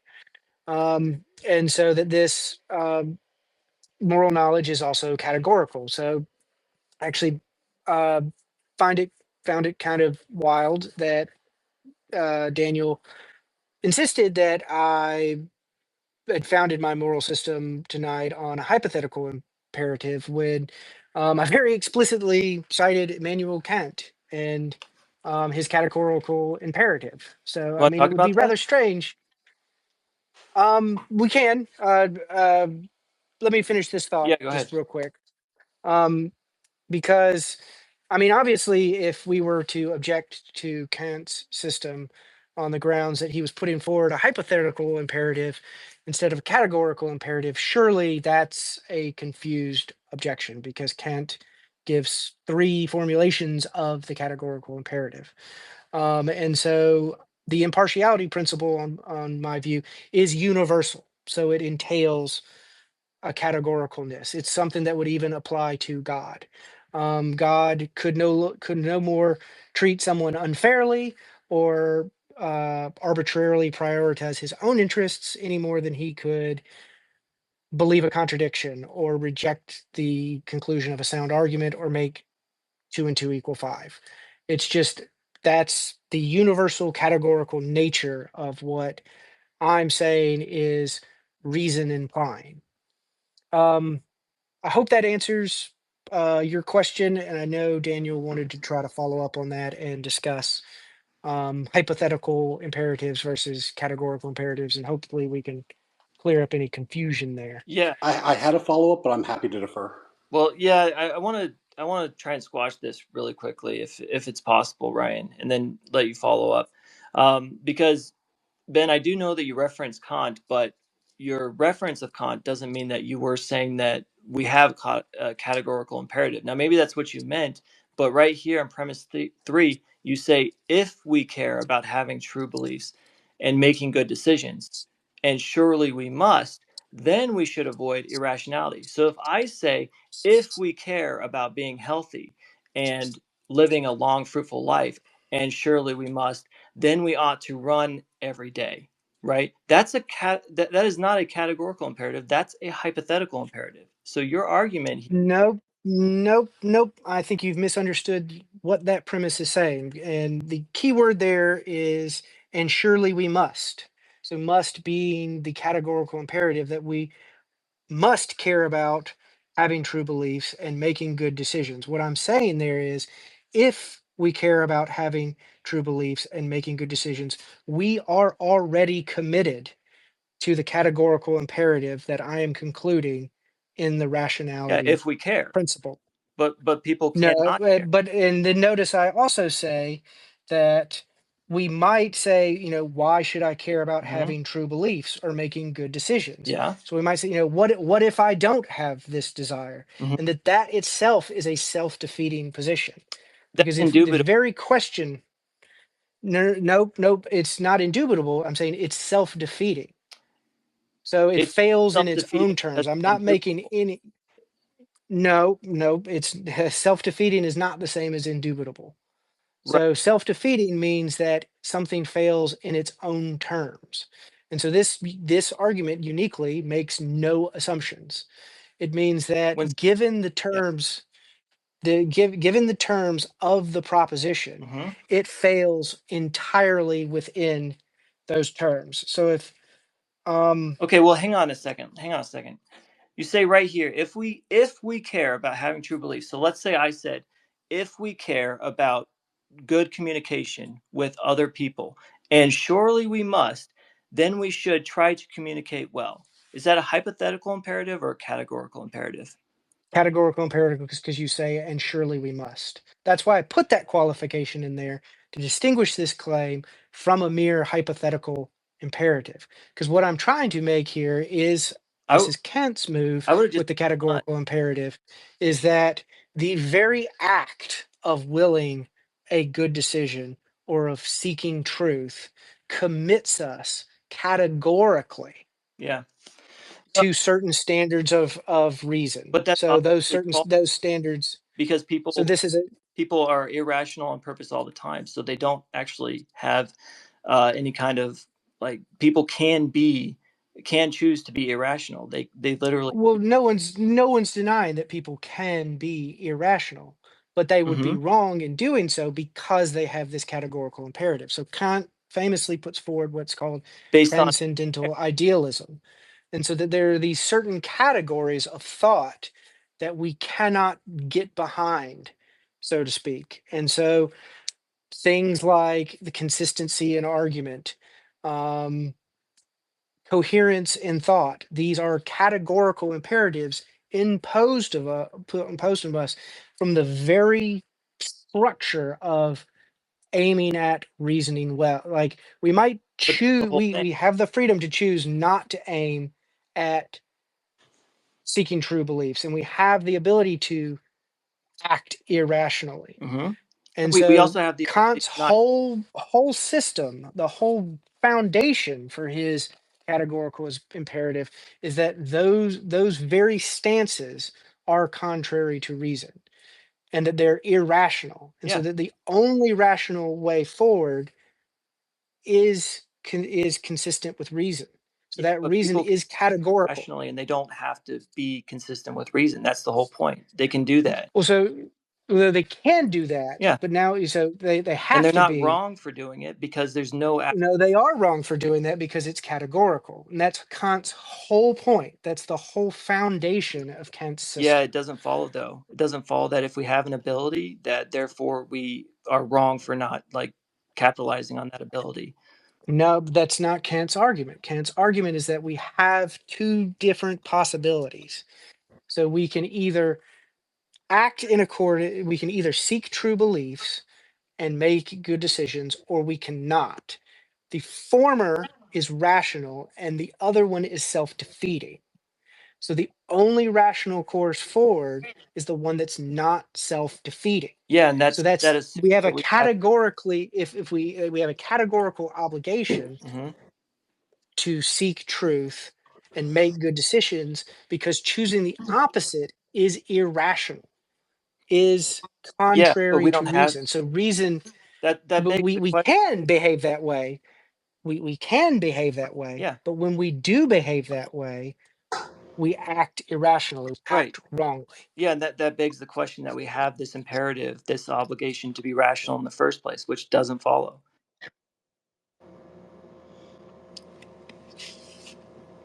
Anyway, I'll let Ryan go ahead. That was very interesting. I was trying to understand, Ben, the link between rationality and morality on your worldview, and I think that was helpful. Maybe if you just two rapid fires then.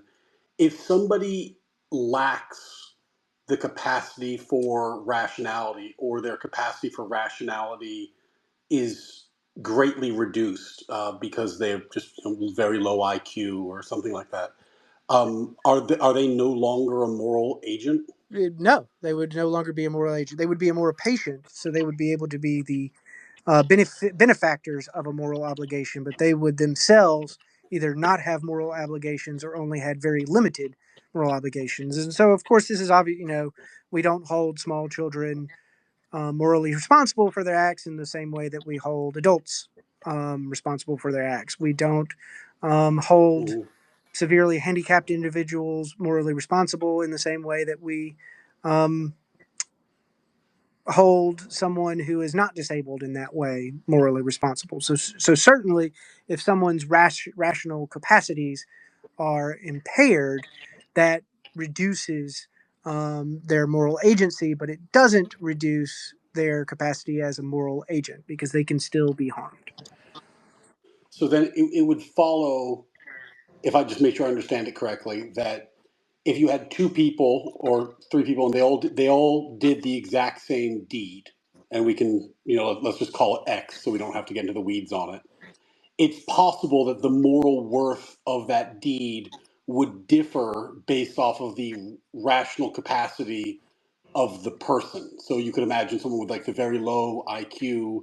It doesn't really matter. They're not a moral agent, so the So act the, is the kind of almost technical term irrelevant. here would be blameworthiness. So their blameworthiness would Yeah, be in degrees, certainly. or Or praiseworthiness. Yeah, praiseworthiness, yes. Blameworthy or yeah. Either way. praiseworthiness. Yeah. So so then three people take the same action, and we have the low IQ person that we said. Then we have kind of like Mr. Average, and then that he gets the average amount of blameworthiness. But if a really really smart person did the same thing, we might think less of them because they're more rational, so the act is now worse. Exactly. Yes. Okay, thanks.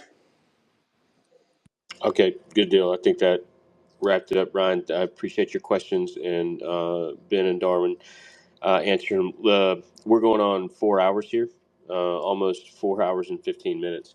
What I'm going to do, what I'm going to do is I see the ones that we have requested. I'm going to ask you to keep your question pretty straight, pretty simple, pretty to the point. So if you've got like a question in mind and a follow-up question, I would just stick to what you really want to hear answered. And we're going to try to answer those questions in a pretty quick fashion.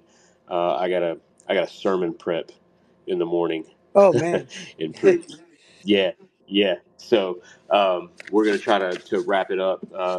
So far, so good. We've allowed a lot of freedom. I'm gonna constrict the time just a little bit more now. Ryan, thank you for your question. We're gonna move to Alex. Alex, who's your question for? And you can go ahead and unmute your mic. All right, this is for Darwin and Jesus. If moral facts exist objectively and independently of us, we have no universally reliable way to access or verify them, and sincere good faith people have deeply disagreed on them throughout history, then on what basis can we claim certainty that our current moral beliefs are aligned with those objective facts? Yeah, well, I don't think that we can claim certainty that we have access to it, but we all do seem to intuit that we have access to it, right? So when somebody goes and shoots up a mall, nobody is like, "Oh, did they have access to the moral facts? You know, did they get the memo?" We don't really think of it like that. So I think intuitively we all just kind of understand that everybody does have access to these moral truths, but I'm not claiming that we certainly do, but I do think that we need to have access to it in order to be wrong. So if people don't actually have access to this law in any way, then they really, how can we say that they're doing anything wrong? But Need to have academic knowledge. didn't you earlier say that we did have access to it through certainty because God gave it to all of us? I don't believe I said to a certain extent. I said we certainly do have access to it. I think that people can still like misinterpret things and that sort of thing, right? So like I can have access to the law here, you know, like the Constitution or whatever, but that doesn't mean I'm going to always interpret it correctly or whatever, or So, you know, I might misinterpret it, or you know, it's not going to come out the same. so how does a person have access to it if they're misinterpreting it? Well, like I just said, I mean, you can have access to a library or to a book in a library. That doesn't mean you're going to always interpret everything correctly, because you might have values or bad rationality or whatever. So just because you have access to something doesn't mean that you're going to interpret everything But if you don't exactly. have, if you're coming to something with that limitation, whether it's a bad, irrationality, or cultural interpretations, or whatever it is, Mhm. trauma that makes you not be able to handle it, how do you still have access to it? Because those limitations mean you don't have access to it. Well, no, it doesn't mean that you don't have access to it. It means that you do have access to it. It's just in a limited way, right? So you don't have full But access to anything, right? Like Ben is trying to say that we have full access uh, to this idea that right angles are the way that they are, or whatever. That geometric truths are just the way that they are. We can know that with a certainty. I don't even. I don't. I think that that's a really that is crazy to me that he said that, because of the constraints of epistemology and these sorts of things. I mean, I don't think Ben can even prove that there are these angles and things like that. But anyway, yeah, I don't think that you have to have perfect access to something to have access to. Is my point. oh, all right. Okay, thank you, Alex. We're going to move to Michael now. Michael, you can unmute your mic and ask your question. Yeah, I'm about fried. Been up too late. But Yeah. thanks guys for keeping it civil, and it's been interesting. But you made me think of two things: context and will. And when it comes to context, like throwing out examples like slavery, for instance, when it was, if you don't have any understanding of how the system worked, it was a way for poor people to come in and have a part in a home and in a farm that weren't rich or landowners, and there were rules. They could be set free every 7 years. They could buy their freedom, and it actually was beneficial to them. And when you throw out certain, ugly, nasty kind of ideas like that, like rape and slavery and what have you, you know, it's, man does, like, God's ways are higher than man's ways, and we have no way, we can't always understand everything. We can't always, bring everything down to logic.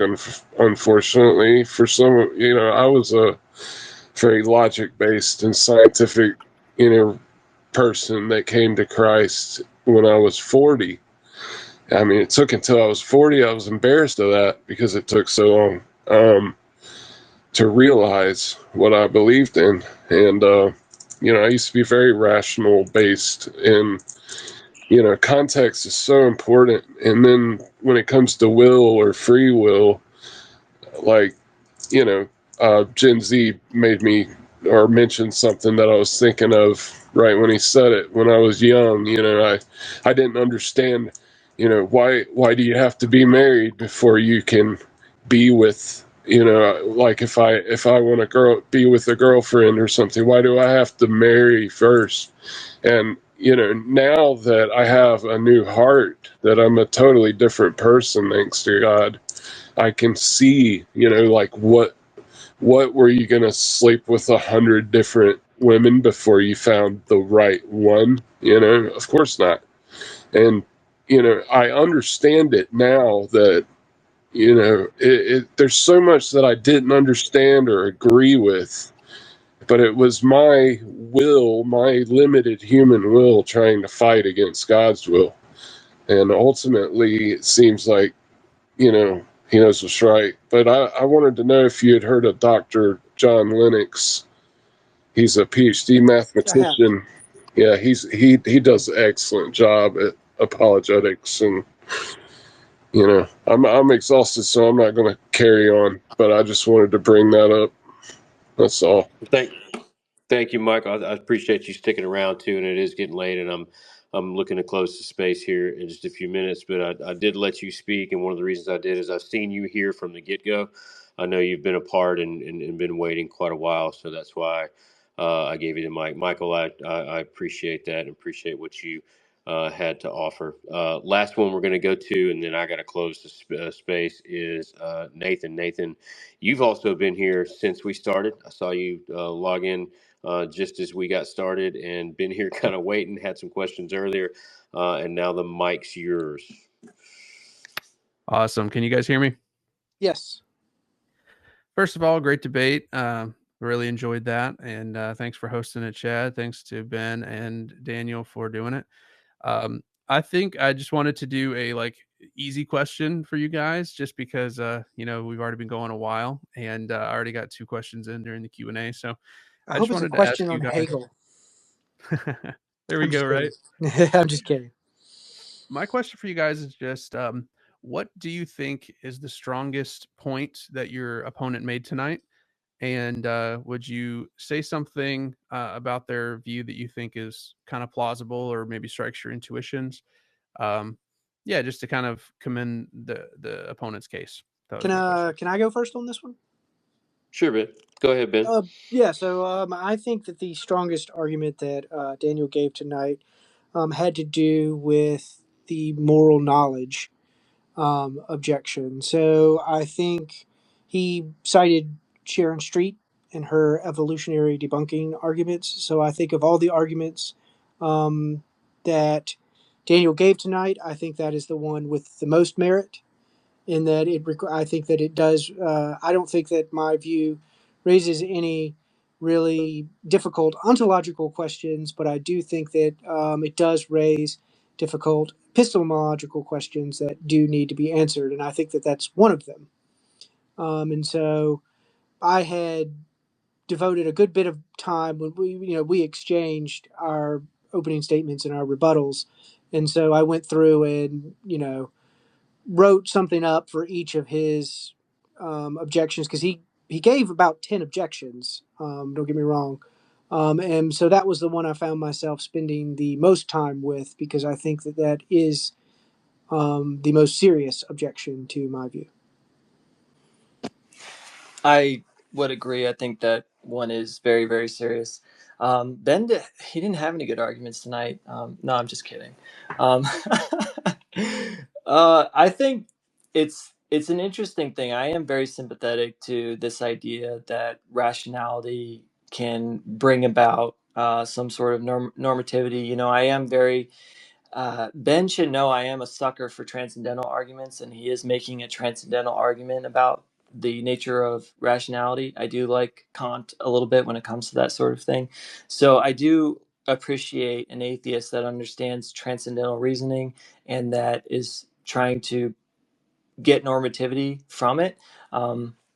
So I think that the way that Ben was trying to argue for rationality through that was definitely his strongest point, and I kind of wish that we had spent more time on my objections to his initial argument, because I want to know if I was correct or not. And obviously he's probably like, no, you were not correct on any of those objections, but I don't really feel like I'm confident that my objections were that they held, because we just didn't get into it enough. So I feel like we would need at least an hour to go through all three of my objections to it in order for me to really know whether or not Ben is making the mistakes I think he's making. But yeah, I mean, Ben put a lot of time and effort into this stuff. I mean, we're talking about years. It's not just the time that he's put into getting ready for this debate. These things are years of study. It's years of passion. I really appreciate that about Ben, that he's an atheist that's actually trying to do what I gave up on, because I just think it can't be done.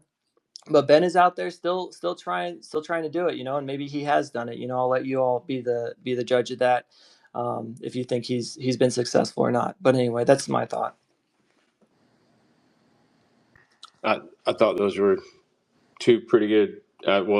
Really, Nathan's question was good, and I thought it helps us end on a positive note. Nathan's a really good way to frame it, to get both participants to point out the strengths in their opposing arguments, that they were facing tonight, which is pretty good, especially considering, this is really what led Darwin to his conversion, and like Darwin just kind of finished up there, and Ben's still out there fighting it and kind of holding his ground. Um, anyway, I thought those were good. Appreciate the questions, Nathan. Appreciate all the questions earlier. Darwin again, and Ben both. The arguments, the time, the effort, the research, the energy that's been put into it. Man, I'm just a moderator, and I haven't been speaking nearly as much as you guys, and I am absolutely toasted. I'm fried, man.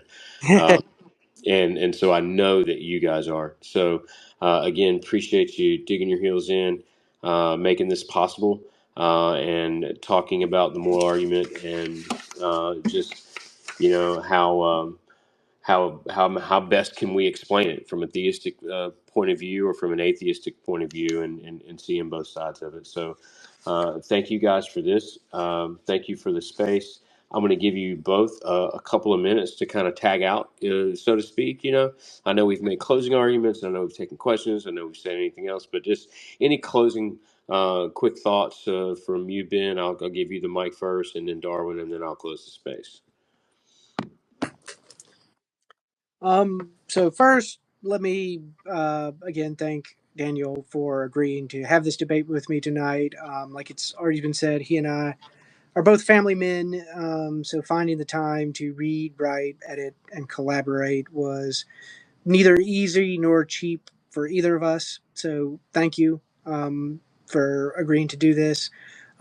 Chad, thank you for agreeing last minute to um, agree to moderate this debate last minute, and also thank everyone who was with us tonight. They could have, spent their Saturday night doing any number of things, but they decided to come and hear what we had to say, and so I'm really appreciative of all that.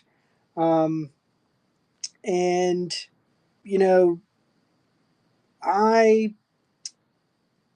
um, am really glad that we did this exchanging of opening statements and rebuttals, because I think that it made things very transparent and showed that we both came to this in good faith.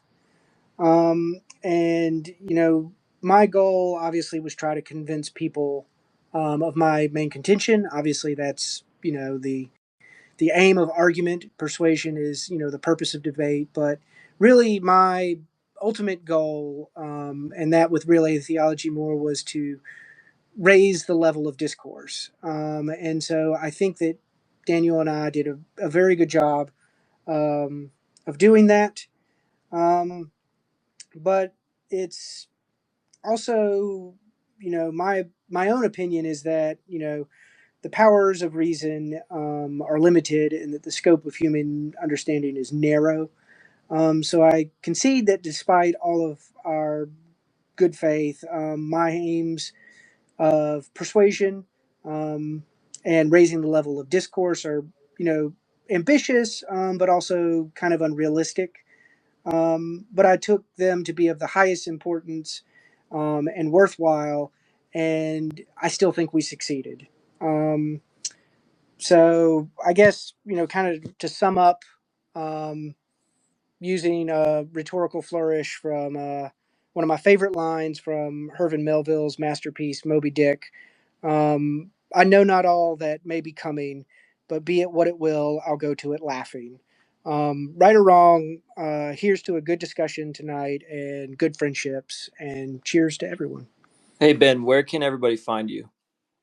Real Atheology, Philosophy of Religion podcast. So we're obviously have a presence on X. We have a Facebook page. We have YouTube page. Wherever you get your podcasts, we're there as well.